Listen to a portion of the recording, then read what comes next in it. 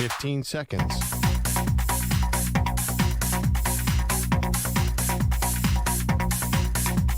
Break ends in 5 seconds.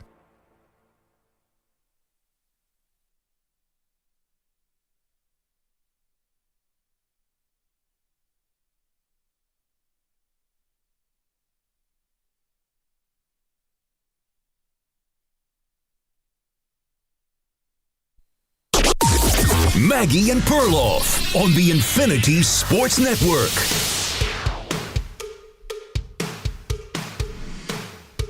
All right, welcome into the Maggie and Perloff show. I'm Andrew Perloff here in New York. Maggie's in the home studio, and Maggie, I think Florida State wish they had stayed in Tallahassee in their home studio because Dublin, Ireland did not go well. My ACC champion, Florida State, already loses. Maggie, talk me off the ledge here. Are the Seminoles just playing possum and they are going to win the ACC despite what happened in Ireland on Saturday? I was surprised. I was so surprised that FSU, they got dominated in the trenches. They were totally pushed off. They couldn't tackle. You know, this was supposed to be a defense, Pearl, that despite losing some really high-profile talent, was also supposed to be very good, a good defensive line. And Georgia Tech absolutely sliced them and diced them. So, no, you should be very concerned about Florida State because also next week they go to play Boston College. Do you know who Boston College's head coach is these days?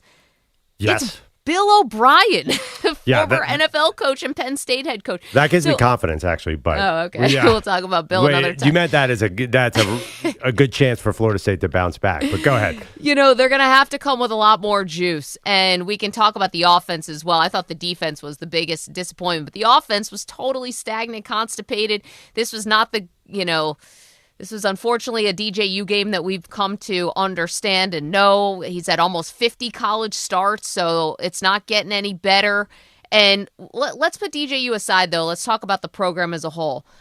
I like the idea that they're not out of it because of the college football playoff and 12 teams. But you have left yourself no margin for error. Do we really think the ACC is getting at-large bids? No, I don't. Yeah, right. So these at-large bids are we've been with this college football committee now for a while. And what's one thing we all know about them? They very, very much favor the SEC and the Big Ten. And the top teams in those conferences always get the benefit of the doubt or whatever. And the ACC, they went undefeated last year. And I think we might have lost you there for a second, Maggie. But, hey, Ryan, are we hearing Maggie? Okay. So, by the way, I was going to jump in there and say I disagree. SEC rightfully gets more teams in because they are a way better conference. And you saw it on Saturday because Mike Norvell, this great play caller for Florida State, lost his mind in Ireland. That game is 100% on him. It's not on DJU. You knew what DJU was. Dude, your running game was not working in any shape or form, and you were handing off for -3 losses. How do you average 3.2 yards per carry in a college football game, Maggie? It's college football, and then you let Georgia Tech run for over 5.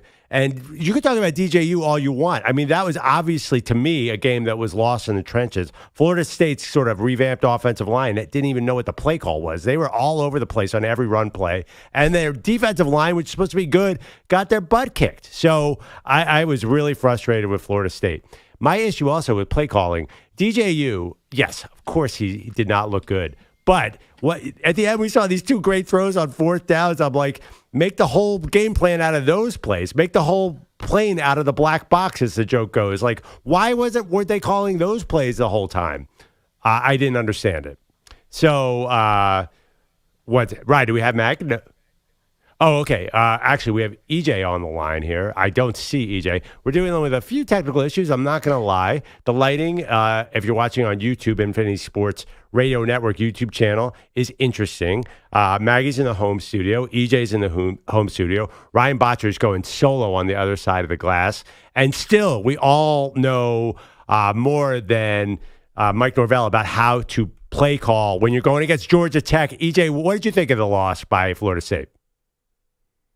I don't want to hear anything more about Florida State and national championships and college football playoffs, okay? Like, to me, I think that was my biggest takeaway was this is a program. We can talk about last year being last year, but this is a program who spent pretty much the entire offseason complaining, whining, getting lawsuits involved. They got everybody involved with the situation, talking about how they were snubbed, that they were one of the top 4 teams last year. If you're going to tell me you're that kind of program, you cannot get blown out by Georgia in the bowl game and then get blown out by the other Georgia school, or not blown out, but lose to the other Georgia school. That's a basketball school. Okay. Like, I think to me, that was the biggest takeaway for me was this was a program that had not been focused for the better part of 7-8 months. And I think it showed in that first game in Ireland. They came out, hit them hard in the first drive, and then that was pretty much the rest of the offensive output for the rest of the game. So, I mean, to me, that was a disappointing thing, considering you had Florida State talking about how the ACC was their biggest hurdle in getting to the college football playoff. They can't beat a mediocre team in the ACC. So, to me, that was one of the biggest takeaways. EJ, what does last year's team have to do with this year's team? I don't understand the connection. That was a totally different team last year. Well, the whole Florida State fan base and the team and the coaching staff made this year about last year. All they did all offseason was talk about last year. So right. If you're gonna make it about last year, then when you step on the field next time you get on the field, I don't want to see you guys losing to a Georgia Tech team that again was projected to probably win 7, maybe 8 games this year. This was not supposed to be a team that's supposed to be competing for an ACC championship, but now people believe that because they went out there and they punched Florida State in the mouth. Yeah, but I don't understand. Explain to me, like, so what? It's a totally new team. All the guys who went undefeated are gone. They're all in the NFL. It's not all the guys. No. There are they plenty had 10 of guys. Draft picks, dude. Right, they had right. And they 15 have, starters. Like, they're all gone. Well, hello. There's 22 guys on the football. That's 7 left. Game. What are you talking about? Right. So there are guys on last year's team. The reason why they had their ranking this year was because there were guys on this year's team that they thought would help from last year's team rather than help for this year. So it wasn't like this was a team that totally lost everybody. And at the end of the day, they brought in DJ Uiagalelei. They thought that he was the kind of player that would keep the thing going, keep them in playoff contention. They brought in a seasoned veteran, and then they go out there and they lay an egg. So to me, again, a lot of folks are going to look at this program, we're talking about the program as a whole, and say, why were you the guys complaining about ACC, we got to get out of here, we got to get a lawsuit? Like, they were doing a lot of talking and a lot of stuff about things that had nothing to do with Georgia Tech. So it's not a surprise to me that the team that was complaining about national championships and college football playoffs last year lost their first game of the season. Maggie, talk some sense into it. I think that this was, honestly, there was so much more on this game in Ireland for Florida State than there was for Georgia Tech. Not just the fact that Florida State was the favorite and they're going in with the 10th ranking, the preseason rankings being in the top 10. They had everything to prove because they got snubbed for the college football playoff. They got blown out in the bowl game. And I think things have been steadily trending, in a weird way, trending down for Florida State, despite the fact that they had an undefeated season last year. That should be the apex for the last, basically since Jimbo Fisher left and won a national title there. And so the fact is that this was compounded as a bad loss. I do get what EJ's saying here. As far as the program is concerned, I think it's compounded as a bad loss because they were so adamant that they were snubbed last year with Perloff. I know you agree. So that's when you have to come out and make the statement that last year wasn't the anomaly. We're now building the program. And yeah, we lost 10 guys to the draft, but so did Michigan, and so did Oregon, and so did Alabama, and so did Georgia. And these are all teams that are still ranked in the top 10, and that's who we want to be in the conversation with. And then they went out and lost. Now, can they get it back? Yeah, they can get it back, but I don't know if DJU is a good enough quarterback to get it back. I don't know if he's going to be able to be the separator that they thought. And, this is a guy who we've seen a lot of. We saw him at Clemson. We saw him at Oregon State. Now we're seeing him at Florida State. He's like a journeyman college football quarterback, which is like a new thing in our lives.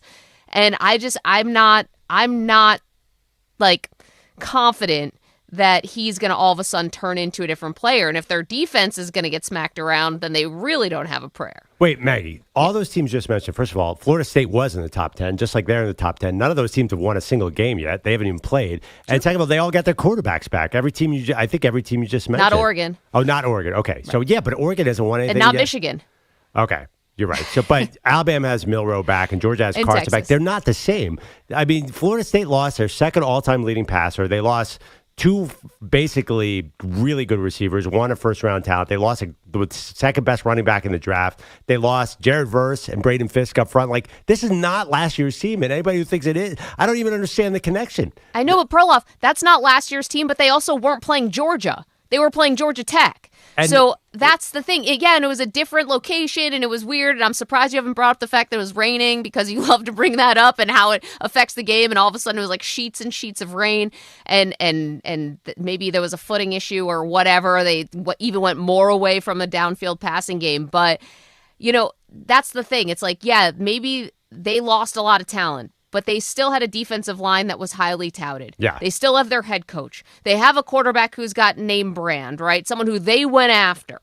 And they were playing Georgia Tech. They weren't playing Georgia. And so I don't have a lot of sympathy for what happened to FSU in Ireland. Well, yeah. I mean, listen, Florida State was the number 10 team in the country, and they lost to Georgia Tech on Ireland. Like, no duh, they had a bad game. Right. I'm just saying, like, why are you saying the program is down because of this? Like, this kind of makes sense when you actually think about it. And EJ, I agree with you. Like, there's definitely a hangover. No duh. Yeah. There's a hangover from what happened last year. And honestly, like, what do you expect? They lost like 5 of the best players they've had in 15 years are gone. And the new guys, well, that's what happens when you have a transfer portal team. They didn't seem to know what was what. The offensive lines, they'd call hike, and they'd all go in different directions.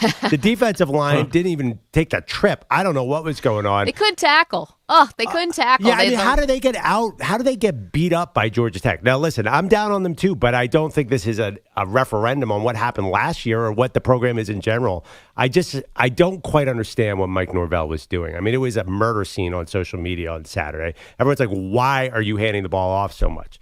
So obviously he doesn't trust DJU, but at least give him a chance. I'd rather lose with DJU throwing the ball into harm's way than to not even give him a chance. Well, I mean, he was missing some passes. So, but you're right. The funny part is in that fourth quarter when all of a sudden they put the game in his hands and asked him to go convert 2 gutsy 4th downs, a 4th and 7 and a 4th and 8, and he looked great and was throwing in the middle of the field and all that stuff. You're right, Perloff. Make the whole game plan out of that. It's like make the whole airplane out of the black box. Make the whole thing, make the whole offense about being, aggressive with DJU, because Georgia Tech's defensive line was able to tee off that guy Height, whoever that was coming off the edge. He looked like Ray Lewis out there. It was crazy. And so I don't know. I don't know if Mike Norvell played that game not to lose, and they lost. And then the other part of it was this sort of anatomy of an upset, which is Georgia Tech did what a team should do in that spot. They shortened the game. They went on long, sustained drives. That second quarter, they went on a drive that lasted 8 minutes. I mean, they salted away basically the whole quarter. And they salted away the game at the end. And the fact that FSU never got the ball back and they ran the ball, they were able to get down to the last seconds, and the kid kicks the game-winning field goal. Honestly, the best player for Florida State on Sunday was their kicker and their punter, and it's not even close. Those special teams guys were saving their butts. They asked the kicker to make a 50-yarder and a 44-yarder in the rain or whatever. I think it was a 50-yarder. That was nuts. And so I don't know. I'm curious what the fans think, because I'm sure a lot of people were tuned into that game because it's week 0, first college football, first taste of the real thing. At 855-212-4227. And do you feel like FSU is trending up or trending down as a program? Sorry. Wait, Maggie, I want to make it clear. So you're saying it's a good formula to run for over 5 yards a carry, and that's going to work against Notre Dame and Georgia later in Georgia State? Yeah, you know what? If you could destroy Georgia's offensive and defensive lines, that's a great strategy for a comeback. Honestly, I think this was just a new Florida State team. Also, too, I do think Ireland results are wonky. I was on a little vacation at the end of last week and forgot to jump on and bet on Saturday morning. But our buddies at the Pick 3 podcast guaranteed an upset because they're like, weird things happen in Ireland. So I am holding out a little hope despite all this. To me, the biggest I think the question is, what was the worst part for Florida State too? Mike Norvell's play calling was disastrous. Nobody thought DJU was going to throw for 450 yards. He hasn't done that since that one game again when he was at Clemson against Notre Dame. But still, let him throw the ball. So for me, that's the biggest issue. I'm not ready to make a referendum on the whole program. So my answer is Florida State is where they are. This does not mean that they're falling apart. I hope.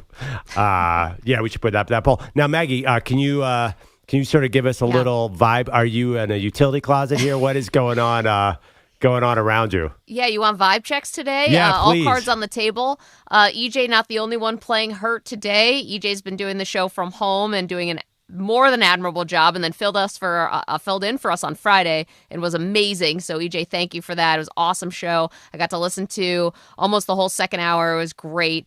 And you're a star. But I'm also playing hurt today. Unfortunately, got the COVID over the weekend, and now because my office shares a wall with my 5-year-old's bedroom, and it's 6:00 in the morning Eastern time, and we start talking loud around 5:30, I have been reduced to the closet where if you're watching on Are We Up, like on YouTube and Twitch and everything, if you're watching, yep. I'm amidst my clothes, my husband's clothes. I tried to put some stuff in the background. That was silly. I'm literally I'm in the closet. Yeah. Yeah. Got some weird stuff in here, you too. You told me you were in the closet. I thought, I don't know, that maybe you would do some housekeeping in the closet. It kind of looks like you're in a closet. What's the deal? Like, there's a couple posters. One of them is crooked in the back. There's a random little kid's Bills jersey. And my kid's Ed Oliver Yeah. Oh, jersey. okay. I just needed a little set decoration over here. You bought your kid an Ed Oliver jersey? No, a friend of mine did, and then he got arrested for like a suspicion of DUI maybe 3 days later. But I think he got cleared of that. When I think, what's a good kid's present? I want to get a 295-pound defensive tackle jersey. Why didn't you get him a Josh Allen like everybody else? Or maybe anyway. This is why. Why don't we throughout the show? Can you give us one little gem almost every segment from in this closet? Because I tell there's some old stuff in there. I've got some. Well, I mean, what was I doing back here? Why do I just have this stuff? I haven't been this far back in a while, and so I can pull out some silly things for you guys from inside my closet. All right, and some of my husband's stuff too, which might be weird. All right, well, you look great anyway. You actually look better than anyone else on this show, and that's actually not as big a compliment as it might sound if you're watching on Infinity Sports Radio Network YouTube. Shout out Kaplan, Andrew Kaplan, making it work today. Actually, Pearl, I think you look great. Your lighting is good. This looks dynamite. I don't know. It's dynamite because you can barely see me in this pitch black studio. I walked in this morning, Maggie. You're not here. I'm like, did the lighting completely change again? And Amy Lawrence, who was here before, she's like, "Yep." So there's been some changes here. It's always an interesting place to work. The studio is in flux, shall we say? There's a new surprise every Monday morning, but at least the posters are straight behind me, so I feel a little better. I know. Well, you look great. I am in a COVID fog, but you look awesome. But maybe I'm not the most reliable person today. I've got my signed Jim Kelly poster back here. I've got Sports Illustrated cover, and I have our helmet from Army Navy when one of the years we got to go to the Army Navy game. So I've got that, plus my kid's Ed Oliver jersey. Wait, I don't have an Army Navy helmet. Did you steal that from the set? How did you get that Army Navy helmet? And why'd you bring it home and not put it in our studio? Steal was gifted. Who gifted it to you? Was it the head of the Army or the head of the Navy? I don't remember this at all. Yeah, it was the Joint Chiefs. He said, "Maggie, take it." What else do you have there? By the way, you might want to hide some stuff in the break because apparently there's some killer props that are stuck in a closet somewhere in New Jersey.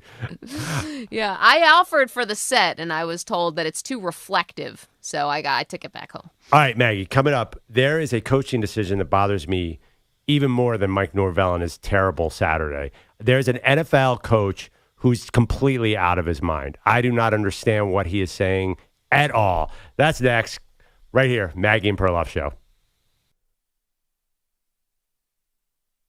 You're in a 5-minute break.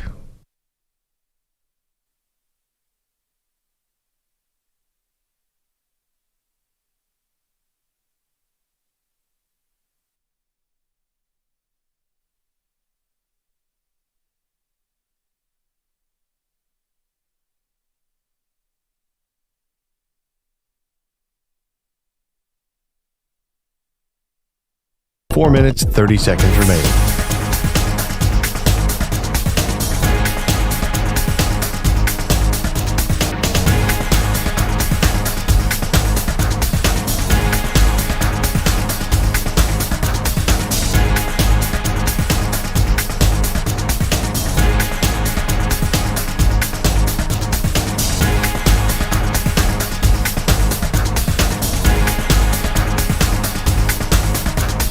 4 minutes remaining.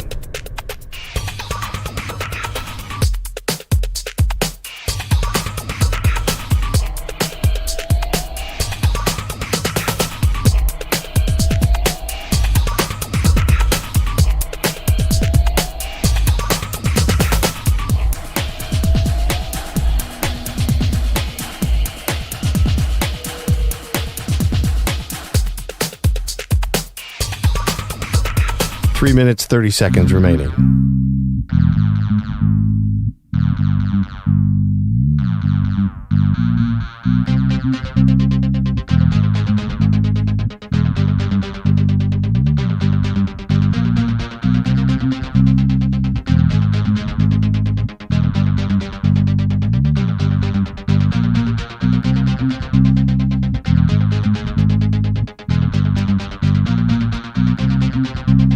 Three minutes remaining.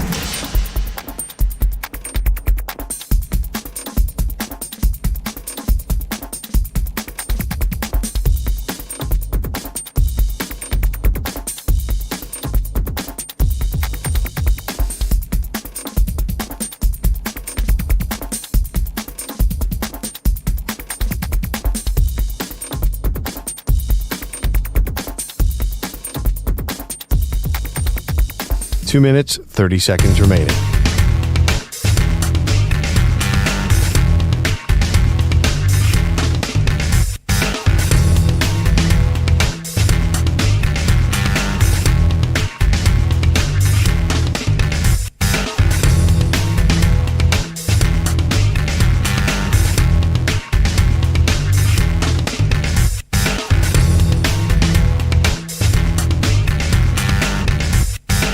Two minutes remaining.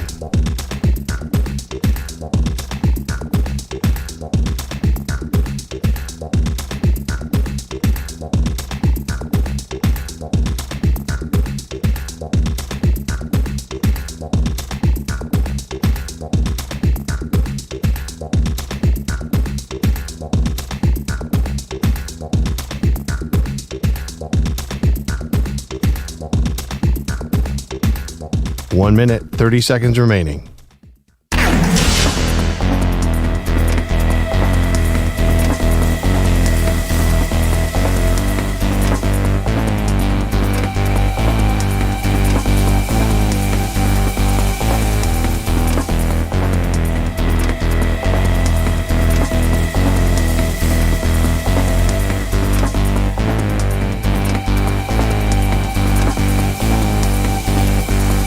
One minute remaining.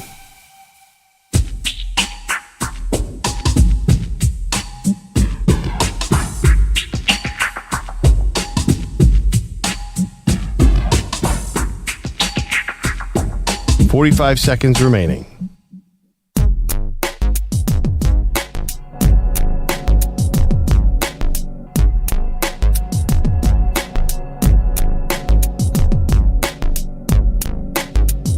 Thirty seconds remaining.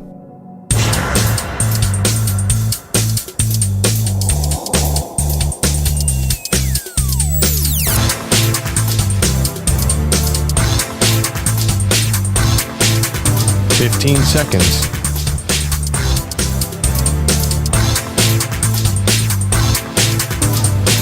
Break ends in 5 seconds.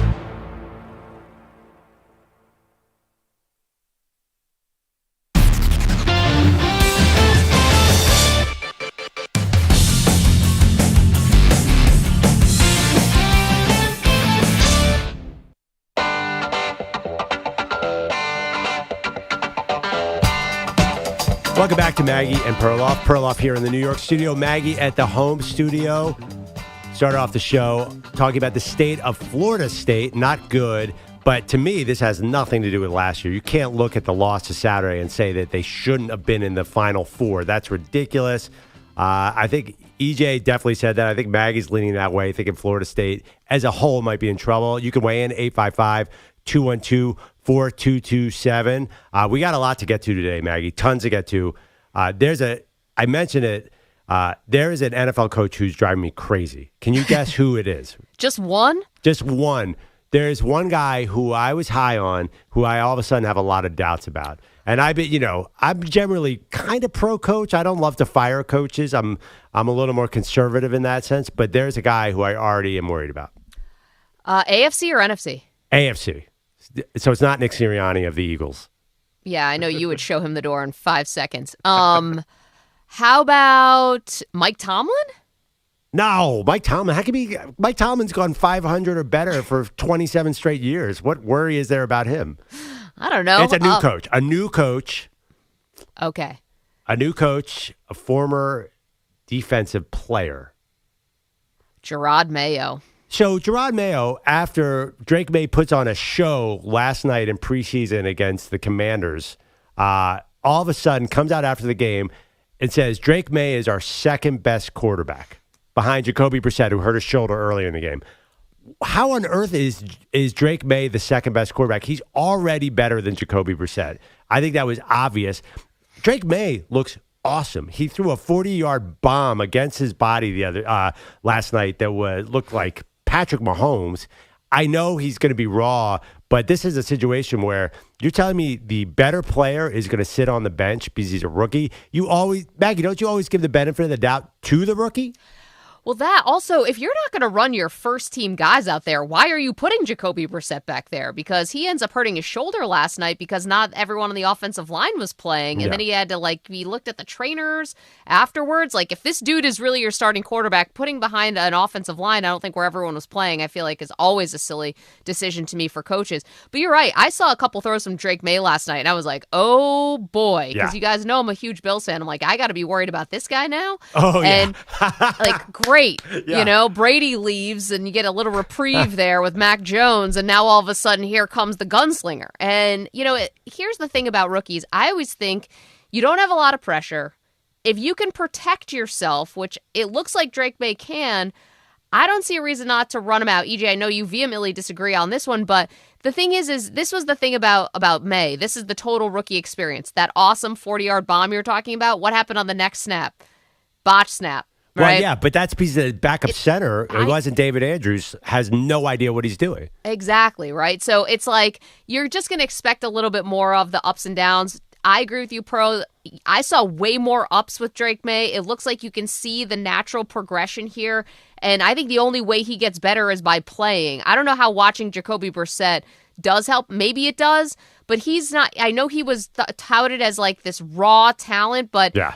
Is he any more raw than Josh Allen coming out of Wyoming? Is he any more raw than Anthony Richardson? I know one got hurt, one didn't in their rookie year, but that's somebody who I think you can put his raw ability out on a football field, right, and it's only going to help him, in my opinion. What do you mean raw? He's barely thrown a single incompletion all preseason. He's been amazing. I don't see any rawness. It looks like all these rookies are amazing. Bo Nix is amazing. Drake Maye is amazing. Jaden Daniels, who was on the sideline last night, is probably amazing. Caleb's a superstar. I don't see raw. I see all these guys ready to go. That was like coming into the draft, right? Yeah, he was the project. Well, that he was going to need, I don't know if project's the right term, that just he was going to need some time to develop. He did play a lot in college, so I think he's close to ready to go. Why does EJ, why do you disagree? You think that they should go Jacoby Brissett? Because I've seen this movie before. Yeah. And as a Jet fan, I literally saw it twice. If you have a quarterback who you think has potential, but may be raw, you do not put him out there with this sad group of Patriots receivers. The O-line is not as bad, but it's not a good offense. He does not have the support needed to really, help his development. That's my whole thing. It has nothing to do with Drake Maye as a prospect. I think that he's the third best quarterback in this draft, so I didn't have a problem with them taking him where they took him. But I watched this guy a ton in college. I watched him be late on throws. I watched his accuracy come and go. He's got a lot of talent, but he's not consistent. And what you saw last night was the good Drake Maye, but trust me, in regular season action with teams actually game planning for him, you will also see some bad Drake Maye, and that's going to be compounded by the fact that he has no one out there to help him. That's why you throw Jacoby Brissett out there, let him take all the arrows, and then when the season's over or when the season gets out of hand, then you throw Drake Maye in. Yeah, but I mean, the question is, what helps Drake Maye more, to play and learn on the job, or to sit there behind Jacoby Brissett? I think that's one of the fundamental questions you always have with young quarterbacks. Also, guys, it's too late. EJ, EJ, Perloff has already drafted Polk, the wide receiver, in the first round of his fantasy league. No. It's over. It's a wrap. Well, little background: Kendrick Bourne, who's a Patriots receiver, became best friends with Sully during our friend of the show, Sully, during Super Bowl week. So I'm kind of all in on those guys. The O-line is pretty good. But Maggie, what would your general strategy be with a young quarterback? Do you let him learn on the field, or do you go with a veteran to start? Generally, I say let them wait. I'm generally a proponent of letting them wait. But Drake Maye's kind of won me over because I see it's obvious you can see the ability there, right? It's not like he's getting out there and he's totally floundering. He does look a lot better than Jacoby Brissett. And to me, this is going to be as low pressure and low stakes as Drake Maye is probably ever going to have in his NFL career if he works out. Because going into year 2, it's going to be, can you take the leap from year 2 and everything? So if this can be as low stakes in the NFL as you can possibly get. So that's why I would start him. Do we have Andrew Bogish back from vacation? No. By the way, one more thing to finish up the Drake Maye. Jason Garrett said that they should start Jacoby Brissett. So it's decided. Drake Maye. If Drake Maye's not out there week 1, then America's lost his mind. Because once Garrett gave the seal of approval to Brissett at halftime last night, it's over. It's Drake Maye's job. Yes, Andrew Bogish is here, fresh from the shores of South Jersey. That's sort of my territory. I'm surprised you don't have a Jersey accent. Let's hear it. I'm surprised we're not having some kind of romantic breakfast in this candlelit dungeon you do this radio show out of. What has happened in this place? You should have seen last week. Oh, I did see last week, and I was afraid for you two guys, like you were being held hostage here. You weren't aware that the entire studio got robbed of everything, or like we were ripped off? I actually saw the guys come in on Friday, my last day, and go, where are the lights? I didn't know it was You gonna be didn't this stop bad. them? Bogish, stop them. You got to throw your body in front of them. Were they wearing a ski mask, Bogish? What are you doing? No, they just had muscles, which immediately put them ahead of me, so there was no stopping them. Foxhole. Yeah, actually, it looks way better this week than last week. It's still a little dark. Our guy, Andrew Kaplan, just came in and turned on the lights, and it's made no effect. Maggie, you have an excuse. You're actually in a closet. We look like we're in a closet. Somehow Maggie's better lit than we are. All right, Bogus, save us with some headlines. It's all sponsored by Progressive Insurance. Protect your family, your phone, your furry friends with life, electronic device, and pet health insurance. Let's go right back to those Patriots and those two quarterbacks. Jacoby Brissett, sore right shoulder this morning, courtesy of a sack, I believe, during which two of his offensive linemen ran into each other, allowing said hit. But that was not the only issue for the O-line last night. Penalties came fast and furious, angering even Patriots radio. Maye's back to pass, flush to his left. He's going to run to the near sideline. He's going to toss the ball off balance to Osborne. Makes the catch at the 11. Curls to the inside 5. Runs to the end zone. Illegal formation. Once again, left tackle number 77 is lined up in the backfield. Wow. It's a Where's the 5-yard O-line penalty. There is no score. We'll replay second down. Peter should be having a conniption on the sideline. Gerard Mayo should be having a conniption on the sideline. This is inexcusable. You take a touchdown off the field for your 4th tackle in the backfield call. Inexcusable at the professional level. You know it. I know it. It's the preseason. Scott Zolak, I believe Bob Soch at the beginning of McCourty twin might have been in there as well on Patriots radio. That was one of 8 first-half penalties from the New England O-line. I think it is a concern. I would say so, Gerard Mayo. The biggest concern for me, it's not the X's and O's of what to do. It's just the lack of discipline that they showed today. And that's on all of us. That's on me. It starts with me. Most importantly at the moment, Brissett apparently is okay. Mayo said he could have played through the pain if it was a regular season game. Drake Maye finished the first half, 13-20, 126 yards, a touchdown throw that did count. The rookie, though, remains the backup unless Brissett's new injury ends up being worse than they think. As if it matters, the Commanders won the game 20-10. So we did have some real college football over the weekend, not just FSU, Georgia Tech, and Ireland. There was also Nevada SMU on CBS Sports Network, and that crew did a little season preview during the game, which led to this gem from former running back turned analyst Robert Turbin. Rich, I don't know if I've ever been more fired up for a college football season. All the changes, all the newness in college football, it feels like there's no parity. Anybody can win it this season. So that's not what parity means, at least in that spelling of the word. That being said, I think he's exactly right. I'll let you expand on that. Well, I mean, anybody can win it. And there's no parity. And there's no parity. Can both things exist? Absolutely. Actually, they cannot. Is this worse than when that coach asked what a metaphor means when Eberflus or somebody said, what's a metaphor? No, that was Dennis Allen. Dennis Allen. And he knew his limitations. Yeah, sometimes the English language, you guys don't understand. It's challenging for some of us. Yeah, I mean, I was also, last time I was here, messing up feet and meters and yards, deciding whether we could do the 40-yard dash and the sprint, so I shouldn't talk that much. But I'm going to just defer this just being an accident from Robert Turbin.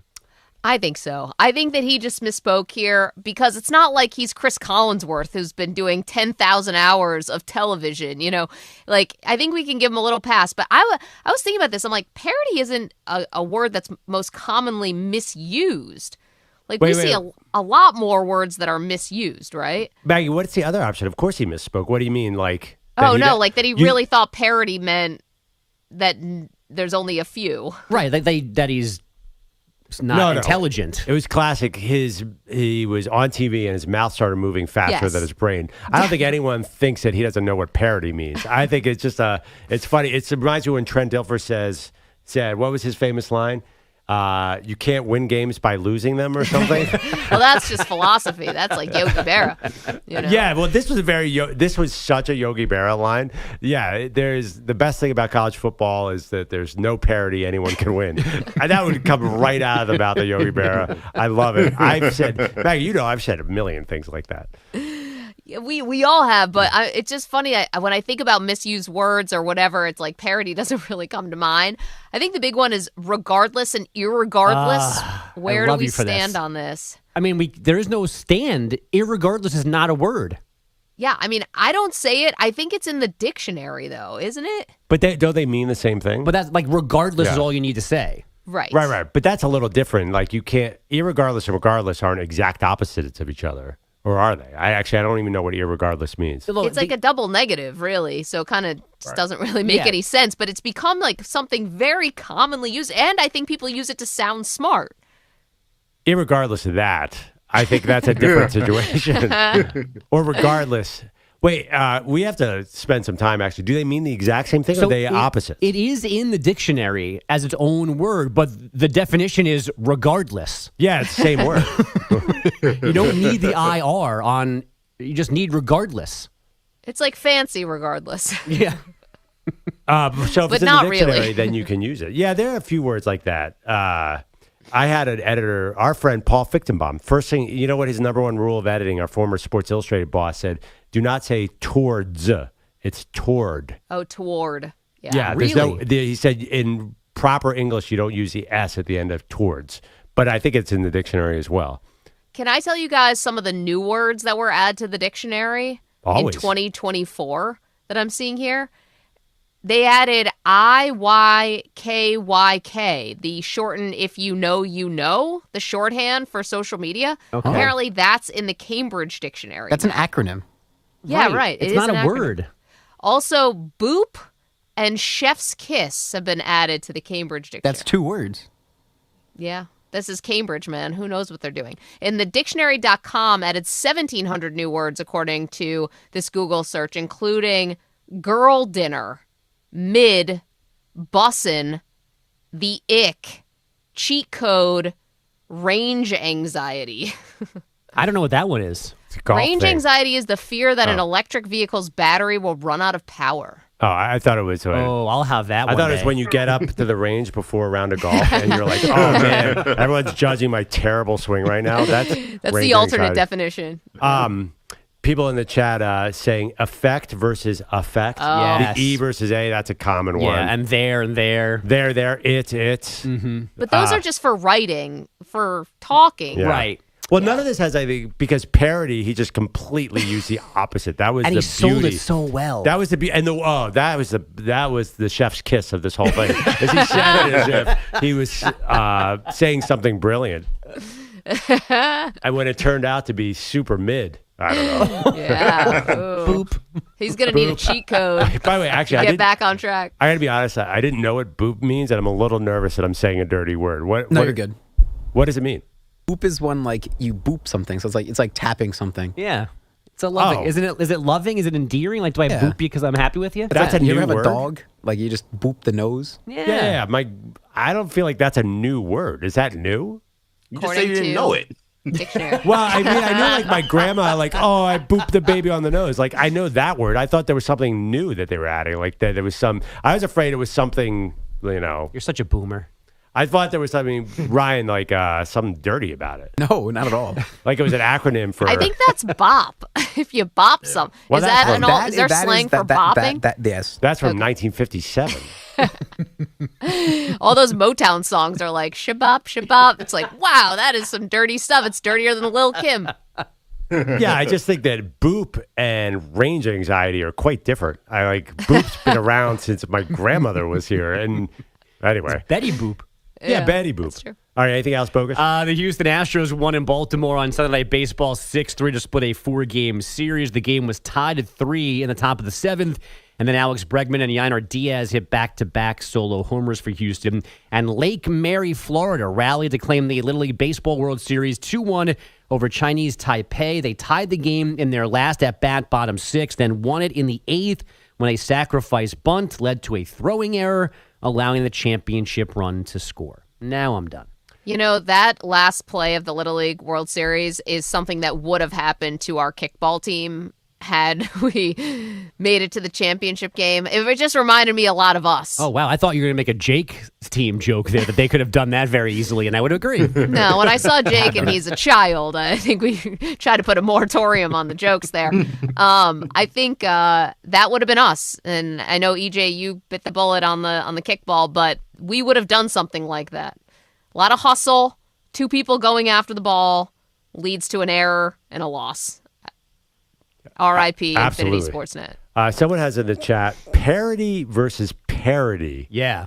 I've never seen that confused. Is that something that people do as well? I don't know always which is the correct spelling of the word I want to use, but I think I use the words correctly, but if I have to write them, I have to remember which one is which. Got it. All right, well, more of this fascinating conversation about the English language and retinaculum. Yeah. And we'll dive into a little more NFL preseason next. Maggie and Perloff Show. You're in a 5-minute break.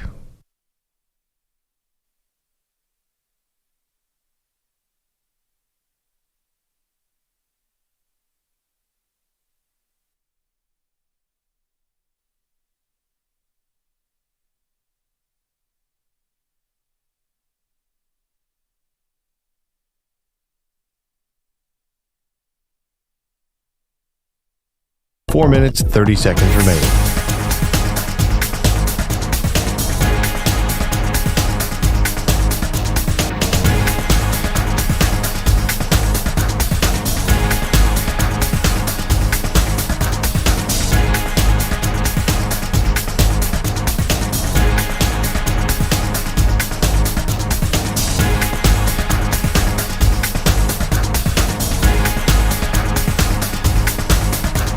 Four minutes remaining.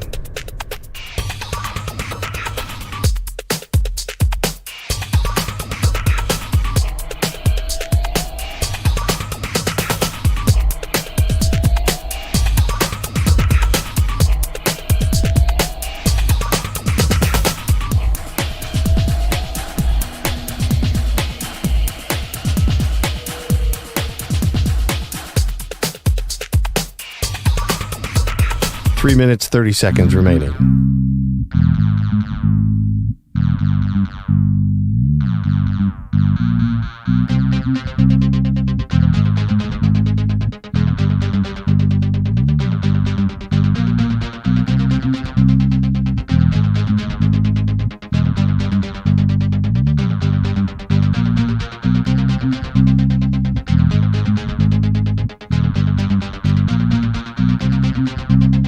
3 minutes remaining.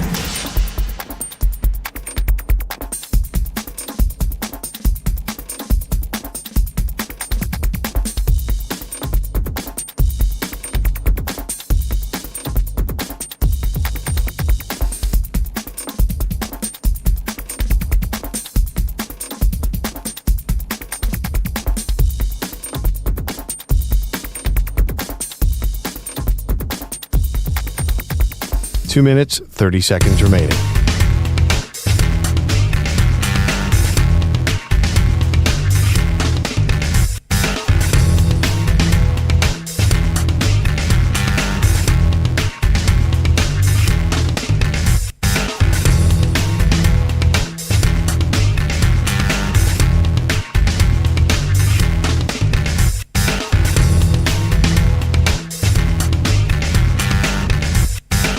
Two minutes remaining.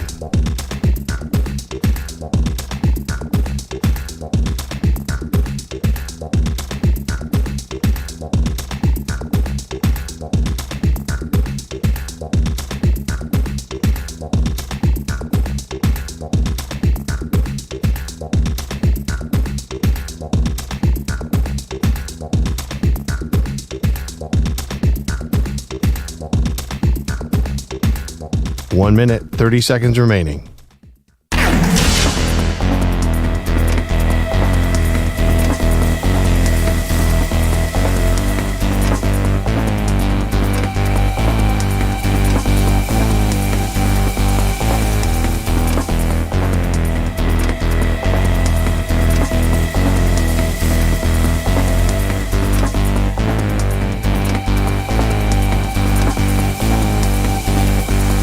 One minute remaining.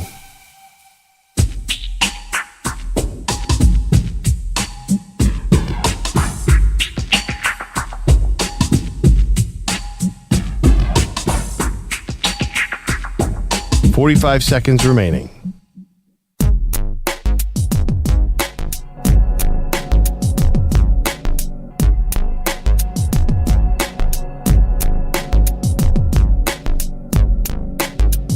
.30 seconds remaining.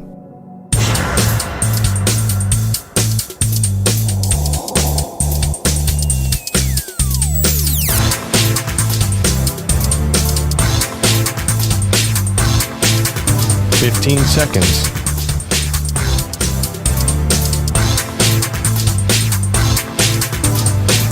Break ends in 5 seconds.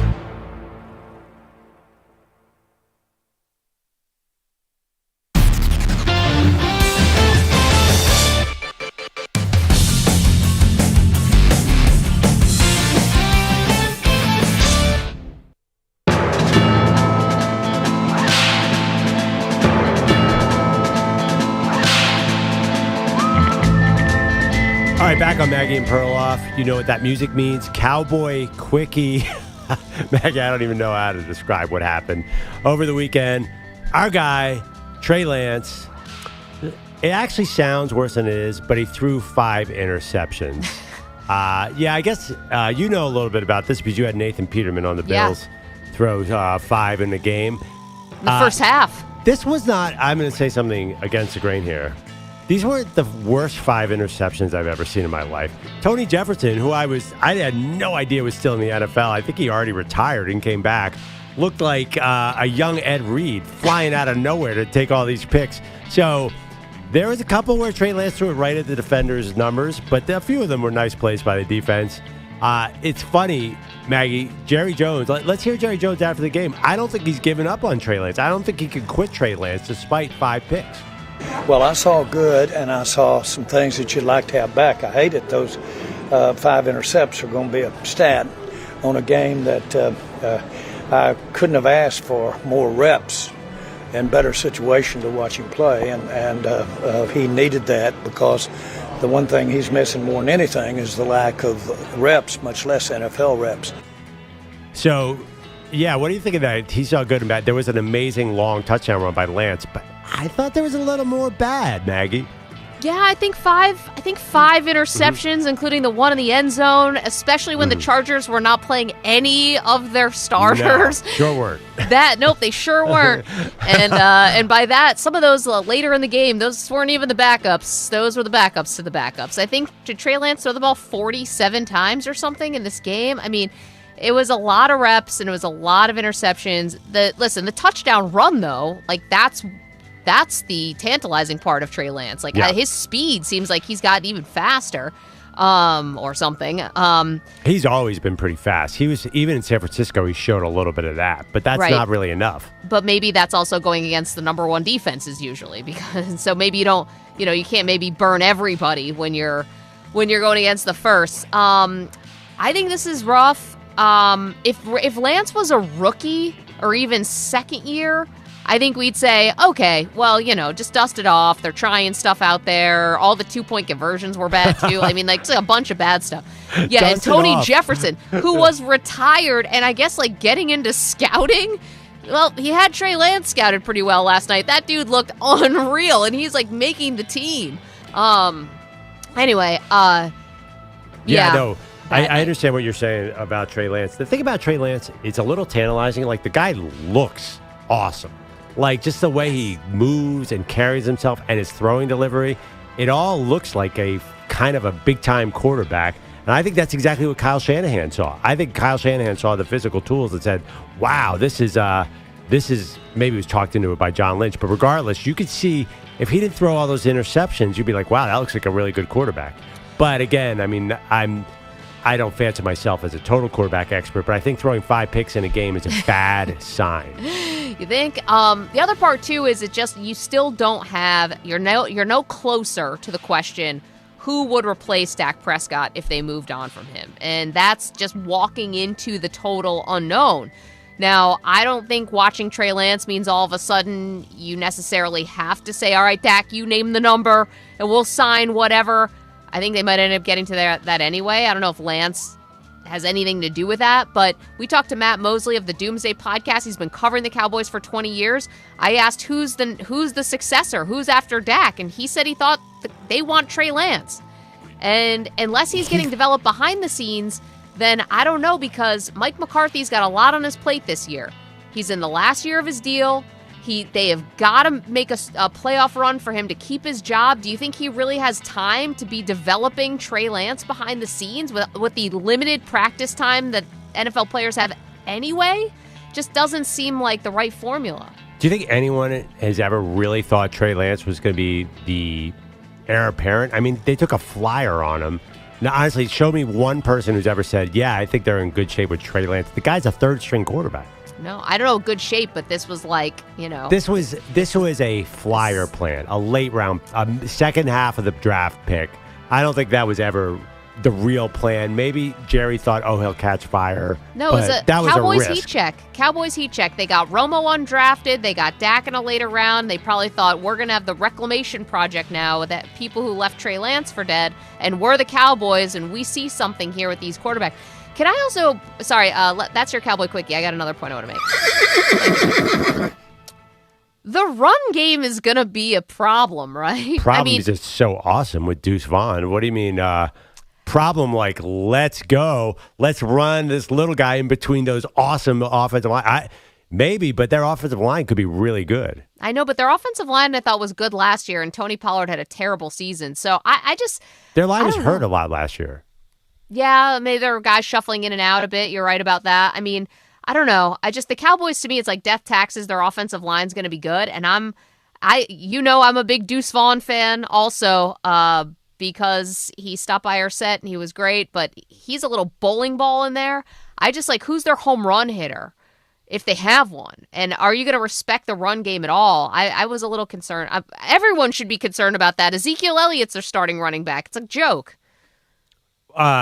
Listen, it would have been cool in 2017. I can't stand. We were all cooler in 2017. Maggie, you say that, but on the same hand, you don't argue when people say running backs are irrelevant in today's NFL and you shouldn't draft them. So maybe running back isn't as important as you think it is. Well, I want one. I don't need to draft them with the second overall pick like Saquon Barkley, but I do want somebody who's good and who I can rely on. And maybe that person will step up and it's just a product of the offensive line. But Dak's not running. He doesn't want to do that, especially if they don't sign him to a deal. Well, they have a few numbers there. I understand what you're saying, and I think honestly, by the overwhelming concern with the Cowboys is stopping the run. We saw what happened last year against Green Bay. If they can do that, then anything is possible. All right, we do have actually a real big-time quarterback controversy / camp battle that Maggie and I are going to dive into next. I think this is one of the biggest storylines coming in the NFL season. We'll break that down next. Maggie in Jersey, me here in New York. It's the Maggie and Perloff Show.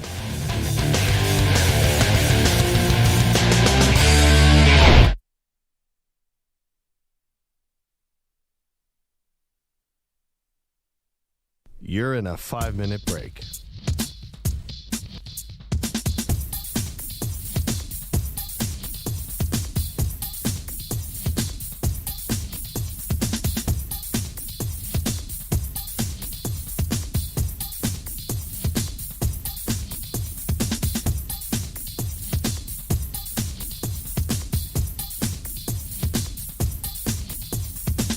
Four minutes, 30 seconds remaining.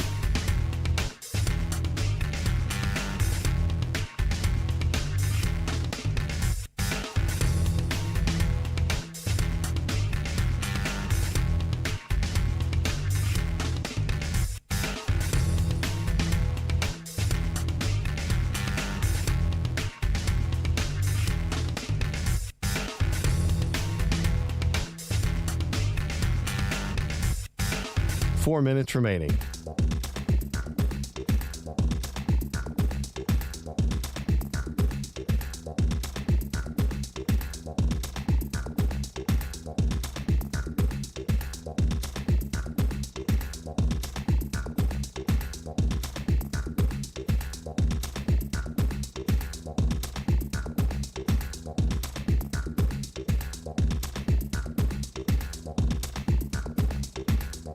Three minutes, 30 seconds remaining.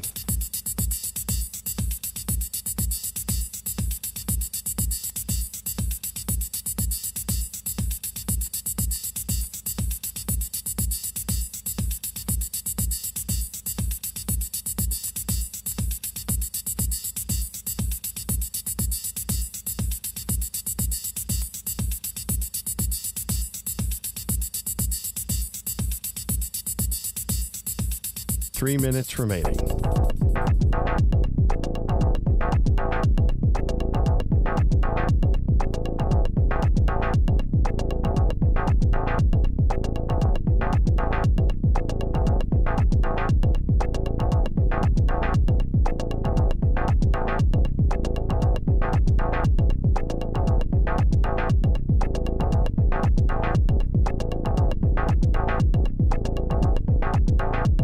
Two minutes, 30 seconds remaining.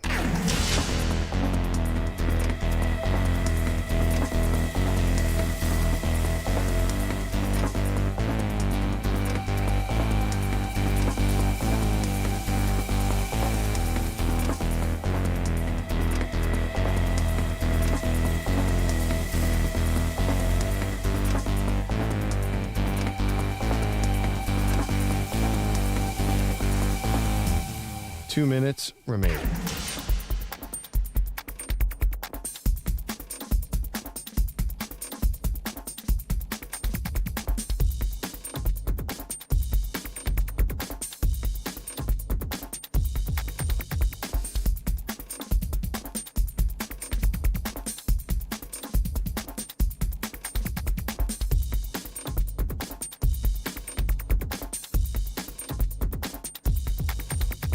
One minute, 30 seconds remaining.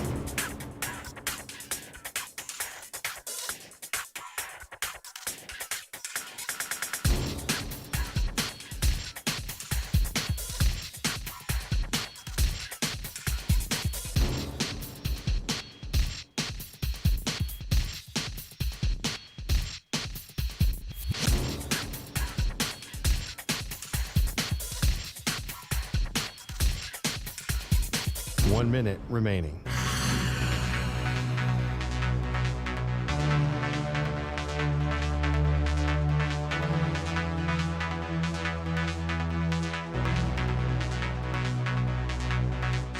Forty-five seconds remaining.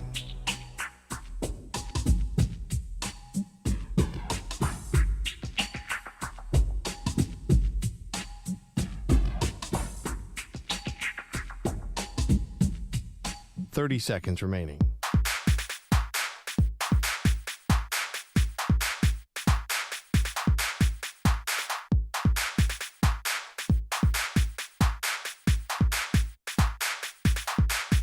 Fifteen seconds.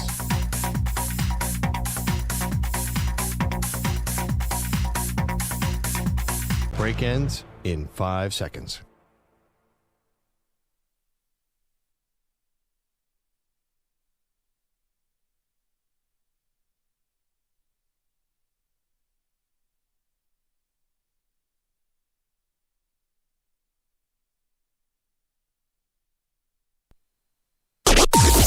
Maggie and Perloff on the Infinity Sports Network. It is time for the Pittsburgh Steelers to name a starting quarterback, and I believe that starting quarterback should be Russell Wilson. Welcome to Maggie and Perloff Show. Perloff here in New York, Maggie at the home studio. Maggie, Russ looked very good in limited action over the weekend. Just the fact that he can stand in the pocket and make the receivers look good is the reason that I'm going with Russell Wilson. I understand Justin Fields looked great too, but Mike Tomlin is not named a starter yet. It's going way too close to the season for me. You know Tomlin wants to go Russ, and I actually think it's a smart call. So what is he waiting for? This is like the drama that won't end. Like, why is this being dragged out? And I think the longer it goes, I thought the more this benefited Justin Fields. Mm-hmm. Now, whether this was ever a real quarterback competition to begin with, we could talk about forever. But the longer this goes, like if you are Russell Wilson, the future Hall of Famer, you should have had this wrapped up already. And I know his calf issue kind of opened the door up for Fields, but here's the reason why I disagree with you, and I think it's got to be Fields. I think this final preseason game kind of encapsulated it all, which is Fields, you're going to get some bad, right? Another botched quarterback center exchange. Those are annoying, and I get it. But he's got so many more tools than Russell Wilson does at this point. Like, you're saying that Russell Wilson, yeah, he throws a great deep ball to George Pickens on the sideline. Yeah. What about the middle of the field? You know, Justin Fields, I thought, had a beautiful throw in the middle of the field, and he can scramble. And I think he's got more tools than Russ at this point. And the fact that Russ, even in the limited time, hasn't totally run away from this competition when he asked for more reps in the second preseason game and got them and still didn't look awesome. What was it? I mean, yes, he started off real slow, but then he had some moments in that second game. There were a couple, and the throw over the middle.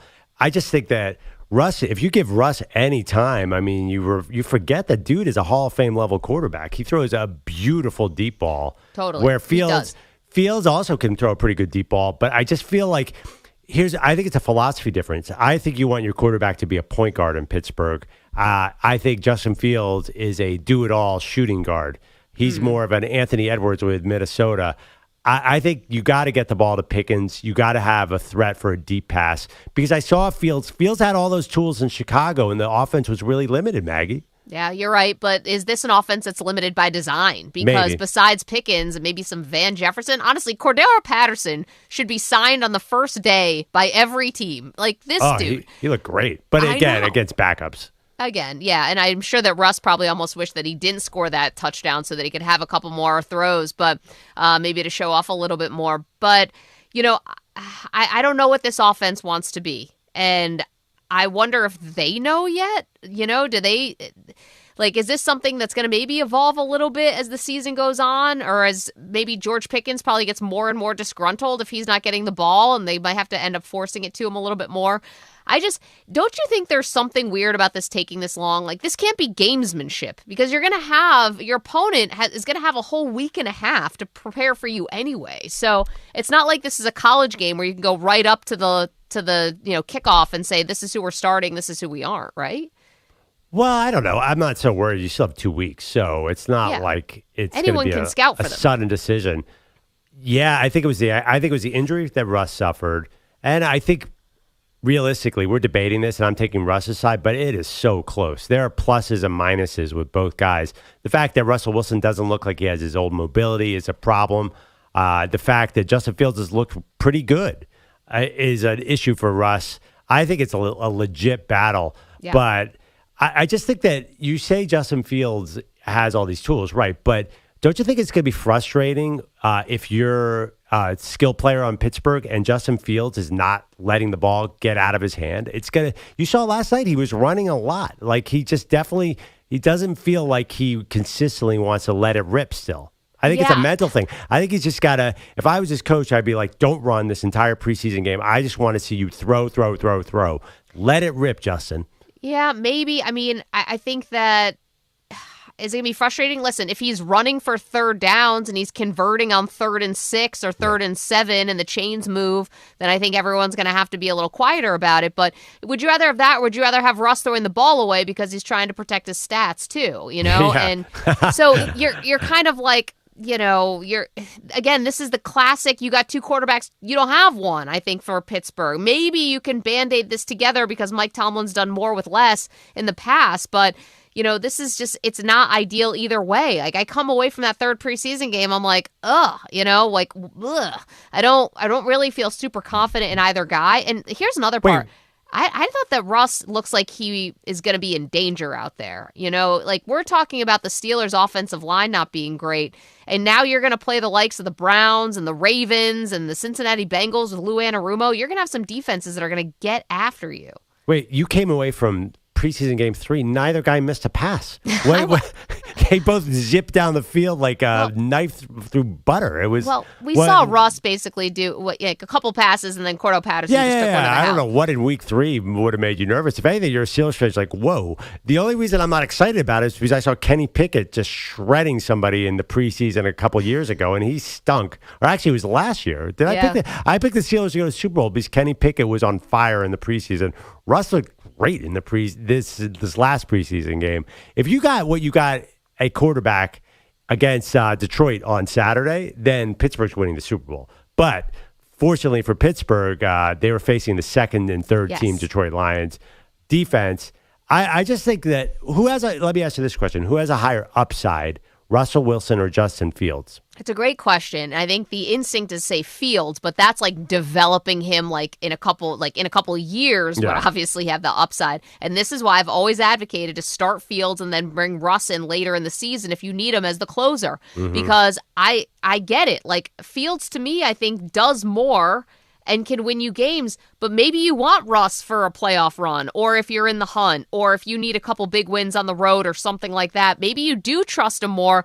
I don't want to throw him out there in the beginning of the season. I need him out there at the end for the gauntlet of the season, and for that 3 games in 10 days that the Steelers are one of those 4 unfortunate teams that are going to be playing like a Sunday, a Wednesday, and then a Sunday again, or whatever that wonky schedule is around Christmas. We forget how long the season is. And to me, I'd rather have healthy Russ at the end of the season, maybe as the stabilizing, steady force who's not going to turn the ball over. And let's put Justin Fields out there and see if we can win some games with his legs and with some creative play calling. I know that's going to be tough with Arthur Smith, but maybe you win some games early with his legs. Kind of the same thing you think about with Anthony Richardson or someone like that. Hey, maybe you win a couple games early because he's more dynamic. Well, I think Russell Wilson's more like Ryan Tannehill, Arthur Smith's former quarterback in Tennessee. Not signed, by the way. Still on the couch, Ryan. So here's the other thing about Russ. Like, Russ was elite. You say who's got the higher ceiling? Russ was about the 3rd best quarterback in the NFL 3 years ago. It wasn't that long ago. Before he hurt his finger that year, like he was as good as anybody in the league. I mean, I think Russ is one of the most overrated historically guys. Like, he's going in first ballot. His numbers are great. He didn't throw a ton in Seattle. And I know he won that Super Bowl because of the defense, but he throws a beautiful downfield pass. Now, listen, his mobility, which he only used in the 4th quarter, was the secret sauce for them, and he doesn't have it anymore. Totally. But listen, I mean, he's had over 100 passer rating 9 times in his career, including 2 years ago.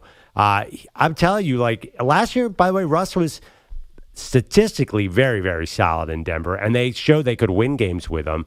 Justin Fields was, I would say, similar vein, kind of mediocre, and they could win some games. The point is, Mike Tomlin's not going to want to score a lot of points. Like, what's the style here? I would be frustrated if I'm a Steelers fan. You get the sense he wants to win 17-13. That's why you hire Arthur Smith, who is never going to light up the scoreboard. So I'm not sure either quarterback makes that big a difference. But one thing I'll tell you right now, George Pickens has to want Russ, because Justin Fields doesn't like throwing that outside pass consistently. He can throw it. He's got a great arm, but I feel like Justin Fields is not going to want to feed the receivers. Yeah, it's interesting. Can I bring up, so last year, you're right, Russ was able to win some games, and so was Justin Fields. Fields got hurt for a little bit, and then Russ got benched at the end of the year, but for contract purposes, not because of play purposes. There was one team there was a legitimate debate about whether or not to keep Fields over the number 1 overall pick in Caleb Williams. That was a debate that happened. You and I were there for that debate. It was ridiculous. We had that debate. We Did had you know it. It was that ridiculous. Is there any sense that anyone in Chicago had that debate for more than 3 seconds? I watched Hard Knocks, Maggie. It doesn't look like they ever thought any other direction but Caleb Williams. Perloff, I swear, I was asked at the Super Bowl by Chicago radio, would you rather have Fields or Caleb Williams? They were going around asking, and we should unearth that video because a lot of smart people in the media said stick with Justin Fields. But anyway. I want to see Ryan Poles. I want to see video of Ryan Poles saying that. I mean, honestly, I don't know that was ever really a debate.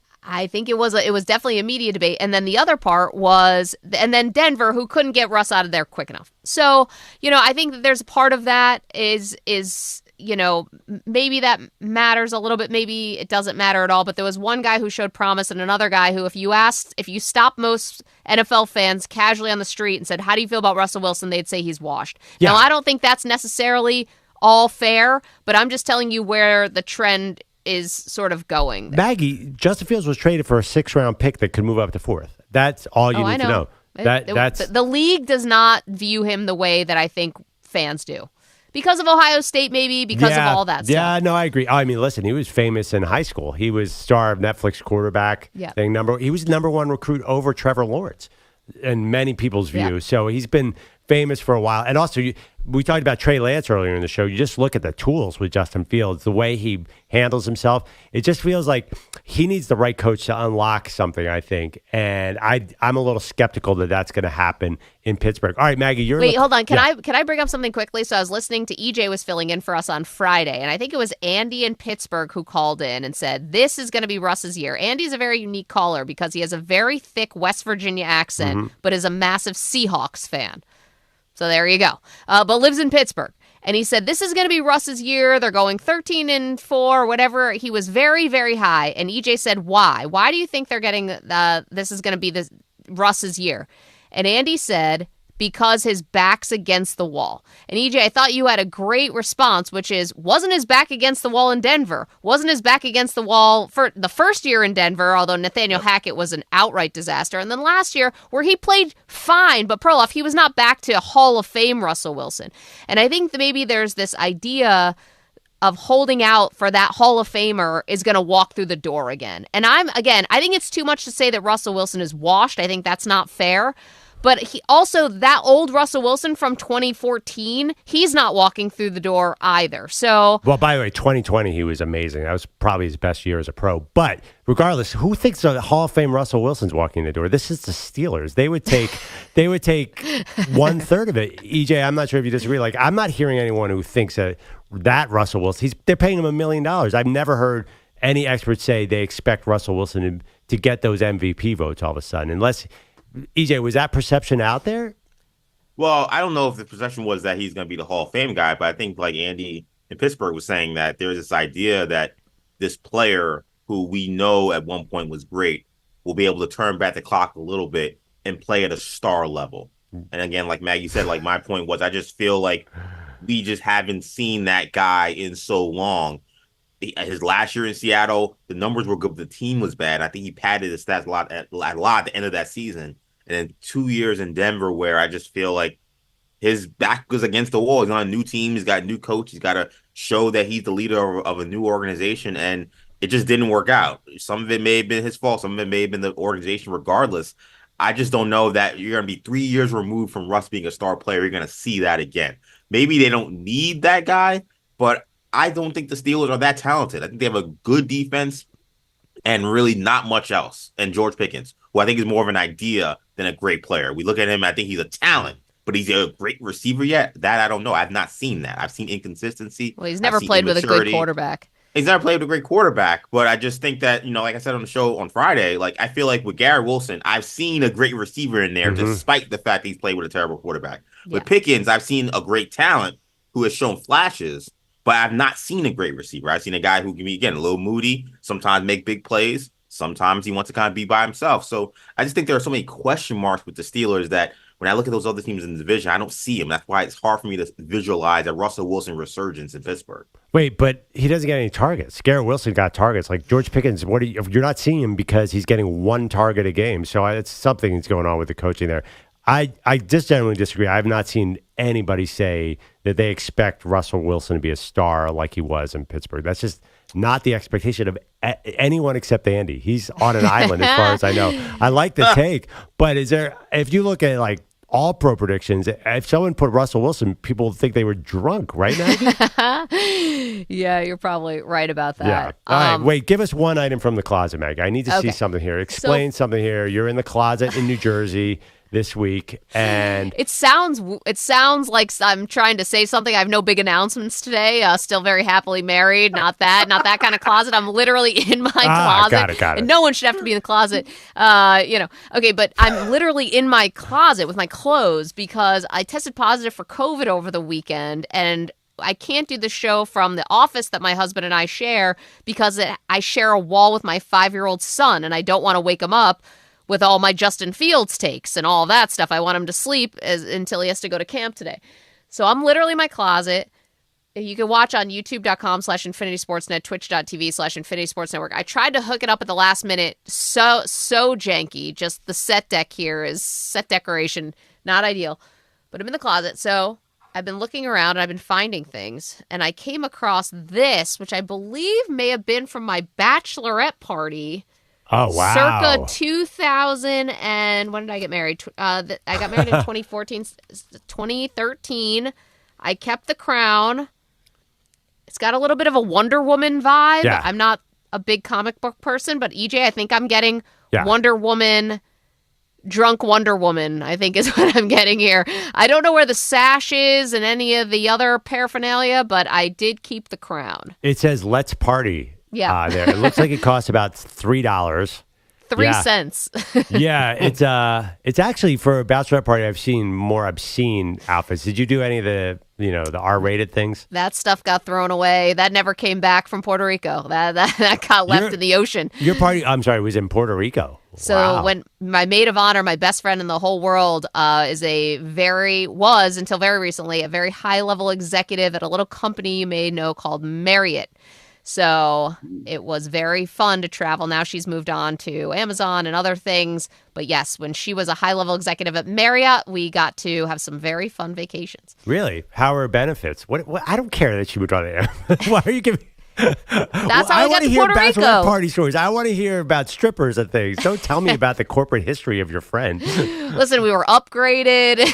What are you doing? Lots of points. Yeah. All right. Well, you look great. Are you going to wear it the rest of the show? No.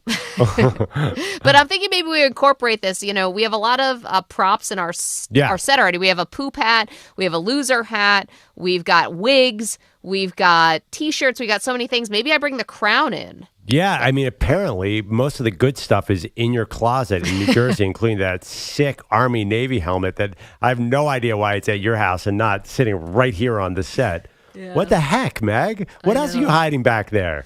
Like lots of stuff. Right. Well, we have some time to go over this. Meanwhile, a little more preseason football, but what happened over the weekend. Probably not my worst nightmare. My worst nightmare is getting eaten by a shark. Yeah. This is definitely top 15 of the worst nightmares I have. Maggie, I think you're right there with me, and it happened to an actual football team. We'll get into that next, right here, Maggie and Perloff Show. You're in a 5-minute break.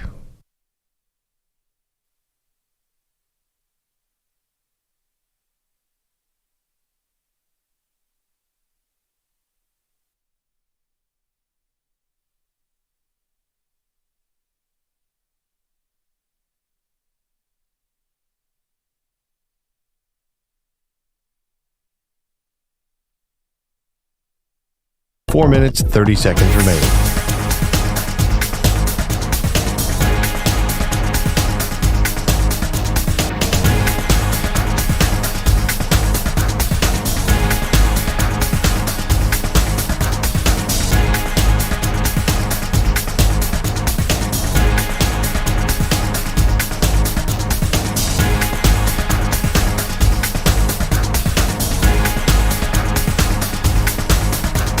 Four minutes remaining.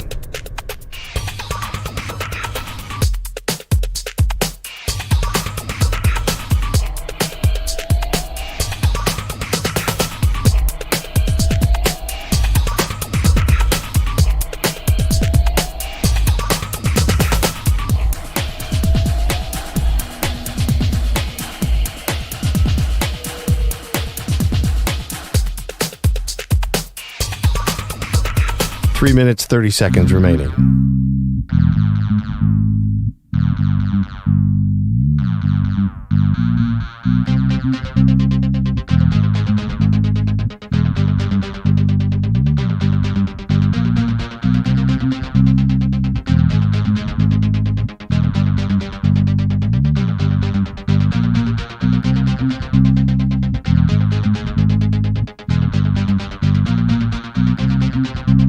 Three minutes remaining.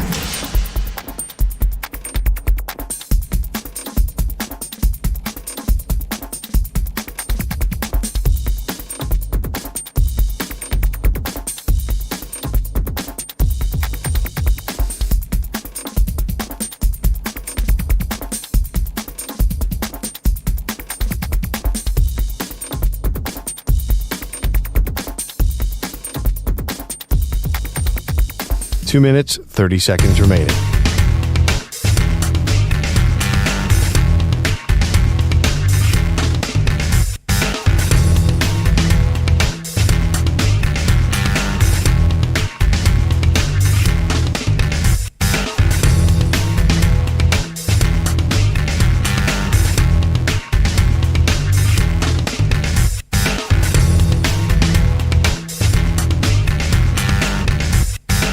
Two minutes remaining.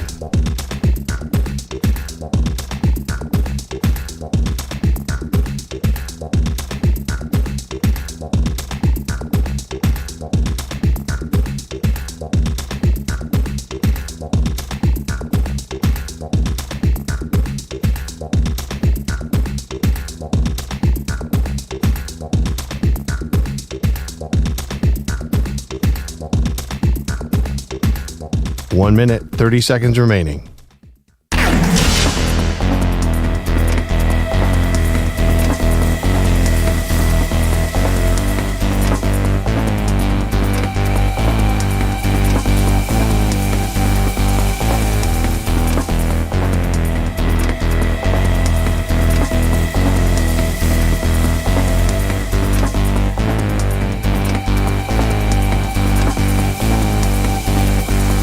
One minute remaining.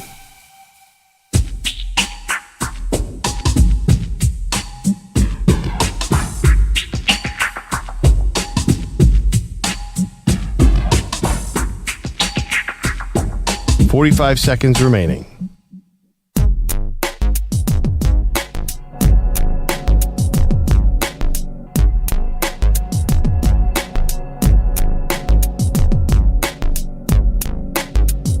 Thirty seconds remaining.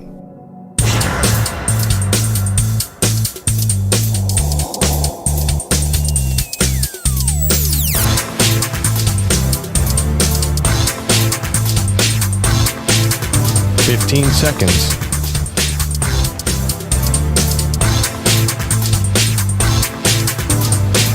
Break ends in 5 seconds.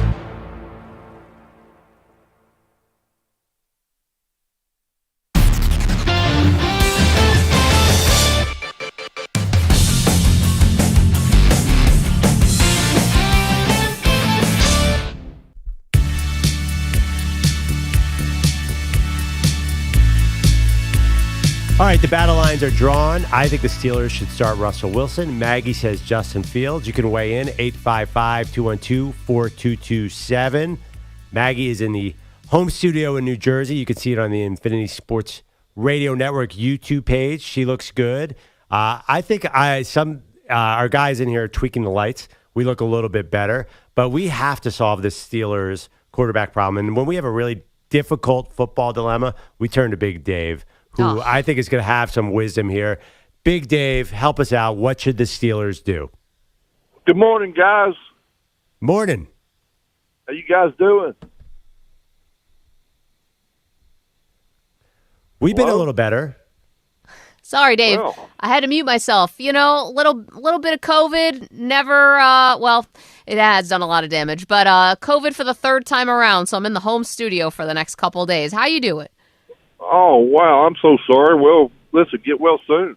Thank you. Doing good. Listen, Max, let me start with you, not to kick you while you're down, but so let me get this straight. Yeah. Your philosophy is maybe they should play Justin Fields earlier, make him win some games early in the season. You'll run with the football and all that, and then you've got Russ. If things go well, you got him at the latter half of the season. So what do you advocate? They bring him in like a reliever out of the bullpen the last quarter of the season?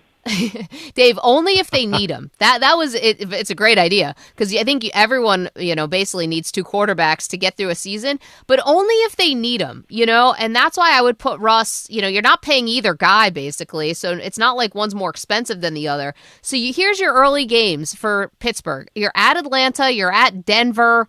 You play the Chargers, at the Colts. Your Dallas Cowboys, Dave, in prime time at Vegas. Not my Cowboys. I know. I'm sorry. You're still boycotting. But I think that there's maybe some games with a little run game and a little moxie you might be able to win. Now, later on in the season, I was telling you guys about this crazy schedule. So December 8th against Cleveland. First of all, you're December 1st at Cincinnati. Then December 8th, Cleveland. Then you're at the Eagles. Then at Baltimore. Then Kansas City. Then Cincinnati. Listen, that is brutal to end the year. I might need Russell Wilson, a healthy Russell Wilson, a ticked off Russell Wilson, I've got everything to prove at the end of the year Russell Wilson, and I like that sort of, maybe like a relief pitcher, like an awesome, get Mariano Rivera come in and close him down. Maggie, I think you have it exactly opposite wrong because Russell Wilson needs confidence. Like he's not Joe Flacco. He's not going to come in and save the season. You need to let Russell Wilson know from day one that he's the man. Otherwise, you're not going to get a confident Russell Wilson. Then I can't have a fragile guy like that. Someone who's going to walk into the Hall of Fame. I need Russ to be a little bit thicker skinned than that and kind of understand what's the big picture. We're trying to save your legacy here. What's going to matter more, that you beat the Indianapolis Colts in the first month of the season or that you're there for us, Cincinnati, Baltimore, Cleveland, Kansas City. Those are the games people are going to be watching way closely. That's the games where the great pass rush is. That's where you have Justin Fields run around like a maniac because your offensive line isn't going to be able to block guys. Right, Dave? Help me out. Can I make this call about me for a minute? I mean, Jesus Christ. Okay. Well, here's the thing. Here's 2 points. To start with, the fact that anyone would even – everyone knows that using this one, whichever one is the first 3/4, and then we'll bring the other one in. Everybody knows what a great idea that is. And to get down to the bare bone question about which is the best option for the Steelers, I got the answer for you. It's neither one. Because Russell Wilson is washed up. He's been washed up for a while. He's lost his mobility, which is an issue. And Justin Fields came pre-washed up. He's never been an elite NFL quarterback, and he never will. You want to know why? It's not because he doesn't look the part. It's not because he doesn't have a cannon for an arm. It's not because he's not mobile. It's because he can't process defenses. His tendency is to hold the ball too long or either pull it down and run. It's been that way forever. I don't know why people continue to prop him up. I really don't. He has never been a consistently elite quarterback, and he never will. This all translates to the Steelers be screwed. You guys have a good day. Yeah, be screwed. They're going to go 9-8 instead of 10-7, and that'll be a disastrous season. Yeah, I mean, that's why Justin Fields was traded for a 6th-round pick. It's not like everyone's like, oh, Justin Fields is the truth. Nobody really wanted him. That's the best job he could get is Pittsburgh.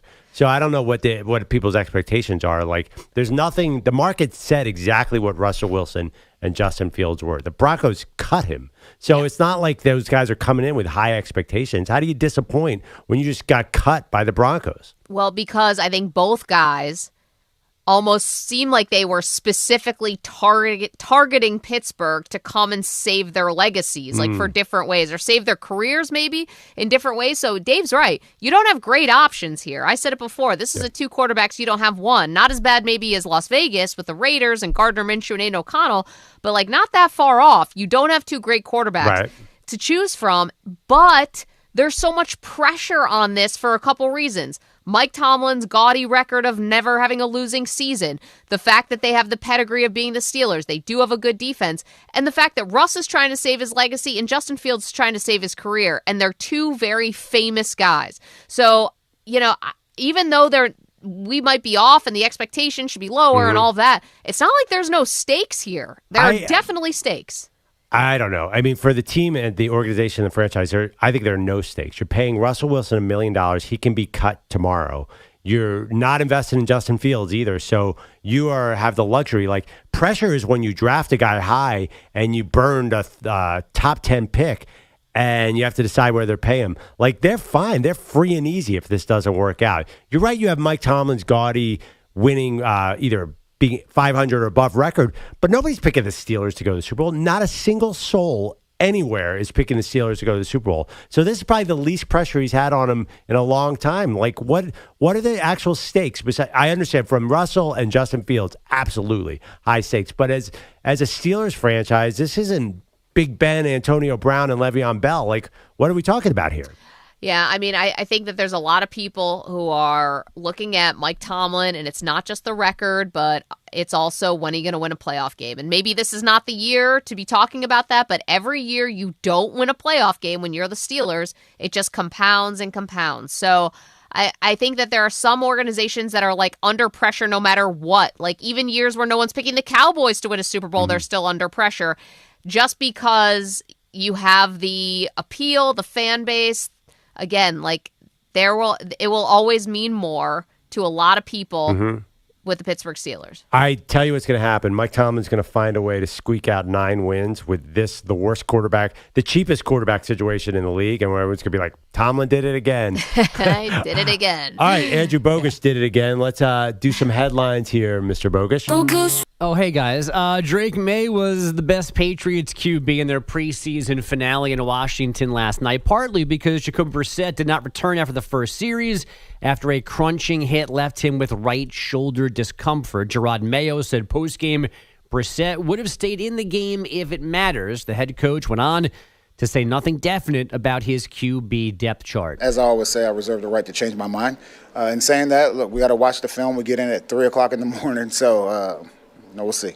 Mayo has another media session at 9:30 Eastern this morning. Maye went 13 for 20, 126 yards and a score behind an O-line that committed 8 first-half penalties. Washington won the game 20-10 while resting 34 regulars. Yesterday afternoon, Will Levis produced 10 points in his 2 series in a 30-27 Titans win in New Orleans. Head coach Brian Callahan liked what he saw as much as possible. I hesitate to make any sort of prediction on preseason operation, but for us, just to see guys go out and play well, execute well, and then go score points, that's the job. I mean, that's part of what playing offense in the NFL is, and so to see that is a positive first step. Levis. By the way, all in on Will Levis. Go ahead.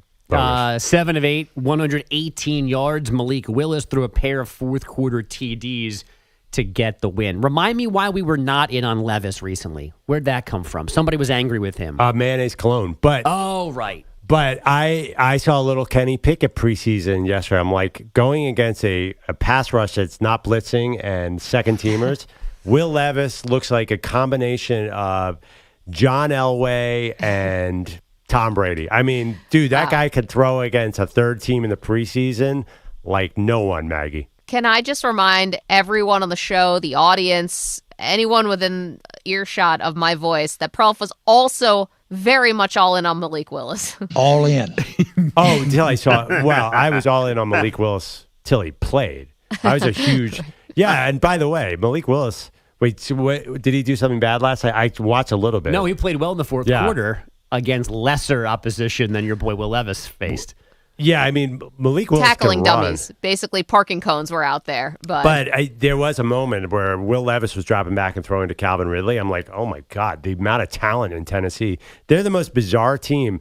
Many people have criticized them as like, wow, they've built a sort of this all-star roster, but they have no cohesion. Like, who are these guys? Like, why are Calvin Ridley, DeAndre Hopkins, and, Tony Pollard all on the same team? There's a lot of individual talent. I think some of the experts are saying, well, how do we know they all come together? But if Levis is good, like, all of a sudden they're a sneaky playoff contender, Maggie. Yeah, no. I think I don't know, the AFC South is weird. You're right, maybe, but they have a new head coach. Don't know much about him. He seems awesome.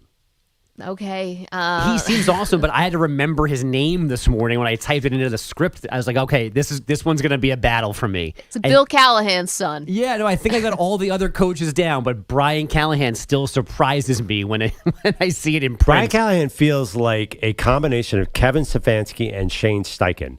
Like, he's basically the same guy as them. Do you realize that we're all so robbed of Callahan's son, like not looking like Tommy Boy? I like know. imagine, Brian Callahan's one of those like in shape coaches, but if we had someone who looked a little like Chris Farley from Tommy Boy, wouldn't that just be so much better? He's letting us down. You're right. It'd be great, Tommy Boy, but Let it's yourself not. go. No, I mean, no. honestly, tell me how many receiving cores are better than Calvin Ridley, DeAndre Hopkins, and Tyler Boyd? With Treylon Burks, a first-round pick, like sort of mixing in. Yeah. Then you got Tyjae Spears as your second running back behind Pollard. There is definitely talent. Honestly, Perloff, Derrick you Henry always thing was go to getting the old. odds. You always go, what Yeah. are their Super Bowl odds? What are their odds? What are I'm their not that talking odds? Super Bowl. I'm talking. They're in the AFC South. What are their playoffs odds? I don't even. I'm going to pull them They're up. not while great, you guys but keep aren't they talking. at a 6.5 win total? I mean, they go over that by 1.5 games. They're going to the playoffs. Well, actually, no. I mean, the Texans are good now, but generally, though, this is a division where you never see it coming. That's true. Yeah, pull up those odds. I'm just saying, like, there's definitely they have two first round picks on the left side of their offensive line, J.C. Latham and Peter Skoronski. They had the worst O line in football last year, but They paid for a center, right? Yeah, they got Lloyd Cushenberry. Right. Like they've had all this caps. They got L'Jarius Sneed. Remember that guy? I mean, they have all these guys. But yeah, actually, Will Levis did look pretty impressive yesterday. Like on paper, that guy looks like he should be a good quarterback. Tennessee Titans to make the playoffs. Plus 425 for yes, minus 650 for no. Plus 425. Okay. What's their win total? 6.5. Stand by, guys. Go talk amongst yourselves, and I'll be back. Plus 425 is not a bad. Yeah, but the thing about it, like no one knows, is Will Levis good? Honestly, Maggie and I used to have a joke that Derek Carr was the Bermuda Triangle of quarterback evaluation. Yeah. There is nobody who has any idea what Will Levis is going to do. Nobody, because he's an oddball. He certainly has the arm. He certainly can run, but no one has any. I mean, there's not a lot to go on. I don't think we know. 6.5 is the win total. Yeah. Sorry, Bogish. Juice to the under, minus 135. Yeah, I think taking over 6.5 is you can win money there. But the playoff thing gets complicated because obviously the Texans are the best team in that division. A lot of people like the Colts this year. A lot of people. There's some people like the Jags too. And then you've got in the North, we've got 3 good teams Oh my pending God, on the Steelers. Now the AFC is just insane. It's bananas. Right. So they might be good, but the numbers don't favor them getting in. No. It's going to be hard. But I think if Will Levis has a promising season, then you're feeling good as a Titans fan. Maggie actually has 14 playoff teams in the AFC, which I can't wait to see her figure out. It is it's going to be some hard math. By the way, the Titans, according to Warren Sharp, who does an advanced strength of schedule, come in, hold please, vamp please, with... you can do it. say something here. Will Levis smells delicious. Help me out here. You can't buy anymore. You can't. It's officially sold out. Can't buy anymore. I'm looking at the Warren Sharp, and he didn't put Tennessee in here. What the? I think he did. No, he's got. I think he must have the Vikings twice. I do not understand. Oh, I had to get down. They have the 27th ranked. They have one of the hardest schedules in the league. So you're out now. Whoops. I'm out. All in one segment. How did that happen? You talked yourself in and out of the Titans. That was amazing. Did that just happen? I know I have COVID, but like, did that just happen? Or did I dream it up? Yeah, but by the way, you look at it. So they're at 6.5. All the other AFC South teams, except for the Texans, are right at the same. Like, they're like 8.5 for both the Jags and the Colts. Mm-hmm. I'll tell you, watch out. I'm picking the Titans to be the surprise team of the league. And by that, I mean that they're going to go 8-9, and everyone's going to be like, I'm going to buy me some mayonnaise cologne. you Better guys stop discount mixing them. up some more. You guys definitely discount them too quickly. There's talent there, like a lot of talent. I feel like I was saying that in the offseason. I agree with you. I'm worried about the quarterback and this new girl, but besides that, that's right. The Bachelor theory. Yes. It's not football. Yeah. It's Solid. the Bachelorette. I was all in until Victoria Fuller showed up, but the talent is there. There's no question about that. And I feel like there's a chance the Jags and Colts take a step back. Cole Tushrin, new quarterback.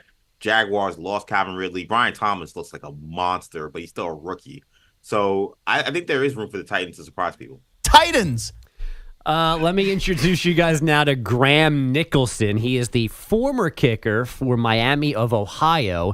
He now kicks for Alabama. That's a nice uptick. Red Hawks head coach Chuck Martin recently said that the Tide illegally recruited Nicholson this spring. So Nick Saban responded Saturday in his new gig on ESPN. The one thing I like to say is when I retired, there were people camped out in Tuscaloosa to get players to go in the portal. Right. So if they wanted to look at somebody tampering, they should have done a little investigation right there. You'll be shocked to hear that current Bama head coach Kalen DeBoer said they only talked to Nicholson once he was in the portal. Yeah, I mean, learned it from you, Coach. Like, also, is Nick Saban going to just be answering for everything with Alabama, probably from now to the end of time? I get that, but I mean, is Saban really going to call someone else out? Like, they had to use there were recruiting wars between him and Georgia, between them and A&M. I mean, yeah, Jimbo. Definitely. Come on. LSU, definitely.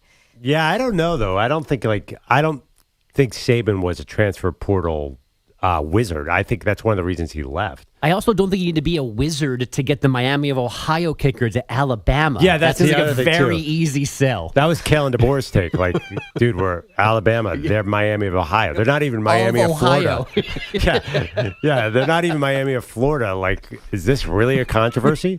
We don't know which Miami they are. You're going to come to Alabama. Guys, you might have noticed it's time for tennis here in New York City. Even our good friend Pat Boyle is dressed like he has the second match on court 1 today. It's opening day of the U.S. Open. 4 former champs are scheduled to play in Arthur Ashe Stadium today. Dominic Thiem and Coco Gauff during the day. Sloane Stephens and Novak Djokovic tonight. Djokovic has a great draw. Carlos Alcaraz, Jannik Sinner on the other side of the bracket. He made the Wimbledon final and won gold in Paris on a knee. That's had even more time to recover from surgery now. If he does pull this off over the next 2 weeks, it would be the 25th major of his career. This has been such a fascinating year for Novak Djokovic. I mean, how he was able to, on the knee injury, win Olympic gold, as Bogusch was talking about. And don't forget the tears. I mean, the outpouring of emotion to beat Alcaraz in that final and win the gold medal. I thought it was maybe more about beating Alcaraz than it was maybe about the gold. But regardless, it was unreal. And now he comes to the U.S. Open, a tournament that he's had so much success. I'm fascinated by this for Djokovic. I felt like in some ways these guys have been around for so long. Sometimes it gets stale and you want to see the new guys. But with Djokovic, I'm still 100% in on him. And then Coco Gauff, can she go back-to-back? I mean, what a darling American, broke through last year at the U.S. Open. She's got all these cool commercials. I mean, she's a star. And if she wins back-to-back U.S. Opens, she is on a just jet engine to being one of our most famous athletes. Well, this will prove my theory, right or wrong. I said that Alcaraz didn't really care about the Olympics that much.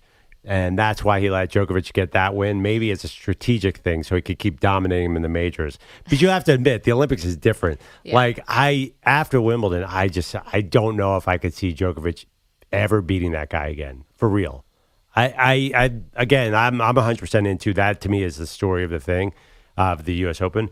But do we really have faith that he can beat him? I don't know. Because in tennis, right, Maggie, you play tennis. Once you have that mental edge over someone, and then, like, it was like Federer and Andy Roddick. Andy Roddick probably could have beaten him a number of times, but he just knew that mentally he was not going to be able to do it. So I am not as high on the Joker's chances.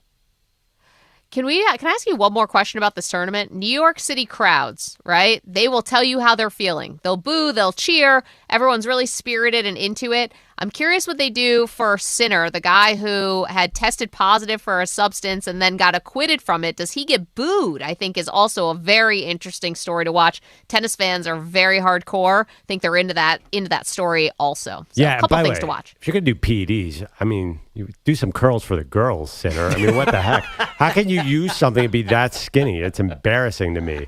As is one who said last week that he wanted to do PEDs in high school, looking back, Yes, so he Pearl. could just be Not bigger the person to ask for here. no reason other than so I didn't get beat up by Ernest Pendleton every Tuesday. All right. On that note, thank you, Mr. Even Bogus. I could handle him. Yeah. Oh, no. He was a star running back of our football team. He was tough. And he was tough on me. He just walked by me in the hall. Just be walking along. Hey, Ernest. Punch me in the arm as hard as he could. I'm like, I'm going to the nurse. See you later, Ernest. That was my high school experience. Okay. Coming up next, a guy who never got punched in the arm for being a nerd, Deion Sanders. We'll get into the latest with Prime Time next. Maggie and Perloff Show. You're in a 5-minute break.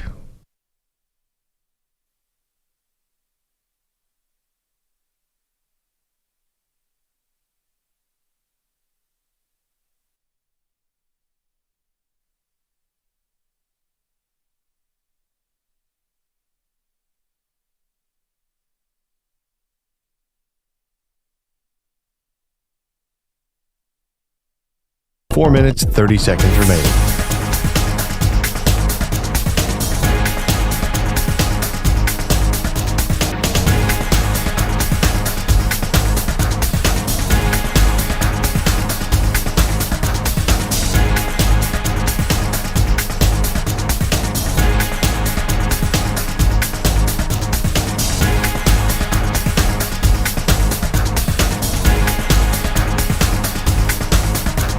Four minutes remaining.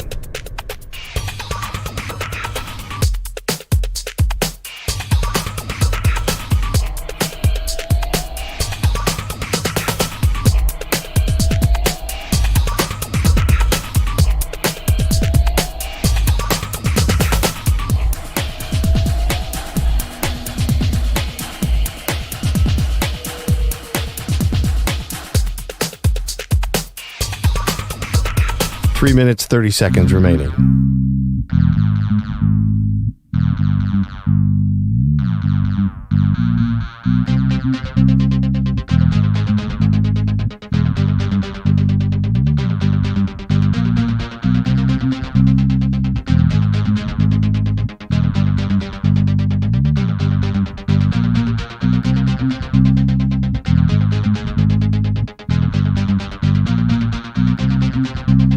Three minutes remaining.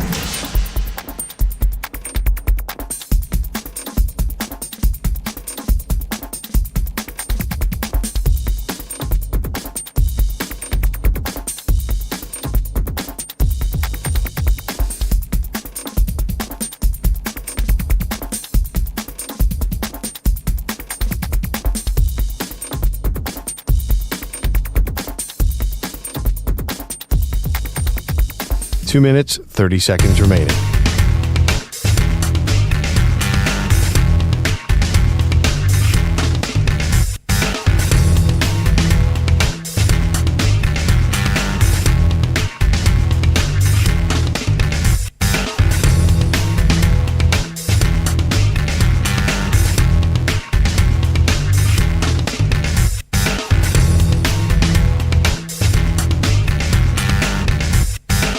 2 minutes remaining.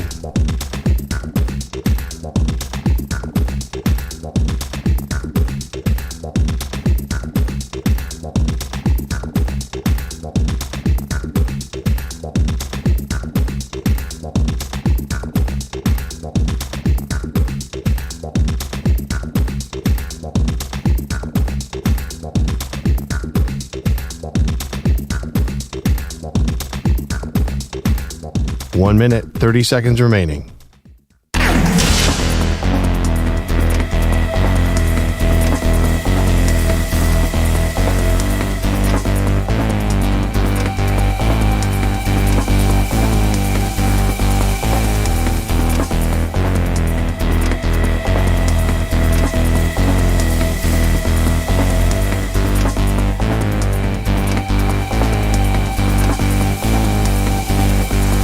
One minute remaining.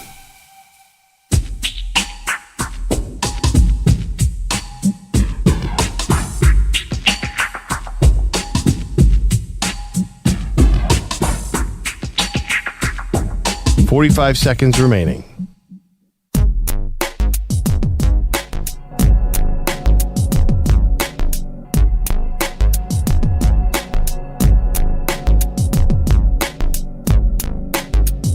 Thirty seconds remaining.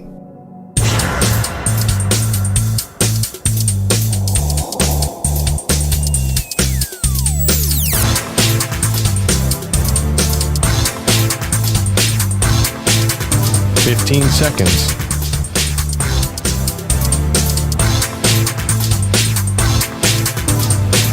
Break ends in 5 seconds.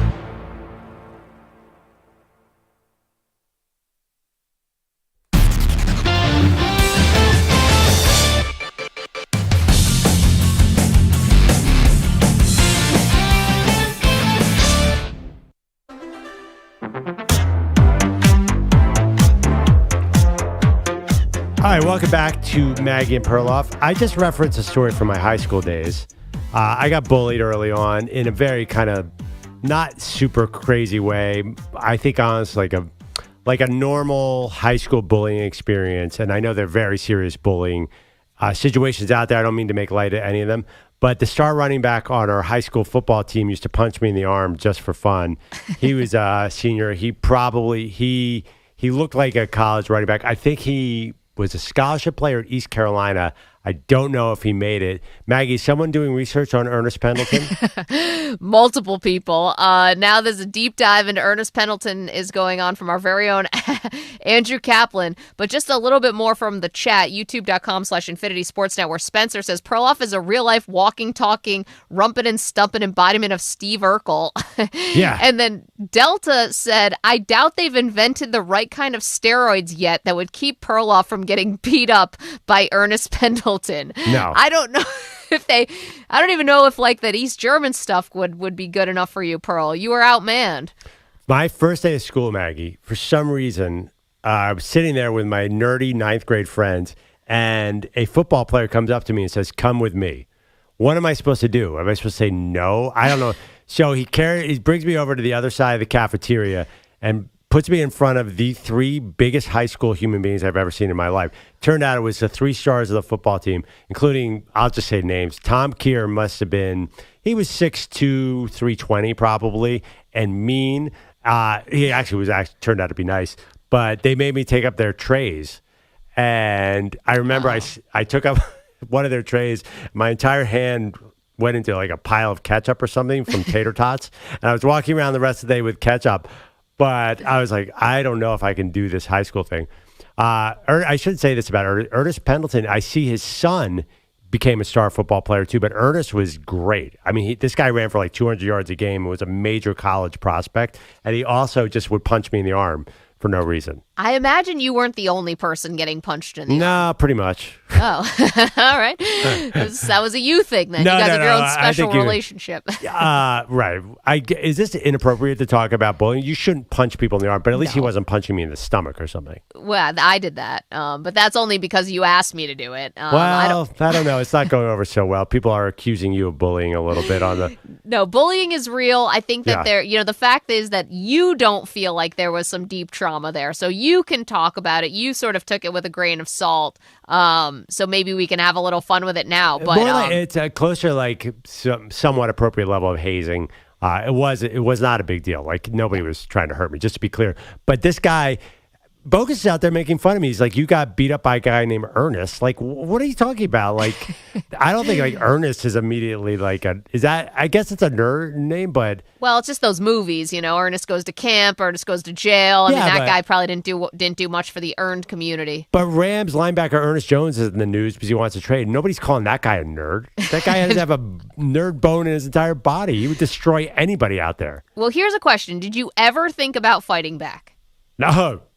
Not even for a second, Maggie. I was 6'2", 112 pounds. Unless there was no fighting back. Wait, I think about it, but then I did not. When you got famous for being McLovin for the Dan Patrick Show, did you think, I hope Ernest Pendleton could see me now? Not even for a second. I didn't even want my friends to see me as McLovin on the Dan Patrick Show. Aw, come on. Yeah, I was McLovin. Whatever. No, I actually got them back. I put on 40 pounds of weight in college and still would have gotten killed by Ernest Pendleton, but that's not the point. All right, coming up next, quarterback issues in Big D. Next, Maggie Perloff.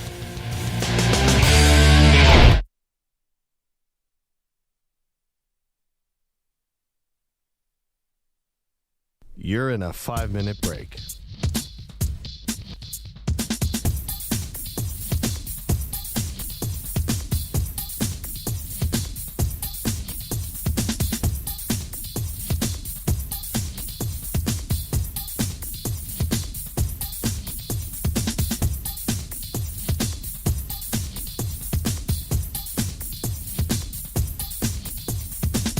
Four minutes, 30 seconds remaining.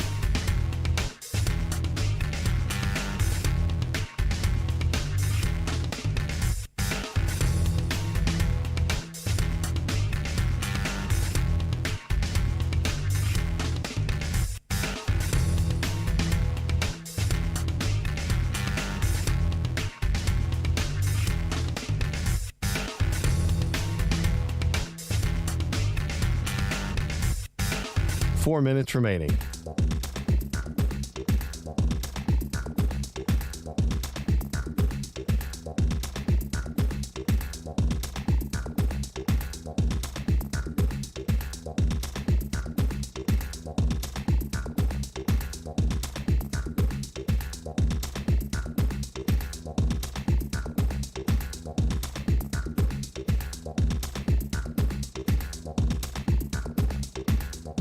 Three minutes, 30 seconds remaining.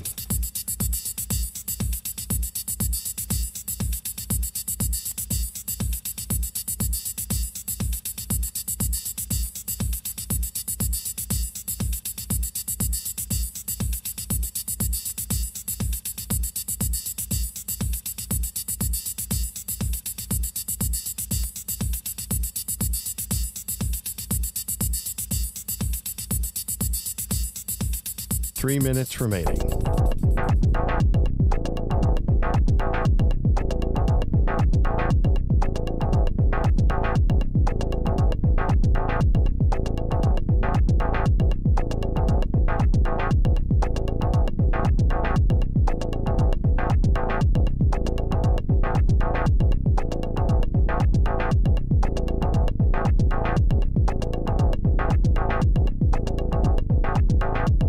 Two minutes, 30 seconds remaining.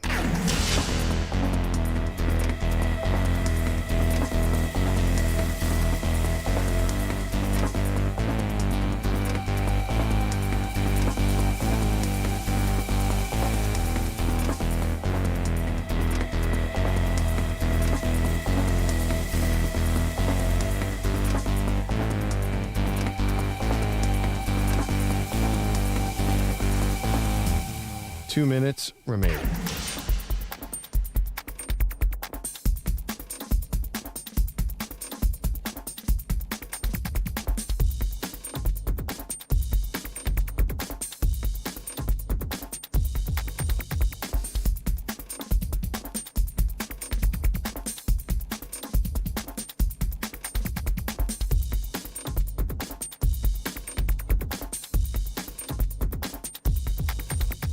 1 minute, 30 seconds remaining.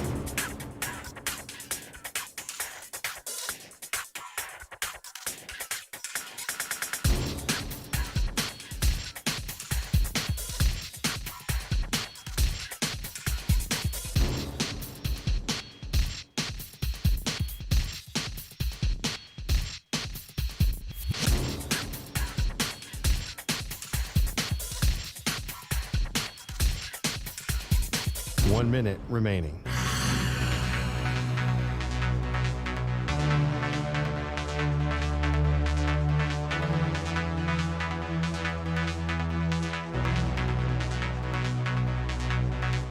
Forty-five seconds remaining.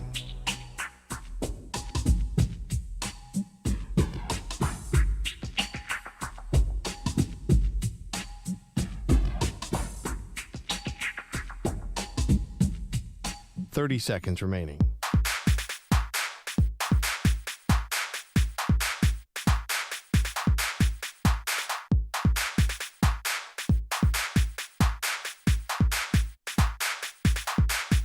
Fifteen seconds.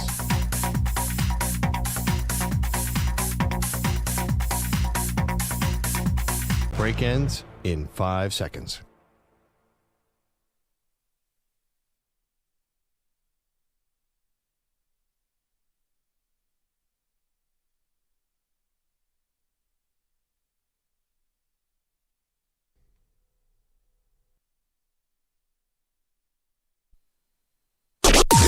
Maggie and Perloff on the Infinity Sports Network.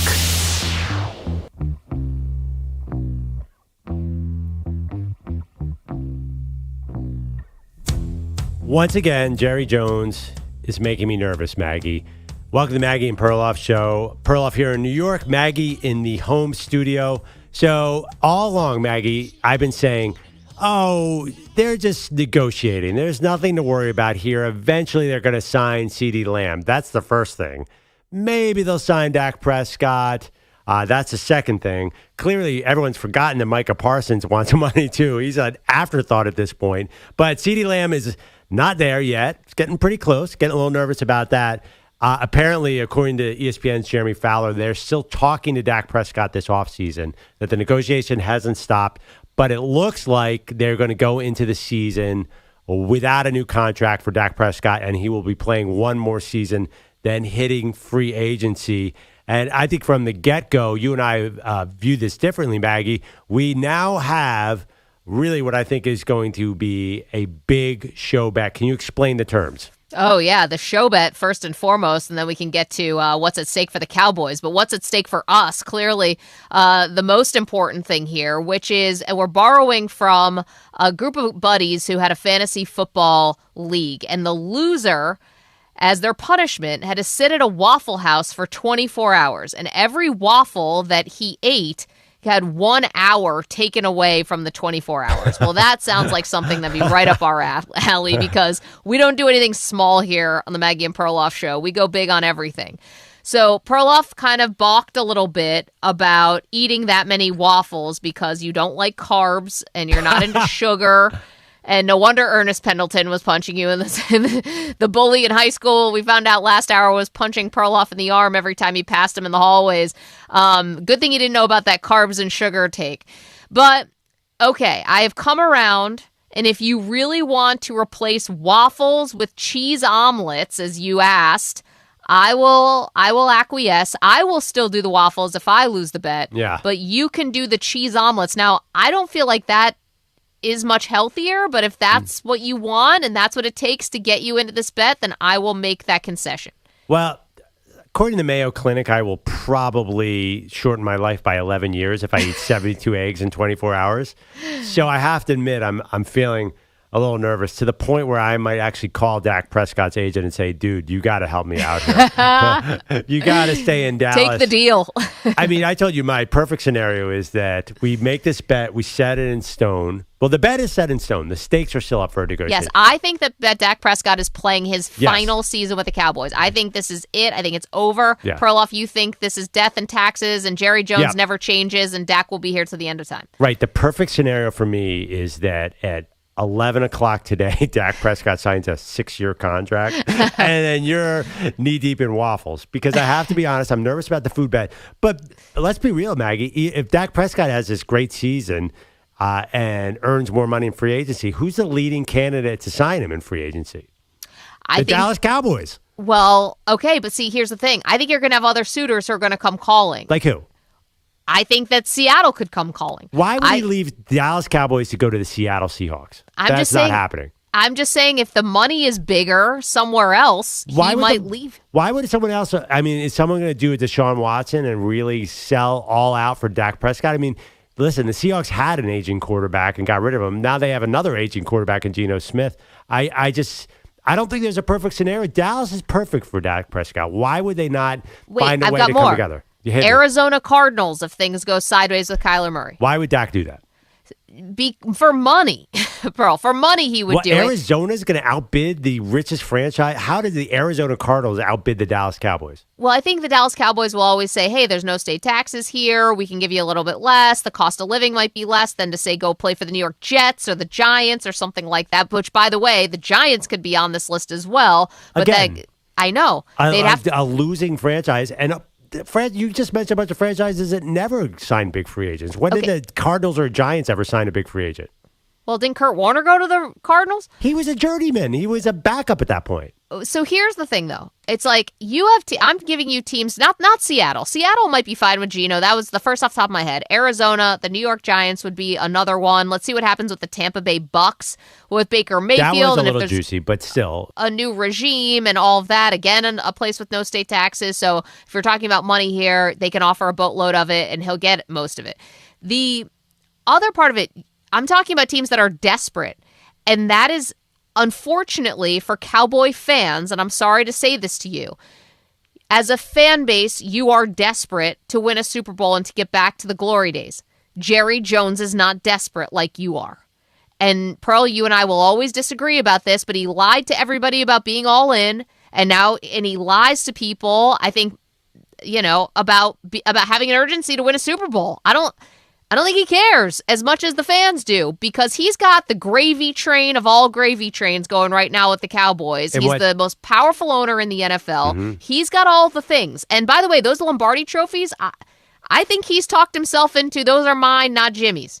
Or at least they're just as much mine as they are Jimmy Johnson. So, delusion's powerful. So to me, you're going to have teams maybe who could feel more desperate to get back to relevance, which is something the Cowboys are, whether they're 8-8 or whether they've won 13 games. They're always relevant. So that's why I think Dak's going to have a market if he gets to free agency. Let me just be clear about this, though. You're saying that Jerry Jones is not desperate to win a Super Bowl, and therefore he will move on from Dak Prescott, when we've already proven scientifically that Dak Prescott cannot win a Super Bowl with him. So if he's not desperate to win a Super Bowl, then he should re-sign Dak, because he's already shown that this will keep us good, not great. So I don't think he wants that Dak formula doesn't make sense. Here's the thing. Did you just watch Kirk Cousins get $100 million? Because I did. And this is Kirk Cousins at 36 coming off an Achilles. Right. Why wouldn't Dak Prescott, if he's healthy, or even if he's not, why wouldn't he be getting at least Kirk Cousins money? He will, and it'll be in Dallas, because that's what happened last time. And what changes? I mean, this is a team that never changes anything. They brought back Ezekiel Elliott. They don't like change. Jerry Jones does the same thing over and over again. He's going to do exactly what he did last time, let the contract run out, and then pay through the gills for Dak Prescott. Yeah, I think this is his last year. I'm willing to, down several waffles. A couple key arteries are going to be on the line here if I lose this bet. I'm going to need like some kind.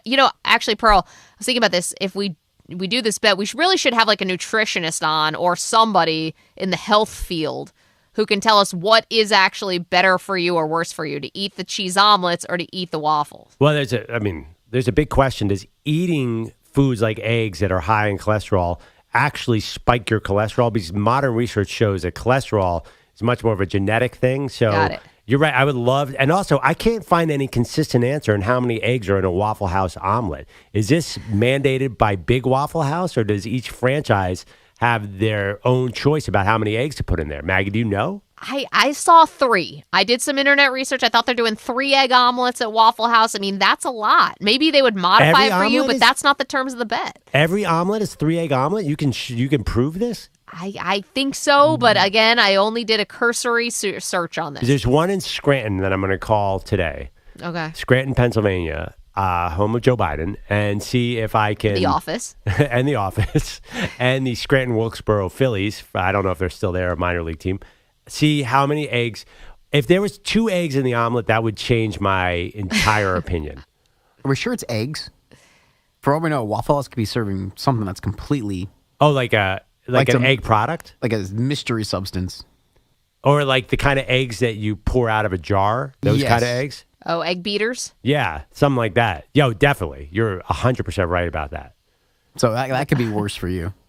Worse? Well, it's just eggs, but it's just eggs that are combined into... What do you think? It's not eggs? It's some type of substance. Waffle House is awesome, Ryan. I will not sit here for this Waffle House slander. No, it's great, but it's not high quality. It's not like 5-star. Well, they're doing a lot of things with like food engineering lately. It's a fair question to ask. Like, what are we eating? But maybe you can get a tour of the kitchen and you can see how many eggs are going in the omelet. I don't want a tour of the Waffle House kitchen. I'm good. Why would you want to? I don't want to tour any kitchen. I don't want to know how the sausage is made, specifically Literally? In this case, the sausage. Yeah, that's the last thing I want. But Maggie, you'll be proud of me. Why? I was in Vermont this weekend. I saw the reunion. Yeah. So it was with my 4 best friends growing up. We spent 4 days. They spent 4 days. I was there for 3 days. I ate every morning a large plate of pancakes with maple syrup. Look at you living a little. Yeah, take that, Ernest Pendleton. You're a high school bully. If he could see you now. And it was so good that but this was real Vermont maple syrup. So I wonder, does Waffle House have that high quality maple syrup straight out of the tree? I mean, you could bring your own. Have Paulie Paps, who you saw from DP Show, who we love. Have him tap a couple of maple trees for you, and you can bring your own, like how people used to bring their own salad dressing to restaurants and stuff. Ryan, can you look up, is there a Waffle House policy on bringing your own syrup? This is not that simple, Maggie. They might be, it's not a BYOS place, is it? Bring your own syrup. They might have rules here. I actually did a maple syrup tasting test one time, and there's something called pancake syrup. That's not, there's a technical term for the fake stuff. I think it's called pancake syrup. The kind you buy at the grocery store. Yeah. Do you let the syrup go over the eggs and the sausage and everything else and the bacon? Everything. The best. The bacon when it falls into the syrup. So that's a funny thing too. If I get waffles, I'm definitely getting many sides of bacon too. I mean, this is a food challenge. Yeah, you can't waste your calories. It's bacon. Bacon, there's no situation that bacon can't make better, and we all know that. Wait a minute. You were scared of carbs, but you're going to stack up a bunch of bacon on your bet? Come on, Pearl. Bacon is good. The fat, I think people mistake one thing about diets. Fat is good. Bacon is good, EJ. Fat is good, like avocado. I don't know if anyone's out there saying do an all-bacon diet. I'd love to find that cardiologist. You would lose a ton of weight on an all-bacon diet. Yeah, maybe you would because there's no carbs in it. But this is where we're doing the terms of the bet. I mean, it all comes back to Dak Prescott. Is he going to be with the Dallas Cowboys past this season? Yeah. I say no. Perloff says yes. Because here's the other part of it, not to take what we can still talk about all the X's and O's of this bet. But here's another part of it. This is another key point that you and I disagree on. I think Dak now wants to get to free agency, and you don't think so. He could see life beyond the Dallas Cowboys because Tom Brady saw life after New England, and Matthew Stafford saw life after the Lions. And I know that the Cowboys have been successful, winning a lot of regular season games in Dallas. It's not a bad situation, and he's not in a bad situation. But I think he would welcome free agency and to feel a little love, not the will they, won't they that he's been doing this tap dance with Jerry Jones for the last 5 years. I don't think so. I see what you're saying, and the Tom Brady model is interesting. But I think Dak has got this foot problem too. I don't think Dak has ever really 100% recovered from that when he shattered his leg. Cousins is coming off an Achilles. He had how many teams were after him? No, I understand the being wanted, but I think Dak, if he's realistic, I just don't think there's a better situation than Dallas. I mean, dude still does a lot of commercials. Like you mentioned Arizona. Can you really? I mean, that sounds like a disaster. That sounds like Emmitt Smith going to Arizona. He's still got a little more left in the tank. Not that much. He's not that young. Well, in this day and age, these older quarterbacks are getting paid. And the other part, too, is hasn't Dak put in enough time as the Dallas Cowboys quarterback to reap the benefits of being the Dallas Cowboys quarterback? Do you actually have to retire to go to the booth and get $17 million like Tony Romo, or to keep your mattress commercials, or all the stuff? Like, he's been their quarterback for a decade. I think he has enough skin in the game that he'll probably always be remembered as the Dallas Cowboys quarterback unless he wins somewhere else. And I think he's got enough shine off of Dallas. I don't know if he needs that star anymore. If he goes to Arizona and goes 5-12, he's out at Sleep Number. He's probably out anyway. Out at Sleep Number. Definitely. No, there's no way Sleep Number is going to pay for a losing. It reminds me when Donovan McNabb left my Eagles to go to Washington. Maggie, you say that this does not work. The teams you're mentioning, Arizona, Giants, these are perennial losers who have much deeper problems in their quarterback position. They have ownership problems. They have personnel problems. Like Not Tampa. Tampa doesn't have that. Well, you keep bringing Tampa up. And yes, I like Tampa. That's the one I like. I think I'm thinking more of the state taxes. But listen, look at their depth chart. Like, they're getting old fast, too. I mean, they lost some of their great linemen that won that Super Bowl in 2020. Mike Evans is definitely at the end. I'm not sure that's offensive line. Rebuilding the offensive line. There's it's not all old. You're right. There are definitely veteran guys in that Tampa team, but you also Winfield, you've got some younger dudes on there. Well, yeah, but who's he? First of all, that offensive line, like, that was great a couple years ago, and those guys all got old fast. Like Ali Marpet and that crew, they're gone. And now Mike Evans is 31. Like, who are you? What's the one? They have one of the highest paid offensive linemen. Don't they have the highest paid? Wirfs just got this massive contract. He's not going anywhere. Anyway, not to break down the Tampa offensive line. I'm just saying I think that my point is Dak Prescott goes somewhere else. He's most likely going to always be known as the Dallas Cowboys quarterback. And you brought up Donovan McNabb, who was a legend in Philadelphia and then left. I still see Don McNabb doing weekly appearances on Philly radio. I'm sure he gets cheered everywhere he goes in Philly. I don't know what you guys say behind his back, but I'm sure he gets cheered to his face. And I think that Dak's gotten enough out of the Cowboys. I don't think he needs them anymore for celebrity. Yeah, I mean, listen, I think he wants to win too. Like, give me a really good spot to win, a really good offensive coach. Maybe. I just think that if you look at free agency, the teams, first of all, everyone just drafted a quarterback. 6 went in the first round last year. I don't think they're great spots. And then everyone re-signed this offseason. Jordan Love, Tua Tagovailoa, Trevor Lawrence, Jared Goff. So a lot of spots are taken. There just are not a lot of great spots. And I obviously, if Dallas wants to spend, that is going to be the best opening for a free agent quarterback. If Dak leaves, do you think Matthew Stafford's going to want to stay in L.A.? He's going to do anything he can to get to Dallas. I think that is the premier spot. You have CeeDee Lamb. You have not just a good offensive line. You have a great offensive line. You're playing kind of indoors.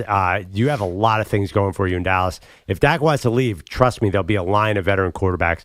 You don't think Rodgers would rather be in that situation than the Jets if the Jets don't work? I would not worry if I was a Cowboys fan. I forgot about the Raiders, which got to me from the chat. Again, we're talking about money. We're talking about money. No, we're not talking about money. Dak doesn't need a dime. Dak is not going to want to kill his football legacy by going to the Raiders. I'm telling you right now, that would be a big mistake. Yeah, I don't know. What's his football legacy now? It's like being the Dallas Cowboys quarterback that's perennially disappointing people. He's 12-5 every year. He'll be 5-12 with the Raiders. The Raiders have Mark Davis as an owner. There are bigger problems there. Well, actually, they might be good with Dak. All right, we see you on the phone lines. We will dive into the Dak Prescott situation. Will he stay with the Cowboys? There's some interesting nominations for where he could go here. That's next. Give us a call, 855-212-4227. Dak Prescott's future on the Maggie and Perloff Show. You're in a 5-minute break.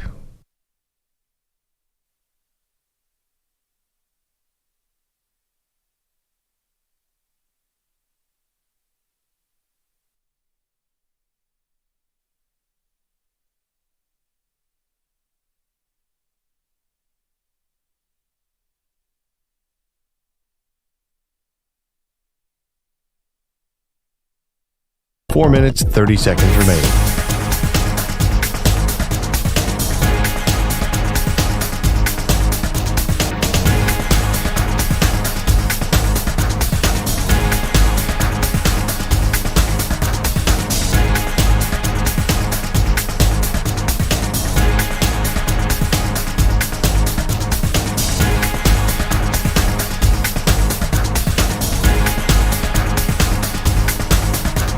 Four minutes remaining.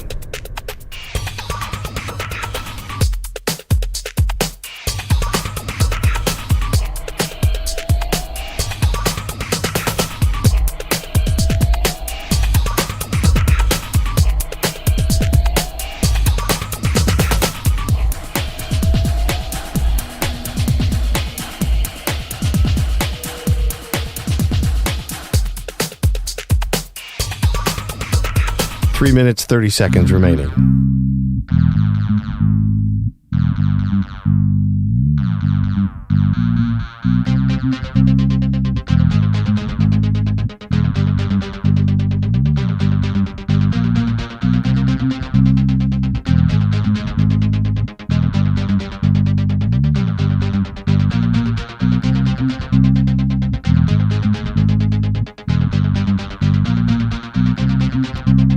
Three minutes remaining.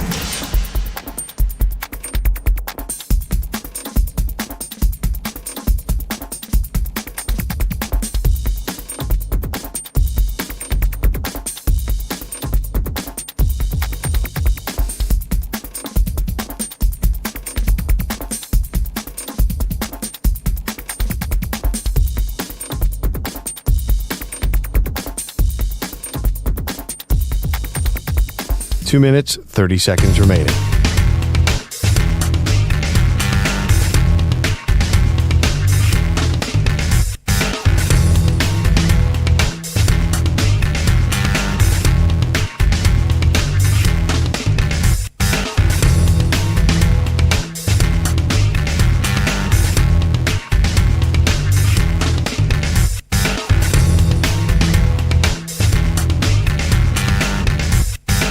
Two minutes remaining.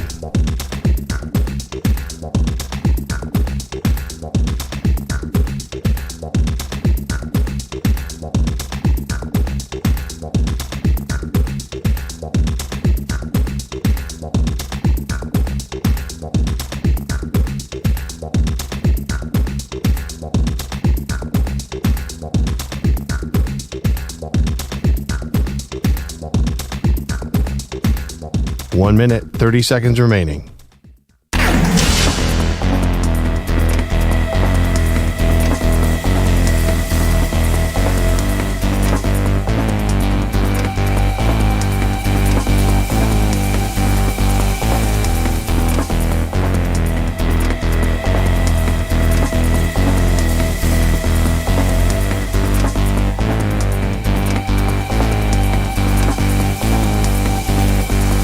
One minute remaining.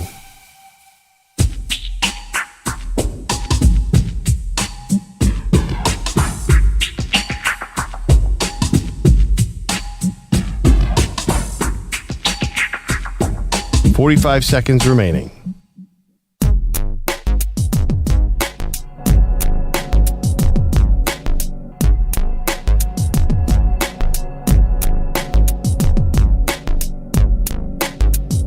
.30 seconds remaining.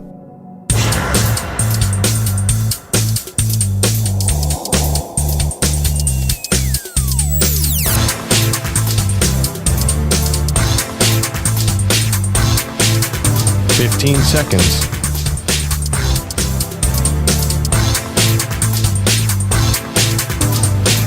Break ends in 5 seconds.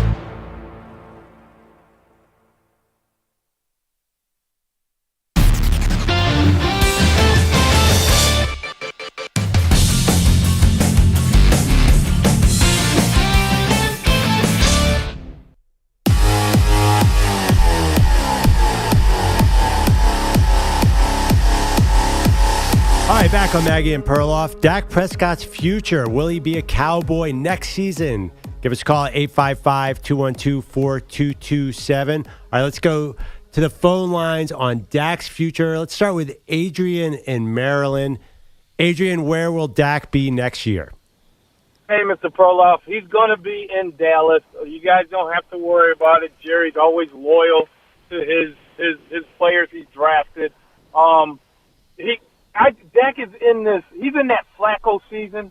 You know, can you imagine if I'm a Dallas fan, but I'm not no homer and I'm not delusional. But imagine if they won the Super Bowl, what Jerry would have to pay to keep Dak there. Probably be 65 to 70 million, and it'd probably be a fully guaranteed contract. So, like I said, he's in that Flacco year. So we're going to see what's going to happen. If he does leave, I don't know where he's going to go, but he's not going to get the endorsements that he gets when he's at Dallas. So and Dak says he doesn't like money. The money's always greener on the other side, but it's not better. So we'll see what happens. Adrian, I totally agree, and thank you for the call. Maggie, Adrian is speaking sense here. Dak is not going to get that Oikos commercial if he is stuck in Glendale, Arizona. Yeah, which he only got because Cam Newton fumbled it with a bad press conference. It's not like let's not pretend this is Mahomes and Auto happening. This is not Mahomes and Kelsey. No. Are in every single commercial. There's no room for anyone else. Before Mahomes, Dak was number one he had 5 national commercials. I once did a thing on this. Like, Dak was the guy because of that star on his helmet, not because he's any better. He can be charming when he wants to be. All right, let's go to Peter in Rochester. Peter, where will Dak Prescott be next season? Well, first of all, I got to say, representing Broome County, I'm from Endicott, New York, Maggie. And Maggie, I am fully with you. I think he's going to end up somewhere else. I'm going to nominate my Jets, like EJ. Not saying he's going to end up there, but if you're talking about a place that could be without a quarterback that classically signs a quarterback at the end of their career, I'm just throwing out the Jets. Maggie, I'm with you. Let's go Broome County. Let's go Jets. Let's go EJ. There we go. Yes, Peter. Broome County, that's where I'm from. I'm in my closet right now because, unfortunately, I've tested positive for COVID. So I'm doing the show from home, from literally my closet. Around here somewhere, I have a hat that just says 607 with the area code from where I'm from. But if I can just quickly, I've been pulling out weird things that I found in the closet now that I've been sitting in here all morning. If I may, I don't know if this is an actual key to the city, but it's as close as I'm going to get. This is my Greater Binghamton Sports Hall of Fame plaque with a key underneath it, which my mom actually was doing some rearranging in the closet and got put into a bottom shelf. This is, do you guys see this on the Zoom? There we go. It's my plaque. Yeah. I thought you were going to give us like weird, funny things. This is just a brag that you're in the Greater Binghamton Sports Hall of Fame with the key to town. Bogus is here. Like, this is a full-on brag, right? I mean, seriously, Maggie. it's shameless. But I want to. Yeah. Wait a minute. I didn't plant Peter as a call. I didn't know he was going to bring up Broome County. I didn't know that he was going to bring up Binghamton and being from Endicott, along with other people that I got inducted with that night from the great city of Endicott. Endicott, home of the Jones brothers, John Jones, Arthur Jones, Chandler Jones. Right, he cut her mic off. I do not want to hear any more about Endicott sports. Yeah. I really want to explore the use of Greater Binghamton. So now that is used to include Endicott in this ceremony? Yeah. Endicott, Johnson City, Maine, and well, we got everything you need, Bo. And those are all Binghamton suburbs? Sure, yeah. If you want to serve Vestal, very famous Vestal because is the Binghamton lesser University Binghamton is there. suburb. Yeah. That's where Binghamton University, which I have a sweatshirt from there around here in the closet somewhere, but I would not have brought this up because you're right, it's a brag. If I hadn't found this in the closet, I have it in the bottom drawer of my closet. But wow. And it's not even 2 years old by the way, yet. why is that not hanging up in your house? It's awesome. Because I'm not going to put the Greater Binghamton Sports Hall of Fame where? Above my mantle? No. Yes. Wow. Crazy. Cool. It's not a Lombardi trophy, guys. I mean, I'm proud of it. I would hang that up. I would hang it up saying Maggie Gray in my house. That's amazing. Like, I don't know what you're talking about. I think they want to Reggie Bush you and take that back. Yeah. That doesn't belong in a closet. That belongs on the wall. No, Tony and Tom would never do that. This was one of the great moments of my life. For my 7 career. seconds, it sounds like. Yeah. Now it's in a drawer One of the great in a moments of my closet. life. All right, now I'm going to put it up here behind me with Still all the in a rest of my closet. stuff. That should be the third thing you see in the Gray household. Right. I'm going to put it right next to Jim Kelly. Here's Lucas. Here's my miniature Ed Oliver jersey, and here's my Hall of Fame induction Yeah, plaque. Maggie, you should hang it up. We're actually being serious now. You should be really proud. It's amazing. Well, you guys, you're sitting right behind. I've won a couple awards in my life. I've been so lucky. I have my Gracie Award is sitting right in the studio. It's like right there. Is it? Yeah. All right. Does it look like a signed Jim Kelly football? That's all I see at the moment. Oh, that They thing gave over me there that in the too. corner that is. Yeah. No, Sully that is a gave me that. paperweight? Yeah, that paperweight. Oh, yeah. there it is. All right. For great women's achievements in media, they gave him a paperweight. All right. Before we get to the updates, can we just turn the attention to me and my team for 1 second? Because there's been so much Dallas Never Cowboys happens. talk. Let's talk about you. There's been so much Dallas Cowboys talk that we have to talk about the Philadelphia Eagles. And we have a call that might not be directly about the Eagles, but is indirectly very much about the Eagles. Can we go to George in Los Angeles to talk about the future Eagles linebacker, Ernest Jones? George, what do you think? Are you gonna trade Ernest Jones to my Eagles from your Rams? Yes, I would like to trade them because the Rams are first-class front office, and they normally don't have a problem with negotiating, and there must be something going on. And, yes, I would like to trade them. And I think the kid's Fisk and Verse must be better than what we thought. And I would like to trade him to the Eagles. That'd be a good trade. I actually, Ernest Jones has always been a confusing player to me because he was really good, but you always saw Aaron Donald. Like, is he a missing piece for a Super Bowl team? George, you've watched him a lot more. He can help the Eagles, definitely. He's leading tackler of the Rams last year. But there's something going on behind the scenes that I'm not aware of unless the Rams are doing the ploy. Maggie, by the way, he'd also fit very nicely with the Buffalo Bills. Believe me, I've thought about it. Can we also put this poll question up for a second? Yeah. Because the reason why we're talking about Ernest Jones is because Perloff revealed that he had a high school bully, but it wasn't like traumatic bully. It was just a guy named Ernest Pendleton, who was the star running back for the Lower Merion High School football team, who used to punch Perloff in the shoulder every time he would pass you in the hallway. I think there's a disagreement on the show. Is Ernest a tough guy name? No, it's not a tough guy name, but Pendleton is definitely not a nerd name. No, if you were casting a movie and you were casting a victim of bullying, you would name him Ernest Pendleton. Oh, I disagree. Big Ern from Kingpin was a very famous, is Bill Murray. I think Ernest is a tough guy name. No, Ernest Pendleton is not a tough guy name. Does he sound more like an accountant or something? Yeah, to you? yeah, exactly. Okay.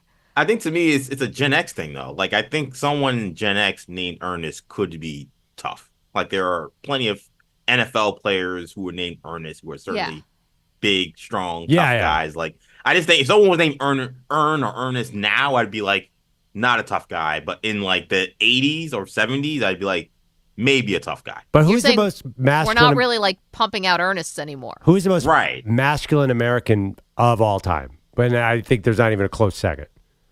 A writer, Rambo? Ernest Hemingway.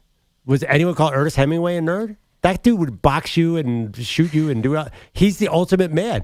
By the way, I'm looking at other famous Ernest. Ernest Borgnine. No one ever called Ernest Borgnine a wimp.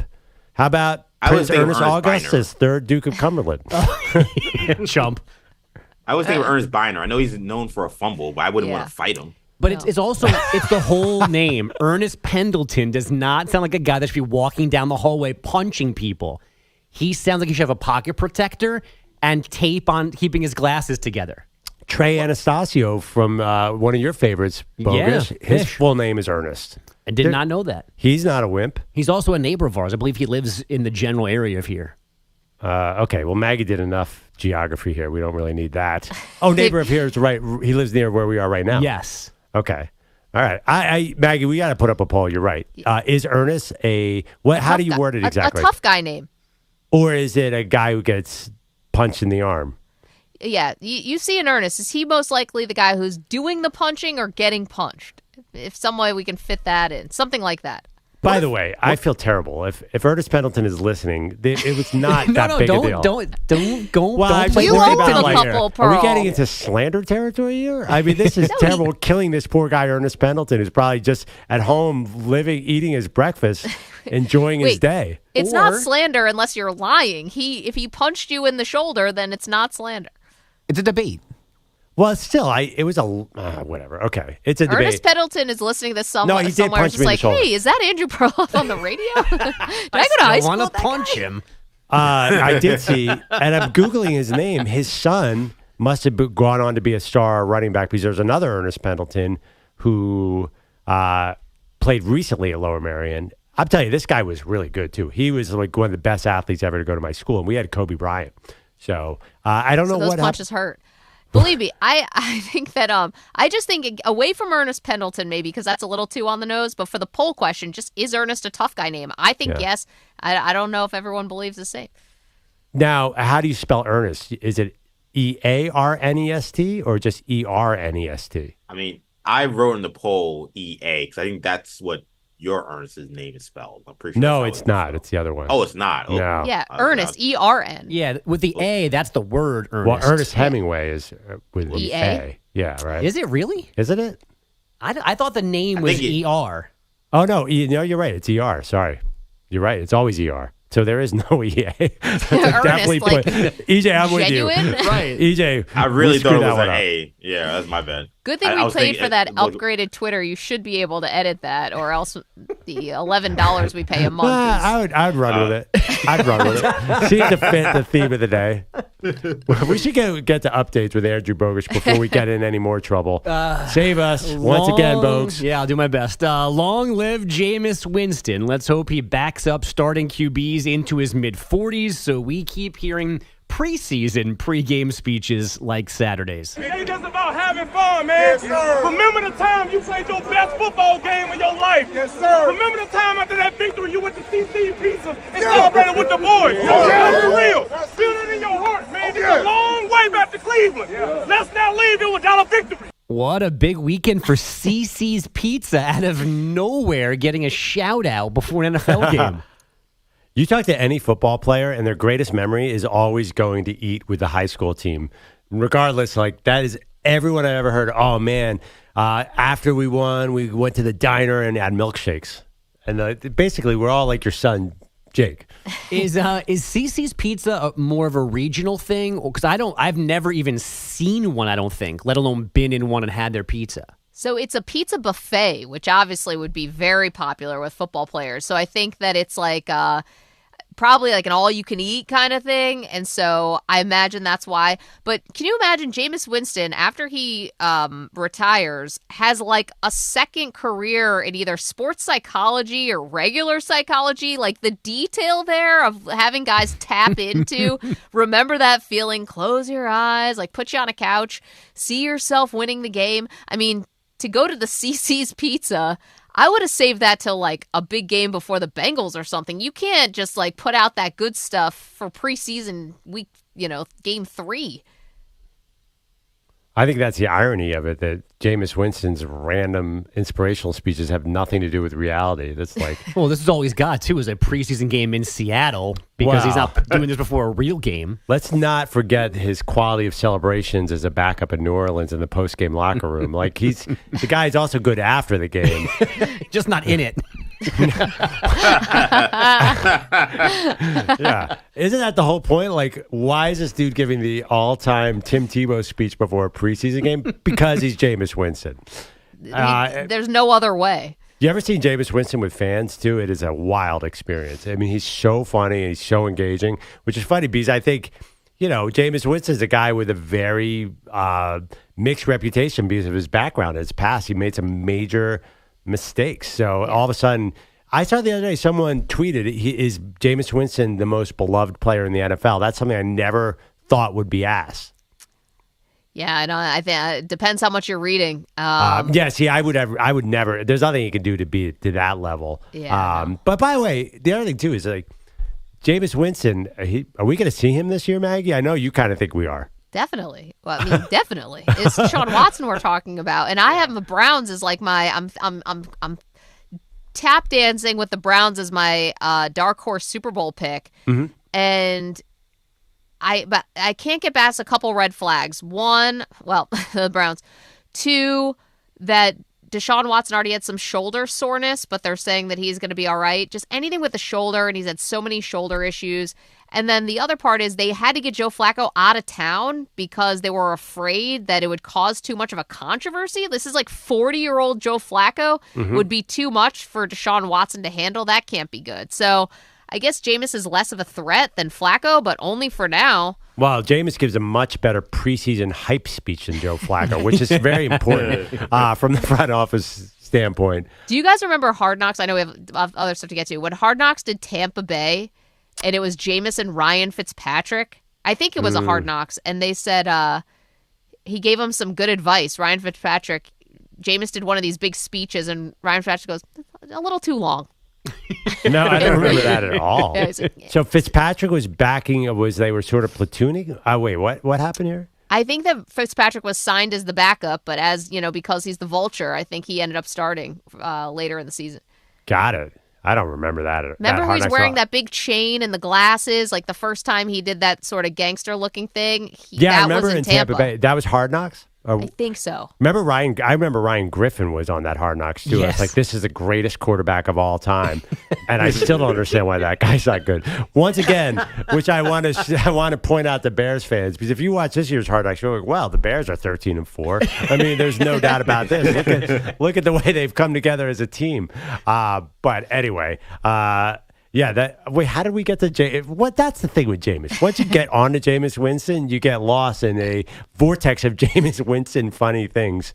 Give us a few more headlines there, Bogus. I'll tell you this, that CiCi's Pizza is only in 22 of our 50 glorious states, and the closest one to here is in Pennsylvania. Yeah, I've been to one. That's why I know nothing about. Give me Pizza Hut, give me Papa John's, Domino's, Little Caesars, but CiCi's Pizza is foreign to me. So I'm jealous of high school Jameis being good at sports and then having fun at CiCi's. There you go. Drake Maye is still the Patriots' backup quarterback, pending at least Jacoby Brissett's right shoulder issue that he picked up in last night's preseason finale in Washington. 255-pound Commanders D lineman KJ Henry landing on Brissett while sacking him. He did finish the drive, but Brissett did not return. As a precaution, here's his head coach, Jerod Mayo. I talked to him. Look, we'll see tomorrow. You always feel a little bit more sore the next day, but he said he was good. We'll find out tomorrow. We might find out next hour when Mayo speaks to reporters again. Drake Maye playing a little sooner than expected because of the issue. He led New England's lone TD drive of the game, throwing for that score, 13 for 20, 126 yards altogether. Back-to-back homers from Alex Bregman and Yainer Diaz broke a 7th-inning tie in Baltimore. The Astros got a 6-3 win on Sunday Night Baseball to split that 4-game series. Houston maintains a 4.5-game lead on the Mariners in the AL West. During the day, the White Sox lost for the 100th time, 9-4 to the Tigers. They are the second fastest ever to that century mark. It took 131 games, one more than the 1916 Philadelphia A's. These Sox need 12 wins in their final 31 games to avoid matching the 62 Mets for the most losses in modern history. And that's 120. Guys, back to you.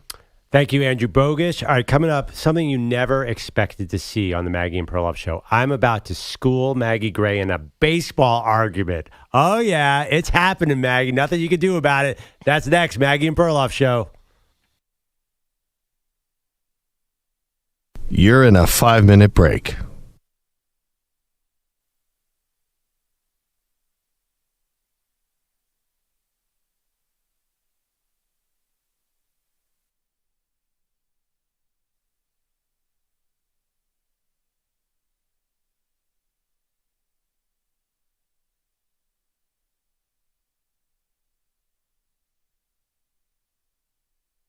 Four minutes, 30 seconds remaining.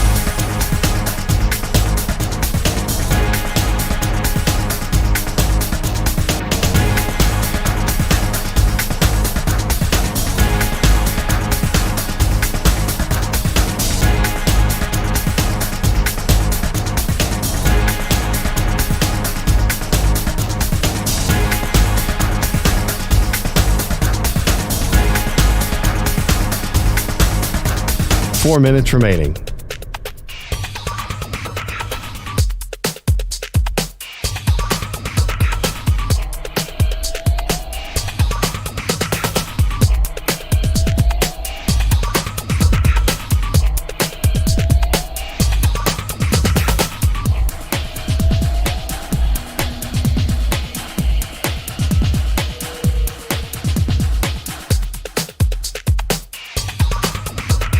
Three minutes, 30 seconds remaining.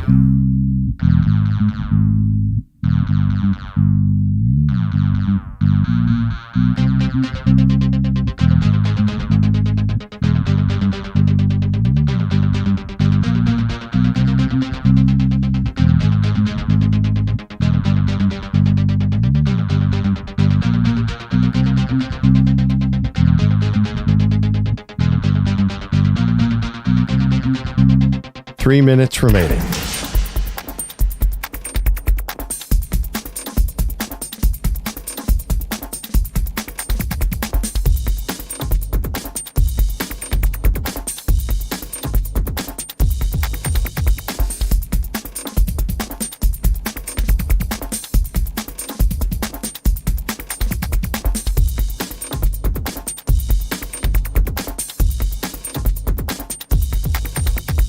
Two minutes, 30 seconds remaining.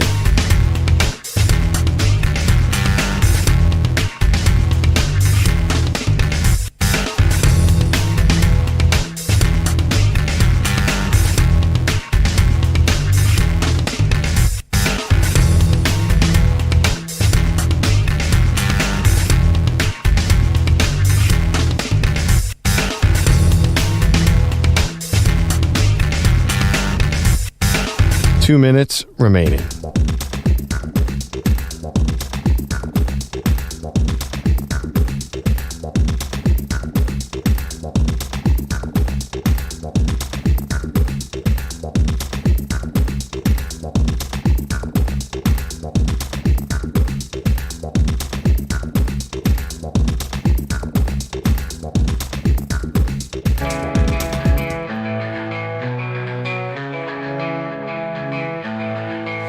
Chase back, he's limping in, but he's ready to roll. After that knee took a hit, but it couldn't take his soul. He's been down, he's been out, but now he's back on his feet. Peter Belotti's still missing, but EJ can't be beat.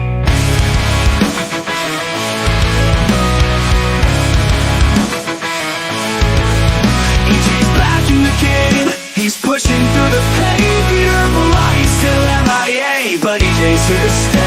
The work don't stop, the show goes on. EJ's fighting hard from dusk till dawn. That knee might have tried to take him down, but EJ's the toughest guy around. He's clocking in, he's doing his time, while Peter's at home, sipping on wine. EJ's back in the game, he's pushing through the pain. Peter Belotti's still MIA, but EJ's here to stay. The work don't stop, the show goes on. EJ's fighting hard from dusk till dawn. That knee might have tried to take him down, but EJ's the toughest guy around. He's clocking in, he's doing his time, while Peter's at home, sipping on wine. EJ's back in the game, he's pushing through the pain. Peter Belotti's still MIA, but EJ's here to stay. The work don't stop, the show goes on.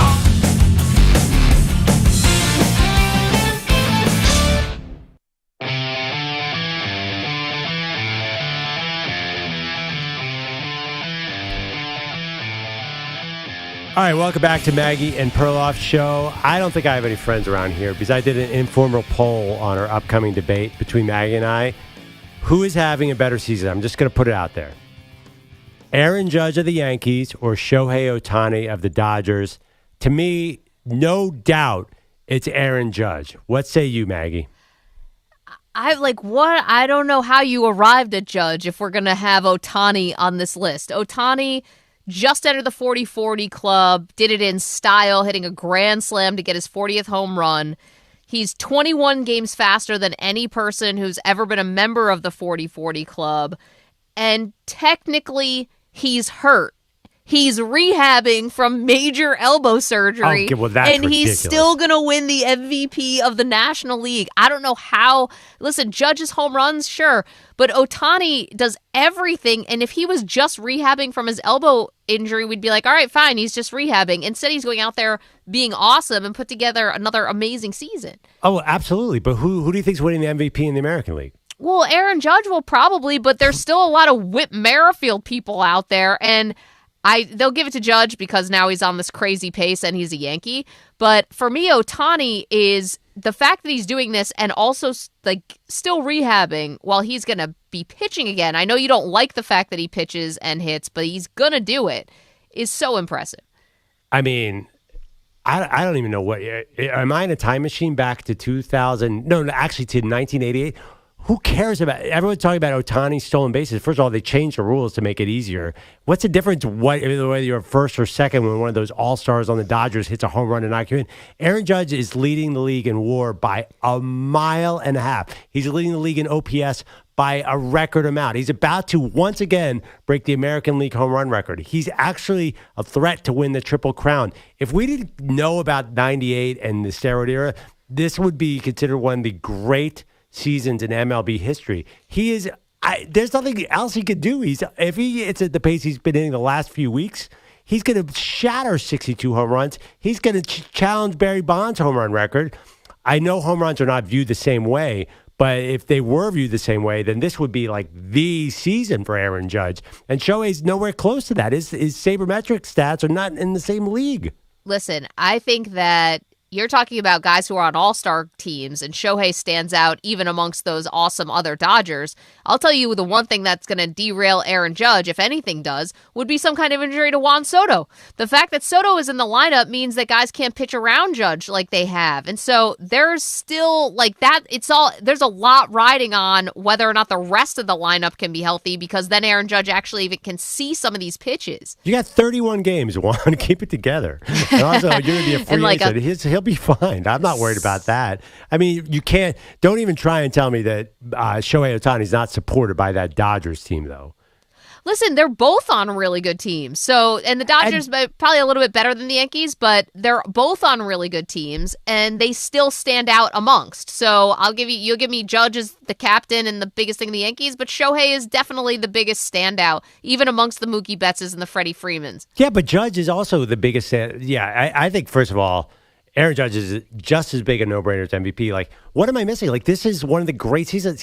It's probably not going to happen because he's hitting 333 and Bobby Witt's hitting 347. Yeah, Bobby Witt. Sorry, not Witt. Yeah. So he's second in the league in batting average, but he's a real threat to win the AL Triple Crown. And meanwhile, in the NL, Marcell Ozuna has a really great chance, if he can catch Shohei, to win the Triple Crown and threaten him for MVP. I just think that Aaron Judge, especially because of what he's done lately, if he keeps this pace up from the last week, he's going to hit 70 home runs. Like, it's almost like the perfect season, and they're winning ball games. They're both great.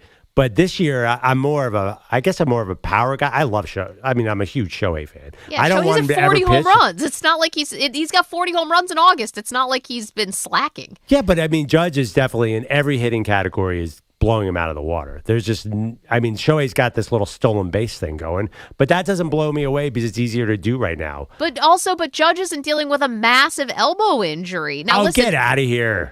It's true. Neither is Shohei. He's fine. Shohei should get extra points from this. Here's a question for you. Maybe that makes no sense. It doesn't matter. We're arguing about who's having the better season, who's not overcoming an injury. Well, I think it adds to Shohei's lore even more. And the fact this started with a betting scandal that somehow his interpreter was stealing millions of dollars and he's able to put that away and have this amazing season. I think he deserves credit for that.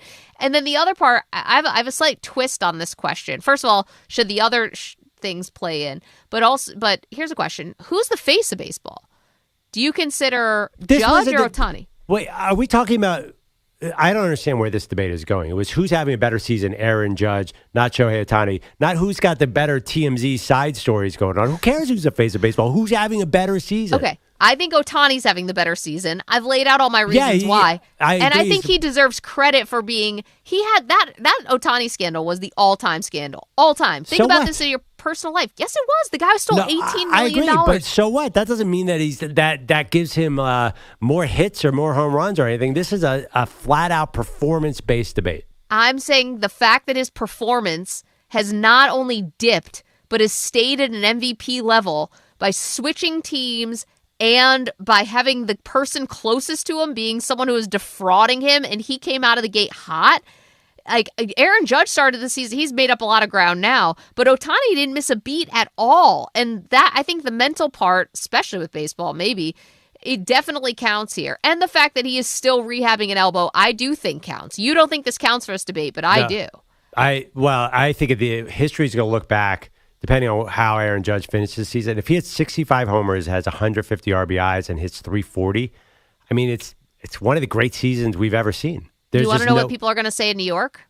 I could care less what people say in New York. Win a World Series. Win a World Series. Win a World Series. Again, you're getting way, way off track here. I mean, the Rangers beat the Diamondbacks in last year's World Series. This is an individual baseball season debate.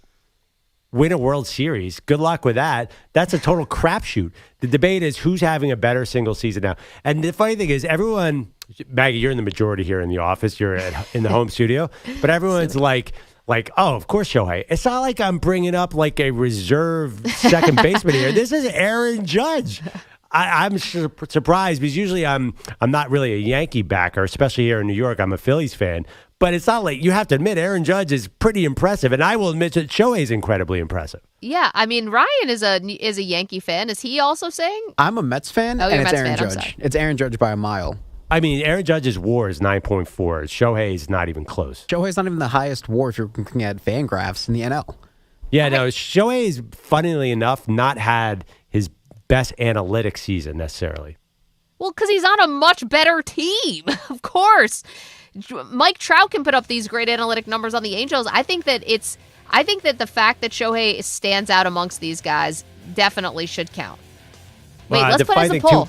Judge is just a walk machine too. As he's not alone. Also, Judge does have Juan Soto. Anyway, we'll put that poll up at Maggie and Pearl on X. Coming up, oh man, we'll get back to college football and why my Florida State prediction is not working out.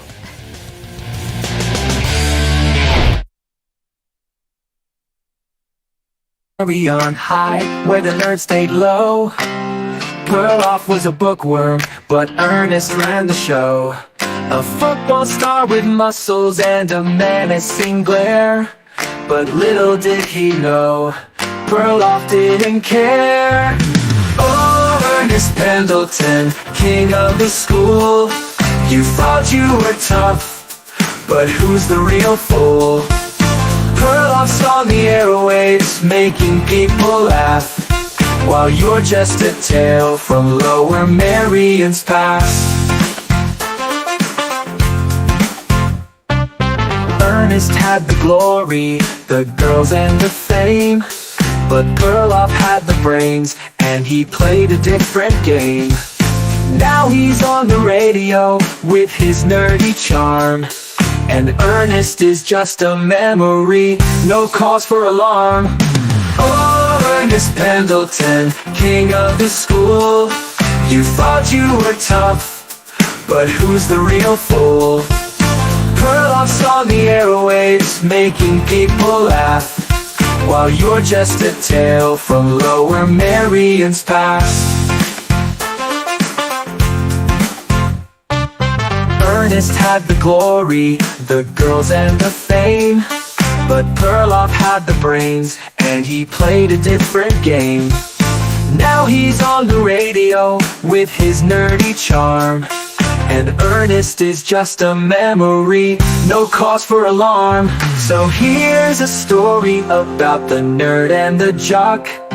Perloff's got the microphone, while Ernest's in shock.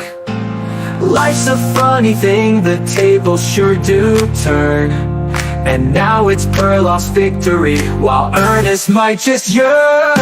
Oh, Ernest Pendleton, king of the school. You thought you were tough, but who's the real fool? Perloff's on the airwaves, making people laugh, while you're just a tale from Lower Marion's past. And speaking of work, where's Peter Bellotti? Always missing in action, it's become quite a hobby. Perloff's on top, Ernest's in the past, and Bellotti's no-show. Ernest Pendleton, king of the school. You thought you were tough, but who's the real fool? Perloff's on the airwaves, making people laugh, while you're just a tale from Lower Marion's past. And speaking of work, where's Peter Bellotti? Always missing in action, it's become quite a hobby. And speaking of work, where's Peter Bellotti? Always missing in action, it's become quite a hobby.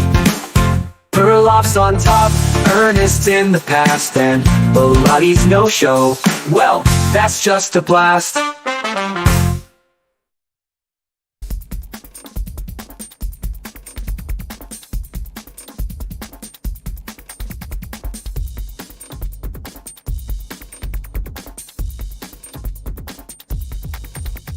1 minute, 30 seconds remaining.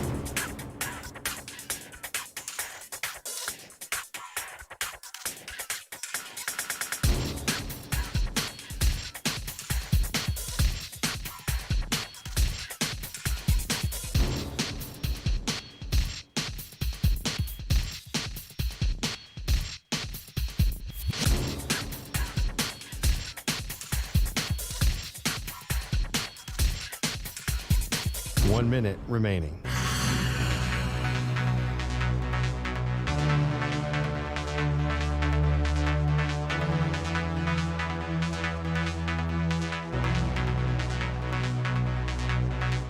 Forty-five seconds remaining.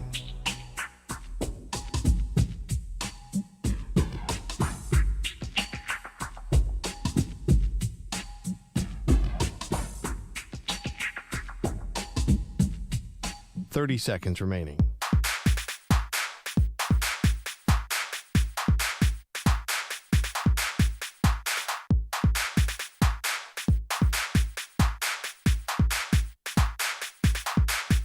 Fifteen seconds.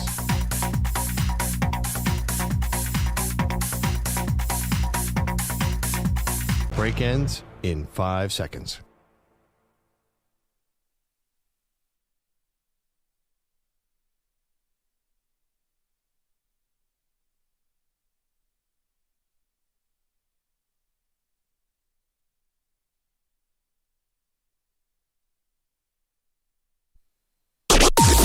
Maggie and Perloff on the Infinity Sports Network.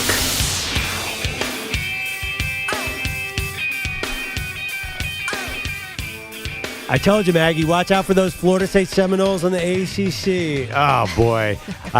Florida State already lost to Georgia Tech on Saturday. Welcome to the Maggie and Perloff show. I predicted them to win the ACC. Now, listen, it's a long season. We're only in August. But everything about that game depressed me if I'm pulling for Florida State.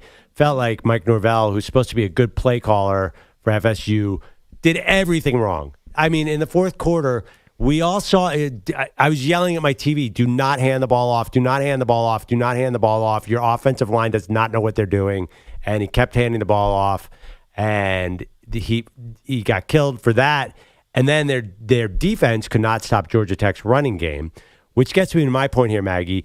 People are killing DJU because basically he was 12 for 14 at the half with about 0 yards to show for it because he was throwing a lot of screen passes. Yeah. But there's one thing that kills a quarterback more than anything, and I think it's a Perloff stat that no one else thinks about. Okay. The other team's running game will take every quarterback out of rhythm. If you can't get the other team off the field, there's no way your quarterback can get into rhythm. The quarterback sitting there on the sideline watching the other team just mow down the defensive line with their run game. I think it was not on DJU. I think Florida State never really got a chance to get into their offense because their defense was so disappointing. But because he's the quarterback, I feel like DJU got most of the blame on Saturday, and I don't think that was fair. Okay, I'm going to quote you when I say this, and I'm going to go, wow, wow, wow. What are you talking about? If you are a quarterback like DJU, who was highly touted, maybe has fallen off a little bit, but someone who Florida State wanted, right? They went into the portal. They got him from Oregon State. Before that, he was at Clemson. We know about DJU. They wanted him to come and be the quarterback of this team that is a top 10 team, where if you are letting the other team, which was Georgia Tech, not Georgia, by the way, Georgia Tech, if you are letting them control the tempo and the line of scrimmage, you know what you do as the offense is you win it back. You pull it back. And, I thought they did in the fourth quarter when they asked DJU to make 2 big fourth down conversions, a 4th and 7 and a 4th and 8. It was an incredible drive, but they clearly don't trust the guy. So I'm not really sure what FSU is going to, I don't know how they respond to this. If they say, all right, we do have to trust DJU, but to be honest, DJU, we've watched him for like almost 50 college games, and this is sort of what he is. He's never been a consistent quarterback. So I don't feel bad for FSU. I don't feel bad for DJU. They had every opportunity to wrestle the momentum back in this game, and they just got torched in the trenches, and the quarterback was meh, except for that one drive, 2 drives. How does DJU and the offense win it back when they're sitting on the side? How do you win it back from the sideline? Like go on your own sustained drives. it was honestly like how do you go on a long sustained drive when you start off with a 1 yard run and then a 0 yard run and then 3rd and 8 and DJU and you had look at those receivers. I mean, listen, those receivers had a few opportunities where they could not haul it down. I'm telling you, if Keon Coleman and Johnny Wilson were there, it would be a lot different. And no kidding. We saw them go undefeated last year, but you want to know who else loses receivers and great players every year? The people who Florida State wants to be in the same conversation with. Oregon and Texas and Michigan and Georgia and Alabama. And FSU wants to be back in that conversation. Or like you're talking about like these Oregon and Texas are just walking around with crystal eggs everywhere. Like, listen, everybody, all those teams go up and down when they suffer. I mean, there's only 2 exceptions really, Alabama and Georgia, and I'm sorry, 3, and Ohio State. Yeah. Those are the 3 teams that reload instantly. Everybody else has a cycle, Maggie. I don't think that's fair to say that you can lose 10 pros and 15 starters and just be fine. Listen, but I think people expected some things from FSU this year because they did rank them in the top 10 for the preseason. Yeah. And the defensive line was supposed to be good, and they couldn't tackle jack. I mean, you're right about the assessment. I mean, Georgia Tech took it to them. We know they're a great running team. That's obviously the bread and butter for Georgia Tech always. But they were just dominating on the offensive and defensive lines, and they were a team, Georgia Tech I'm talking about, who was terrible stopping the run last year, and they looked excellent on Saturday. And so I think for FSU, I think there was a lot of pressure going into this game because they feel the snub from last year, not making the college football playoff. They got destroyed in the bowl game where none of their starters really, the minds were out of it. They were so upset about what happened with getting snubbed. And I think there was a lot on this game, and they just laid a flat-out egg. I think they were tight. Georgia Tech put the pressure on them. And you're right. I think Mike Norvell, as a play caller, did not do a great job. Yeah, I mean, I think this is what happens when you have a new team, too. You could tell the offensive line, like 5 guys moving in the exact opposite direction at all times. They didn't feel like they were gelling in any way, the defensive line. So I think, by the way, let's talk one thing. The Ireland, there have been janky results in Ireland, too. This is August 24th. A few years ago, Penn State got taken in the wire by, actually, this was now 8 years ago. Penn State got taken in the wire by UCF. Northwestern upset Nebraska in a game. I think it was an upset, but then it turned out Nebraska stunk. So there, it is. It must be hard. This is in Ireland. There was weather, and it's mid-August, and it's a brand new team. So I asked you, Maggie, do you think Florida State has time to learn from this and turn it around? I'm not that bullish. I mean, I picked Clemson to win the division. I kind of did the conference, rather. I did a little zag where everyone else was zigging, and I think that the ACC, at least on paper, but now FSU, didn't show too well in Ireland. But if you want to believe that EJ's Miami Hurricanes ranked 19, Clemson is ranked 14, I believe, or 15. I think the ACC is getting one bid into this college football playoff. You think? Yeah, so you got to win the conference. So you're asking me, are they going to slip up at all? I don't. They don't have my trust yet. They don't. And DJU kind of never had my trust. So I don't think this is great for Florida State. And then you have to wonder, you're coming off an undefeated season. You got snubbed for the college football playoff. We can acknowledge that, but which way are you trending as a program? How did this loss do damage? And then you're playing Boston College next week, and they could kill Boston College. Bill O'Brien is the head coach of Boston College. So they've definitely upgraded. Their head coach, Jeff Hafley, left to go to the Green Bay Packers to be their defensive coordinator.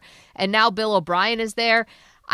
This was not the year, I think, to come up with this loss, because I do think the ACC is going to provide some resistance. And I think you're only getting one. You're just getting the conference champion in. No at-large bids, I don't think, are coming from the ACC, obviously. Well, it's funny about you say that Florida State as a program. I mean, listen, obviously, this is a huge. What happened last year was a massive upgrade over. Well, they've been good 2 years under Norvell, but they've been bad for about 8 years, 10 years since Jameis year. They've been really bad. So I'm not sure. They're not Georgia. They're not Alabama. They're not an SEC power. I don't think they're necessarily disappointing as a program. Shouldn't we have expected some bumps, or should we have expected what happened last year to sustain itself? Well, we're talking about Florida State and the bad loss in Ireland to Georgia Tech. But here's the thing: you can say that they're not Alabama and Georgia, and I'll definitely agree with you. However, Florida State has been very much out there about how they're too good for the ACC. You know, they're suing the conference right now because they want to get out of it. Now, there's a lot of reasons to do that, but they've kind of have this sort of, we're Florida State up here and everyone else is down here, which is, you know, only a couple years ago, Clemson obviously was the toast of the conference. And then obviously back in the day, Miami was, but that was some Big East years too. But here's the thing. I think that if you're going to walk around saying we need to leave the conference, the SEC or the Big Ten would love to have us, we're this, we're that, we're the other thing, then these slip-ups get magnified. Add on top of it, I think everyone was watching this game. If you're a college football fan, this is like the ultimate standalone game because we're so jonesing for football. It's on, noon Eastern that it kicked off? I mean, you get a big audience, and they were bad. And Georgia Tech looked tougher. I'm not sure about that big audience because it is August 24th. I think a lot of people, that game snuck up on them. And it is it's kind of week 0 is kind of eh. But regardless about that, you don't think the other two teams you just mentioned, Miami and Clemson, would basically throw a human being under a bus to get out of the ACC too? They all want to get out of the ACC. And why wouldn't they? Because they need more money. Florida State clearly needs more money to get in, to outbid Ohio State for the transfer portal quarterbacks. I think I understand when you're saying that maybe Florida State is presenting themselves as something bigger than they are, but they have every reason to want to be out of the ACC, right? Just based on it's a much bigger contract with the SEC and the Big Ten. So the money is and if you're Florida State, I think you're looking over your shoulder at Florida, be like, why is Florida in the SEC and we're in the ACC that's only going to get one bid? So you have to admit there's logic there.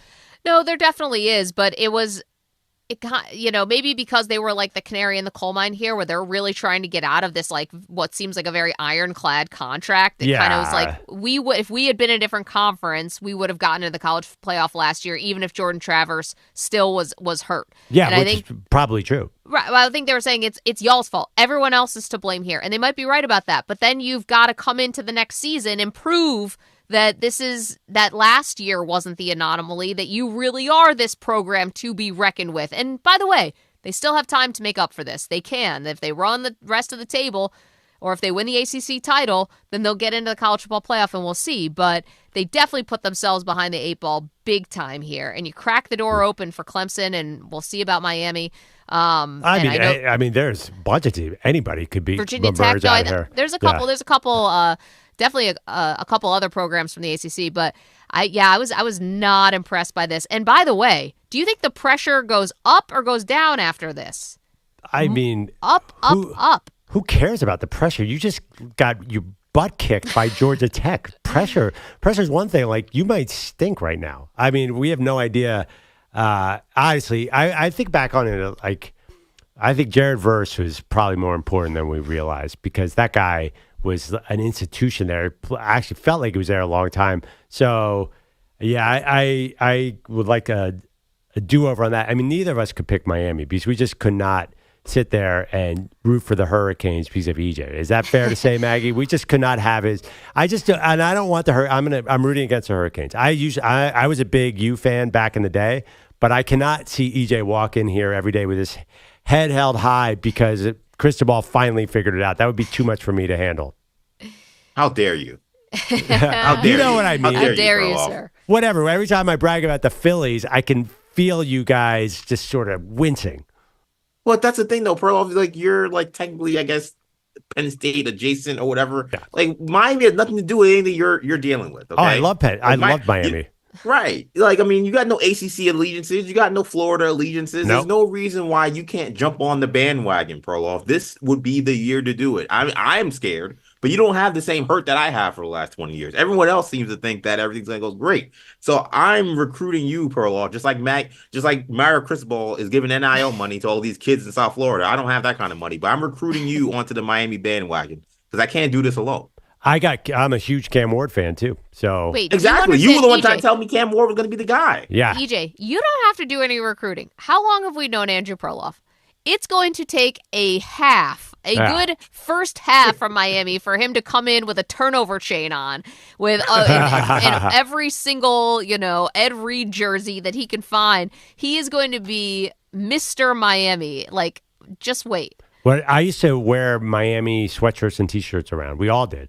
when I was a kid. Miami Hurricanes, not the Dolphins. The Dolphins colors were weak back for me, but the Hurricane stuff was the coolest. They are the coolest team. When it was Catholics versus convicts, I rooted so hard for the convicts. I was all about Miami. But to be fair, this Miami team is way different. Now when I think of Miami, I think of late game coaching mistakes. That's the first thing that jumps to my mind. I mean, I'm being totally honest. Like, I know there's all this talent. I know there's all this NIL money. Are they gonna be able to maximize their potential, or are they gonna blow it? This was a Georgia Tech signature win last year with Miami. If you just kneel the ball down, you beat Georgia Tech. EJ, I don't have to tell you that. And that was the second time that Mario Cristobal's made this kind of mistake, because he did it once at Oregon. You cannot say you trust Miami. No, nobody does. EJ, you could be drinking and doing all the South Beach things, whatever, Coral Gables. There's no way you trust this dude. Hopefully, I'm not doing all the South Beach things. Associated with a lot of unscrupulous stuff. No, I've been saying, like, everyone else is so gung-ho on these Hurricanes. And look, seeing Florida State struggle on Saturday, I'll be honest, like, I was looking at my chops being like, when are they on the schedule? I want to get those guys. They're going to just throw 5-yard dink and dunk passes all game. I mean, I don't think they have a chance to be Miami playing like that. But don't forget the minus 2-yard runs too, which are a specialty. Sure that'll help them a lot too. Like, I just feel like with Miami, like, Maggie, you're right. Like, it just seems like every time it looks like all systems are go, something happens, or they step on a banana peel, or they shoot themselves in the foot. I keep waiting to see when that's going to happen. It could be week 1 in the swamp, but that would be the one thing for Florida State I would be concerned about, is maybe there was a chance last year where the ACC was so bad that you'd say, okay, you lose this game, you'll be fine. I mean, I think Clemson's underrated too. I think everyone's kind of just ignoring them because of this first game against Georgia where they probably get smoked. But they usually play Georgia close. I'm not so sure they're going to get smoked. Right. And that's the other thing. I think the ACC is only getting one team in to the college football playoff, but this could go down as like a quote-unquote good loss. You lose by 1 touchdown or 10 points to Georgia. I don't think it's a 13.5-point spread. I think the last time we checked it. I don't think that's a shame. Like, I think people go, oh, maybe Clemson is here this year because they didn't get blown out. Maybe. But why aren't you nervous about the same thing that's been the problem with Clemson? They don't take transfers. I think they've been under their win total 4 straight years, and I think that's exactly why. Maybe, but again, there is a part of me that I'm just very curious to see if this continuity thing ever happens. Because you want to know what? FSU dipped into the portal, and look at what happened in that game. Nobody was on the same page. DJU is the same DJU we've seen at Corvallis. And Clemson before that, outside of that one good game, he stepped in for Trevor Lawrence when Lawrence had COVID, and he played against Notre Dame. You go into the portal, it doesn't always solve your problem. So I'm still wondering if maybe there's a last ride here for Dabo. This is a slow play by Dabo. He's like, you know what? I'm going to stink for 4 years. But then, I don't know. I have trouble trusting all these teams. Watch somebody we didn't even expect win the ACC. Watch that would Duke's be the funniest win the ACC. They've got their transfer, the transfer quarterback from Duke. Malik Murphy. Yeah, Malik Murphy from Texas. Oh, who's super tall. Yeah. Who's their coach now? I can't remember who they ended up hiring. Manny Diaz. Our former Miami guy. Yep. Man. Meanwhile, a lot of people were picking SMU, who struggled a little bit there. As Rhett Lashley and SMU as a surprise pick in the ACC. When it comes to ACC football, I always say it starts and ends with Stanford. That's my all take on ACC. You've always said that. Yeah. All right. We have a lot to get to left. Coming up, you're not going to believe it. It was actually a non-benign statement from Magic Johnson. The most boring social media person on earth is going after someone. We'll get in that next, right here, Maggie and Perloff Show. You're in a 5-minute break.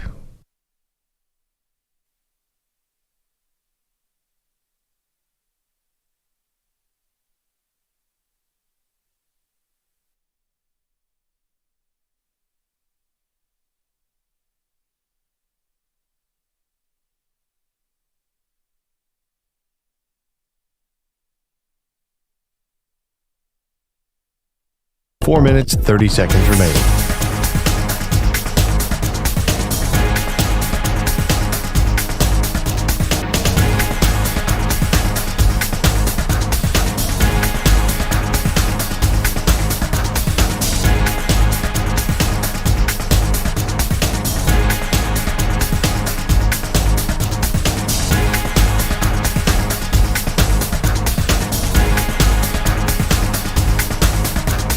4 minutes remaining.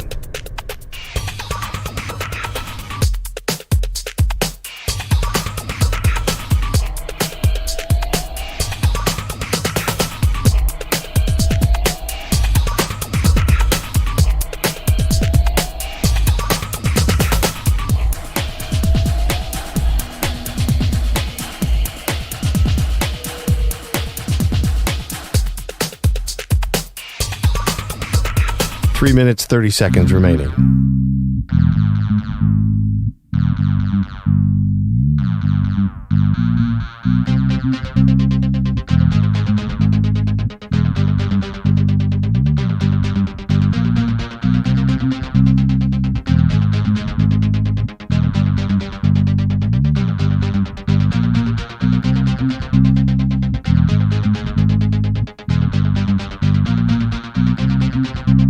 Three minutes remaining.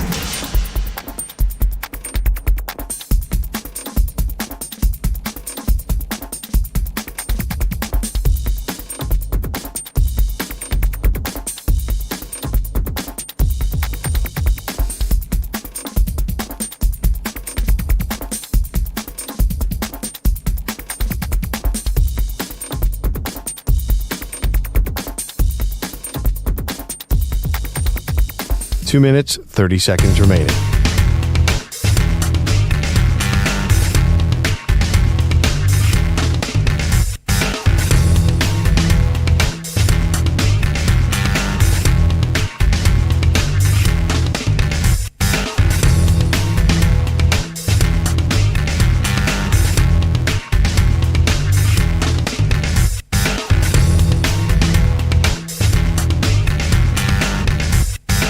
Two minutes remaining.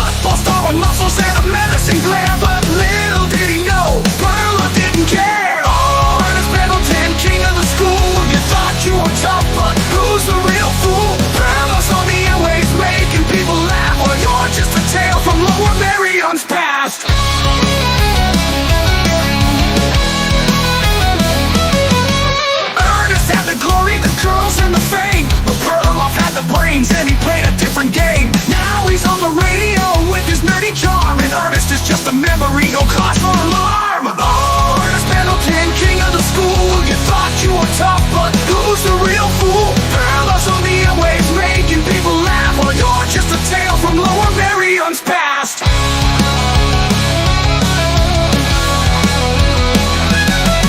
So here's a story about the nerd and the jock. Perloff's got the microphone while Ernest's in shock. Life's a funny thing, the tables sure do turn. And now it's Perloff's victory while Ernest munches yarn. Oh, Ernest Pendleton, king of the school. You thought you were tough, but who's the real fool? Perloff's on the airwaves, making people laugh, while you're just a tale from Lower Merion's past. But hold up, let's talk a Peter Bellotti. Always MIA, like he's got a secret hobby.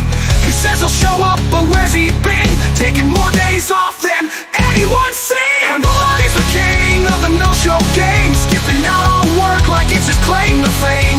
Perloff's here daily doing his thing, while Bellotti's out there living like a king. So what is your history? Bellotti's a ghost, but Perloff's on top and he's bragging the most. The bully's in the past and the slacker's gone, but Perloff's still here. All right, welcome back, Maggie and Perloff. MP500, we go stock up and stock down. All right, I'll get us kicked off with my stock up in every possible way is Samson Nacua. Now, I feel ignorant. I didn't know that Puka Nacua has a couple brothers running around in either the USFL or the NFL. He is on the Saints, and at the end of the half last night on NFL Network, they I think it was the Titans tried a long field goal. Nacua fielded, they missed. Nacua fielded it and went 99 yards and then went out of bounds at the 1-yard line. If it was a real game, that would have been the most frustrating fan experience of all time. But can you imagine? It was like James Harrison's Super Bowl touchdown when he was a Steeler against the Cardinals, but he didn't get in. Maggie, did you see the highlight of this play? If you're a fan, are you like, oh my God, you're right there? You just ran 109 yards and you came up 1 yard short. It's brutal. But it was such an. I'm going to stock up because it was such an awesome play by Samson Nacua, and I like that last name. I'm down. I'm rooting for this guy. Wow. Are you higher on the Saints now just because they have a Nacua brother? I don't even know if he makes a team. I don't have the slightest idea, but yes. It's simply yes. You write a strongly worded letter to Dennis Allen. My stock up, we just talked about Florida State and Georgia Tech, but we've been talking more about the Florida State side. Can we give it up to Tyler Santucci, the Georgia Tech defensive coordinator? FSU rushed for 98 yards against a Georgia Tech team that finished with the nation's 131st ranked rushing defense a season ago, and that's out of 133 teams. How did they stop FSU? This was a team that couldn't do anything on defense, and now 1 year later, they just made a statement in a game that I think a lot of people watched in a massive upset. So Tyler Santucci, who's also getting a lot of love on the broadcast, the Georgia Tech defensive coordinator, stock way up. Love it. Okay, I'll go quickly stock down. So Anthony Richardson, the Colts quarterback, came in a little in battle into preseason week 3 after the Bengals enjoying practice. The Bengals defenders were making fun of him. And then he kind of had a stinker. He was 8 for 14, 86 yards, touchdown and interception. Oh, boy. I got to be honest. I'm like, I was pretty high on the Colts. We talked about them earlier in the show. I'm nervous about Anthony Richardson. I think he might need more time. And the one thing you don't get in today's NFL is time. We'll see. I love Shane Steichen, their coach. Great play caller. Feels like it's going to be a little bumpier than I thought with Anthony Richardson.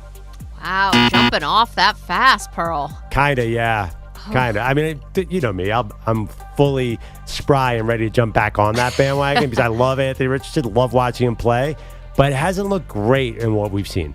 Yeah, that's a good one. My stock down today goes to the University of Michigan. This is going to be an interesting week for Michigan. Yesterday, the official notice of allegations came down on the sign stealing scandal, the alleged scandal, the Connor Stallion scandal. So you had 2 level 1 violations and 1 level 2 violation against Sharon Moore, the head coach, for deleting the text messages. Now, Sharon Moore did say, I hope these text messages come out.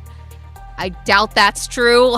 That's a lot of tough talk there. But if you're wondering, like, Maggie, this already happened. No. A couple weeks ago, it was leaked of a draft of a notice of allegations. Yesterday, the actual allegations were sent. And then on top of that, tomorrow, guys, is the Netflix documentary where Connor Stallions, speaks his truth, I guess. And he's in this big thing, the untold stories, the same people who did Florida, Johnny Manziel, a sad one about Steve McNair, all that stuff. So that's coming out tomorrow. So this is going to be a tough week for Michigan. I think this is stock down Michigan Wolverines. They got that title. They'll be okay. But I hear you're absolutely right. I'll do one more quick stock up, and then you can do one more stock up. A little stock up for Spencer Rattler. Yep. 5th round pick. He does nothing but drops dimes in preseason. I seriously doubt it will translate into actual regular football. The Saints quarterback. But Spencer Rattler, man, he looks like a real quarterback. It's funny because he was the guy for a long time. Then he fell off so far, but I'm rooting for him. All right, there are people in New Orleans who are not this dialed into the Saints as you are. That is. Well, Spencer Rattler's a bit of an internet star. She's like, I guess Mina Kimes is on a Spencer Rattler mission on the internet, the ESPN analyst. Yeah. He's just he's got such a great arm. He always had that great arm. I find him very interesting. I thought he slipped a little lower than I thought he would at the draft. Be a fun redemption story if he got it going. All right, Maggie, you're up. Okay, last stock up. This has got to be the legend of Justin Herbert. This guy is turned into a folk hero, and I think we have actually some sound from his head coach, Jim Harbaugh, talking about what happened before the preseason game against the Dallas Cowboys. Chargers are in town for that game, and a dozen or so people from the Chargers traveling party, including Justin Herbert and Dan Fouts' wife, randomly were stuck in an elevator with no air conditioning for over 2 hours. They were eventually rescued by the Dallas Fire Department, so big ups to those heroes. And Apparently everyone was like dripping in sweat because this elevator was crowded and had no air conditioning. According to Jim Harbaugh, except for Justin Herbert. Ryan, can we hear from the coach? The remarkable things that came out of it was, to a guy, Tarheeb, young rookie players, Justin Herbert's a leader. I mean, he was a rock. Kept everybody calm, and Jerry Fouts told me the same thing. Pulled me aside after they got out, and just how great Justin was. Amazing. Guys, keeping everybody calm in a crisis. Justin Herbert, the legend grows. Stack up. So how would you guys feel if we ever got caught in an elevator with all of our coworkers here? If it was 15 of us, maybe the 4 or 5 of us right here, I'd be fine with that. 15 of the people in this building, I'm not sure I could handle that. Could you guys handle that? I would not like this. And I would not be the Justin Herbert of our group. Just full disclosure, I'm very quick to panic. And this would not be good. I'd need someone else to be the Justin Herbert for me. But I asked Perloff this question yesterday, and EJ too. We were talking on the phone. Okay, so you guys have heard the story about the 2 NASA astronauts who have been basically stuck in space. They were supposed to be on an 8-day mission, and something happened with the return aircraft, and so now they're just sort of hanging in the International Space Station. Now, it looks like it's going to turn out okay because they might be able to hitch a ride on one of SpaceX's next missions, but it's not till February. So they're just like hanging out in space. Would you rather be the people in the elevator or the people in space? And the reason why, just remember a couple of these details. They're at the International Space Station. I'm assuming they've got Netflix, like some DVDs, maybe if you're going old school. They probably have a bunch of food, entertainment. You could probably watch the NFL and college football up there. I mean, it's 2024. Can we watch football in space? Like, you have a way to spend your time, and you're an astronaut, so this is like your lifelong dream to go to space, I'm assuming, as opposed to just being stuck in a sweaty elevator with a bunch of coworkers for 2.5 hours. Everyone's phone's probably dead. You just got to stick around and make small talk. I don't know. I feel like you're really pitching me, Maggie, but give me the elevator. I'm sorry. Outer space is the other suggestion, where I'm millions of miles away from home. I'll take the 2.5 hours being a little nervous or scared than being in space for months. The bone density. No, not fun. Now, so go ahead, Ryan. The bone density. When you're in space for prolonged times, your body literally breaks down, and you will most likely have to be hospitalized when you come back. Yeah, not good. Wait, I didn't know that. Wait, they're going to break the record for being in space the longest. It's not a record you want to break. Be that as it may. It's like going 0-16. This is not the one you want to do. Wait, but here's the thing. These guys are trained to be in space. Like, this is the life dream to be in space, and now they just get more time in space to talk about nerdy space stuff. Like, they're in heaven up there. No. But you said me, Maggie, not them. You asking me what I'd prefer? Well, put yourself in their shoes. Put yourself in their shoes. No, so the only benefit that they have, and it's a small one, is they now know when it ends. The thing that you don't handle well in the elevator is how long are we going to be here? Like, so, or will we die? Yeah, will the elevator fall? That's the concern too. See, I didn't think about that. Yeah, I just the elevator. No, yeah. Why would you be concerned about the elevator falling? Well, I mean, they had to climb out of the hatch at the top, right? Because the cords were broken.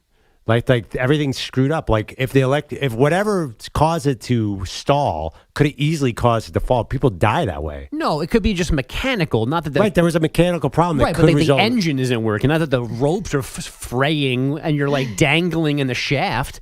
The elevator just wouldn't move between the floors. I don't think it was the ropes. I'll bet you it was a computer system. But whatever was screwing that up could have easily lost like total control of it, and the whole thing could have shot down to the basement. I don't know if that's true. The other thing too, though, and unfortunately, this is where I get gruesome in my news days when I was covering local news in New York City, is the amount of deaths that happen in elevators where people, like, the doors open and they try to enter, and there's no elevator. Yeah, or it quickly just goes up or goes down. Like, that scares me. That's the one thing that I always yell at my fiance, like, if you ever get stuck in the elevator, do not go by the doors.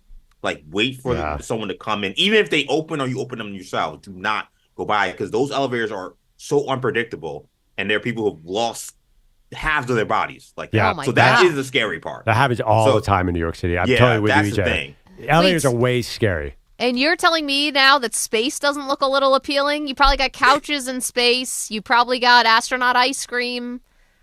I think you're doing a bit here, but I don't. I mean, there's absolutely put that poll up. It's got to be 97% to 3, right? Well, once I explain all the creature comforts that I just assume exist in the International Space Station, yeah, maybe you'd rethink it. Also, there's bathrooms at that International Space Station. I see no bathrooms in that elevator. But it's like a year. You're spending 8 months, almost 10 months, right? In Fine, space. don't indulge her. She's eating, like, off to space You're with eating this powder, thing. basically. I'm obsessed with the space thing. I'm obsessed. Do you think these people, what do you think is going on with the relationship? Are they alone up there? Are there other astronauts who are coming into the International Space Station? Are we all thinking it? Have they hooked up yet? I don't know. Are they married? I have no idea. Do they hate each other? I hope not. They'll hate each other by the end of this.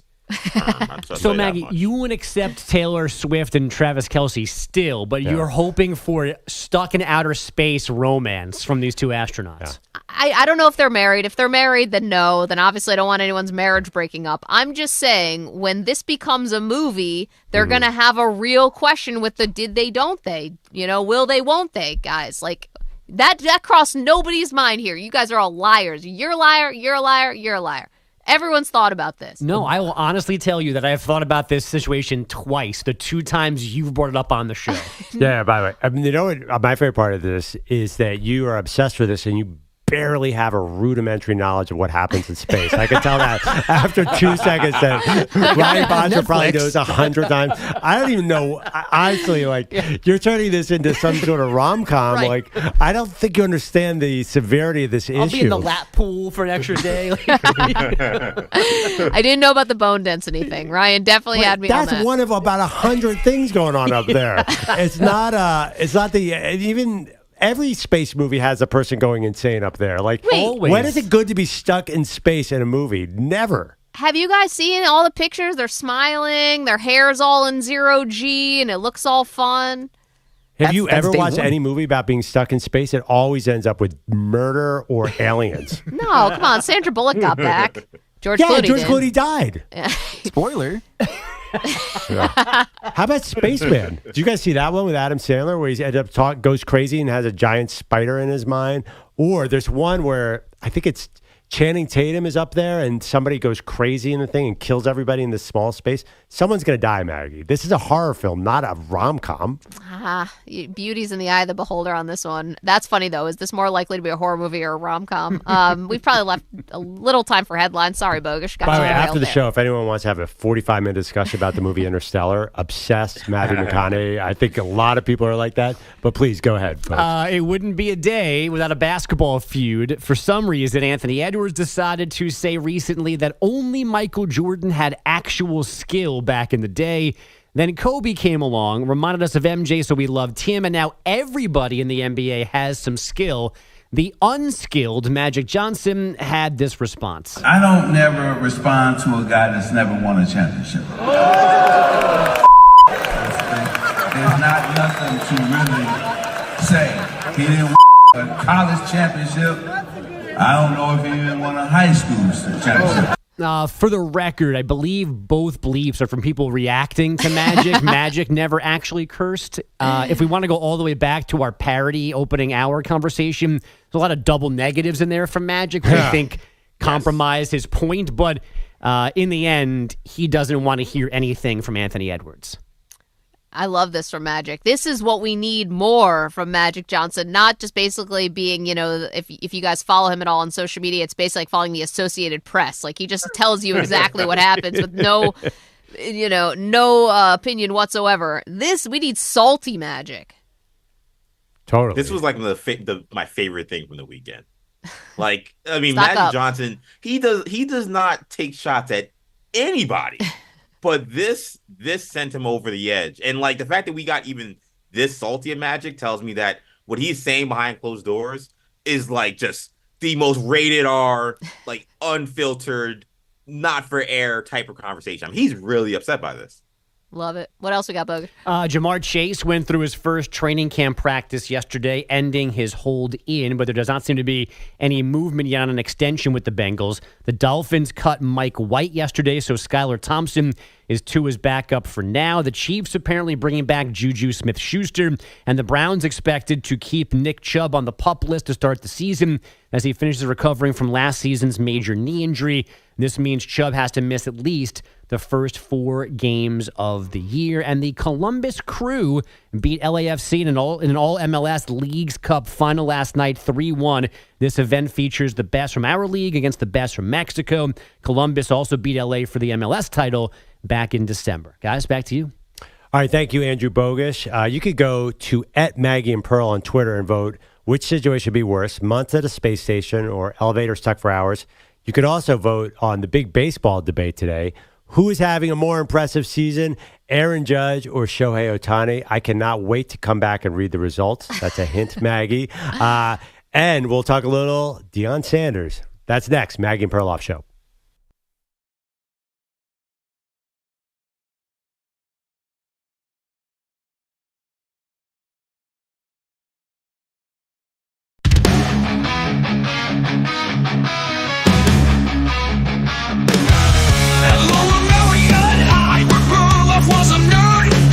Was the football star always being heard? But forget about the past, let's get to Pete, the guy who skips work like it's a track meet. Or is Pendleton, thought you were the king, but Perloff's the one who's doing his thing. Speaking of kings, let's talk about Pete, who never shows up, his presence is beat.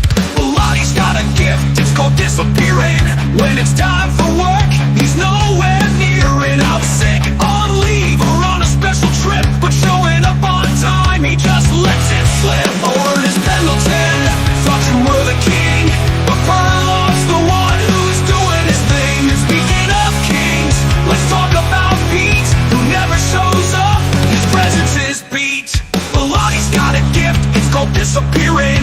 When it's time for work, he's nowhere near it. Out sick, on leave, or on a special trip, but showing up on time, he just lets it slip. Or is Pendleton, thought you were the king, but Perloff's the one who's doing his thing. And speaking of kings, let's talk about Pete, who never shows up, his presence is Pete. Oh!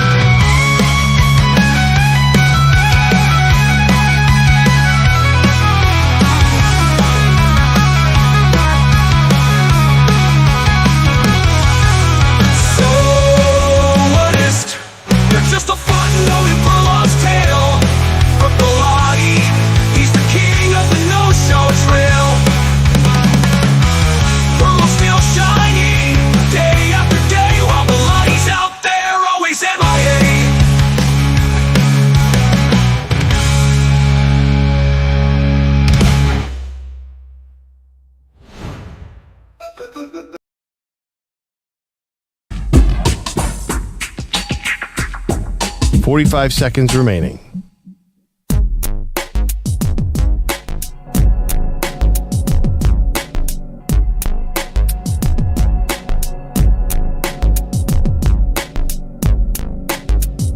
Thirty seconds remaining.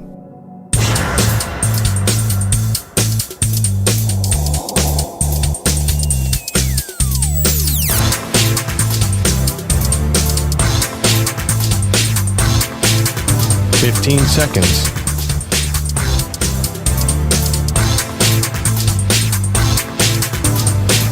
Break ends in 5 seconds.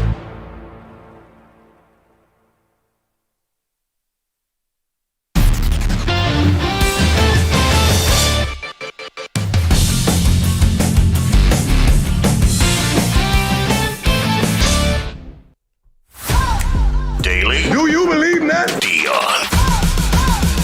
You believe that? All right, welcome back, Maggie and Perloff Show. The Daily Deion was created usually for funny things that Deion said or for interesting things that happen with the program, innovative things. You know, he built a team in a completely different way. But it's evolving a little bit, Maggie. Now we're getting some negative stories here in this Daily Deion, including the latest from Colorado. Yeah, I mean, listen, is this going to derail the program? No, but I think probably a bad look for Deion and the program. The fact that they've now banned a Denver Post columnist named Sean Keeler from asking any questions to Deion or to any of the football players because he's been critical of the program and because he's, you know, gotten creative with some funny terms, you know, like calling Deion, the Bruce Lee of BS, and, you know, saying basically that he, you know, is dubious of how Deion is building this program.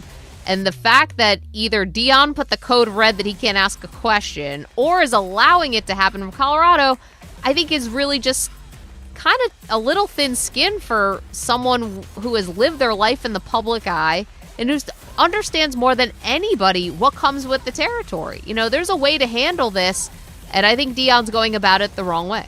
Yeah, some of the headlines are Deposition Deion, False Prophet, Planet Prime, that sounds kind of nice. The Deion Sounds like Kool-Aid, a Deion restaurant. The Deion Kool-Aid, I mean, come on, that's like columnist 101. Yeah. These are not personal attacks. This is just what you write in a column. It's totally unprofessional by Deion to do this.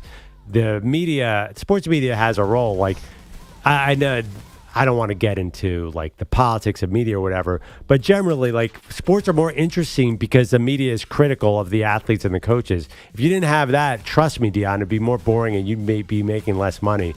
So just roll with the punches, dude. I mean, you have bigger problems than Sean Keeler, right? I would think so. Also, there's a way that you can get sort of around this without doing it, like without doing pulling out a full-out ban, because you want to know what? That's a headline.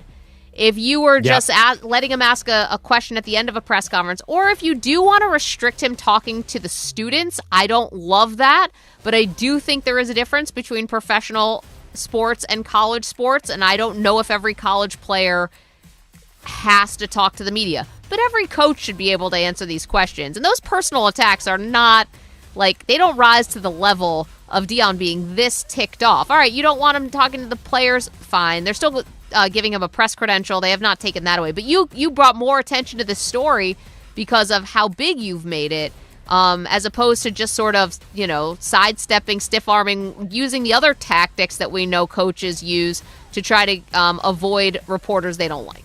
Absolutely. So Deion clearly needs a football game. Got one coming up against North Dakota State. So the spread open at 7.5. It's up to 9.5.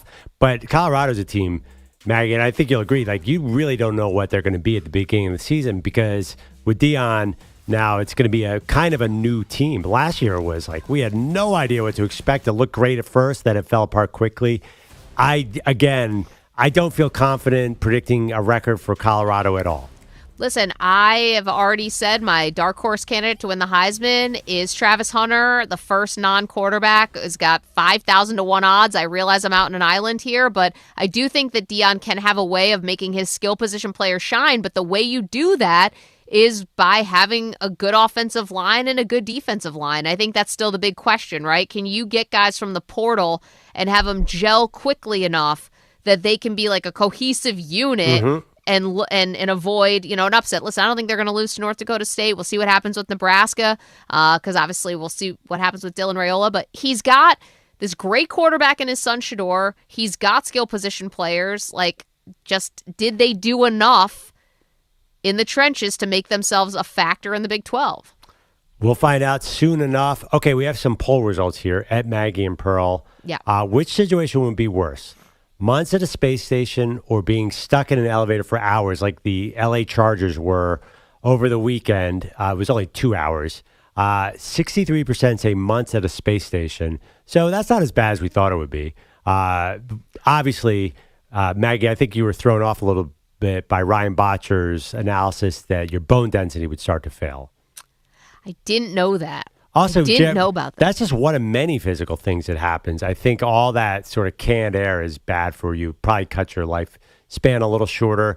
Being in a hotel with a bunch of football players, probably at a pregame meal, might be some smells you don't want to deal with. I feel bad for Dan Fouts' wife.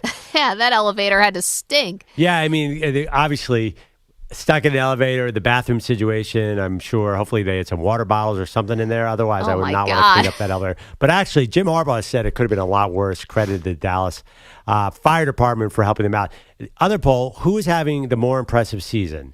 Aaron Judge or Shohei Ohtani? Now, I walked around the office. I said, who's having a more impressive season, Aaron Judge or Shohei Ohtani? People are like, Puh, Shohei. Obviously. Well, guess what? 75% say Aaron Judge in our poll, Maggie. It's obviously Aaron Judge. This is a historic season. This is just ho-hum, another MVP year for Shohei. Well, they're both doing things they've already done. We just watched Aaron Judge hit 62 home runs 2 years ago. So yeah, he's going to hit more this year. Okay, he's going to hit a few more. Let's see if he does it. But then he's going to hit a few more. But we've seen he's got the blueprint, just like Shohei has the blueprint. Why I think Shohei is more impressive, and I know you don't like this, but it's a reason. He's also rehabbing an elbow injury and having this awesome 40-40 season. First year with the Dodgers, standing out star among stars. Shohei is still the unicorn. Judge hits home runs. Great. Gets on base a lot. He actually is a good fielder, too. He's got a cannon for an arm. But I think what Shohei is doing is still more impressive. I got to tell you, Aaron Judge, that toe is no picnic either. That guy's not ever going to be completely healthy either. So if you're going on that, I don't know. I mean, Bryce Harper hit pretty well after that same elbow thing. Okay, our last poll, is Ernest a tough guy name? 82%. Do you want to explain the backstory on that? No, I don't at all. 82% say no. Now, this is a guy who punched me in the arm in high school named Ernest Pendleton, star running back, went on, I believe, East Carolina, although I can't find any stats. I think he was definitely a D1 prospect, best football player we ever had at our school, and he punched me in the arm for no reason. Did you guys have freshman day at high school where everybody would pick on the freshmen? It was the Friday the 13th, the first Friday the 13th of the year would be freshman day, and it was the worst day of my life. Did anybody else have this? I don't think they do this anymore, Ryan. It was one of those things that was talked about at my school, but I feel like had probably been ostracized or removed from actually happening. Like, that was the whole thing when I got to Catholic school. It was like, get ready for freshman day. Like, freshman day, this whole deal. It was like this weird urban legend that all the freshmen be thrown in lockers and stuff. But then nothing happened. So I don't know if it's actually a real thing. Is it just for boys or boys and girls? In our school, it's just for boys. Thing. Yeah. Just for boys. Okay, because I was going to say, this does not sound familiar to me. I don't know if I should go back to some of my high school guy friends and ask, hey, what was that Friday the 13th of freshman year like for you? No, we did not. I don't think we had that. We had something weird at our high school that we actually had sororities and fraternities in my high school, which was weird. Really? I get it. It's totally weird. It's a little dazed and confused. I think they do this also. But so I actually, because I was on the tennis team and I knew a lot of the girls already in high school, I was a little younger, I pledged a sorority in high school my freshman year. I never even did a sorority in college, by the way. But I did one in high school. And one day we had to do push-ups and all bake these girls cookies and all that. And on Halloween, we had to dress up in these silly costumes. And that felt like the closest I ever got to hazing because it was a rough day. That is so bizarre. I've never heard of that. Yep. Wow. I was at a fraternity in college and I had to do a funny haircut. I did an inverse mohawk. It's the ugliest thing you ever saw. If I had to do that in high school, I hope there is a picture out there. I hope Wait, it's not in the cloud. Inverse mohawk? Yeah. So a strip bald down the middle? Oh, yeah.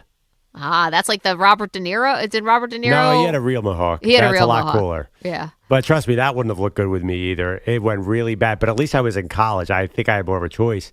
Freshman year, sororities, that's the dumbest thing I ever heard. It was very silly. Wait, so what did you do with the haircut? Did you eventually just shave it all off? Yeah. Oh, I mean, how long did you have to wear it for?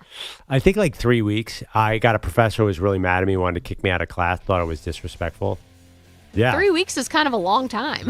Big rebel period for me. I'd never had a weird haircut in my life. I liked it, and then I didn't like it. Look at you, campus radical. Yeah, exactly.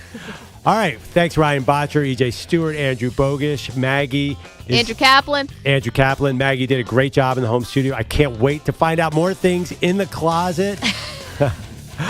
See you tomorrow.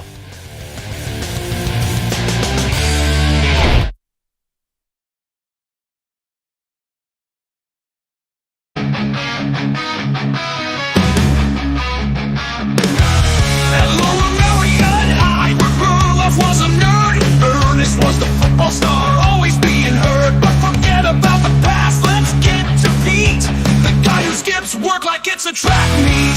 Or is Pendleton, thought you were the king, but Perloff's the one who's doing his thing. Speaking of kings, let's talk about Pete, who never shows up, his presence is beat. Pilates got a gift, it's called disappearing. When it's time for work, he's nowhere near it. Out sick, on leave, or on a special trip, but showing up on time, he just lets it slip. Or is Pendleton, thought you were the king, but Perloff's the one who's doing his thing. And speaking of kings, let's talk about Pete, who never shows up, his presence is beat. Pilates got a gift, it's called disappearing. When it's time for work, he's nowhere near it. Out sick, on leave, or on a special trip, but showing up on time, he just lets it slip. Or is Pendleton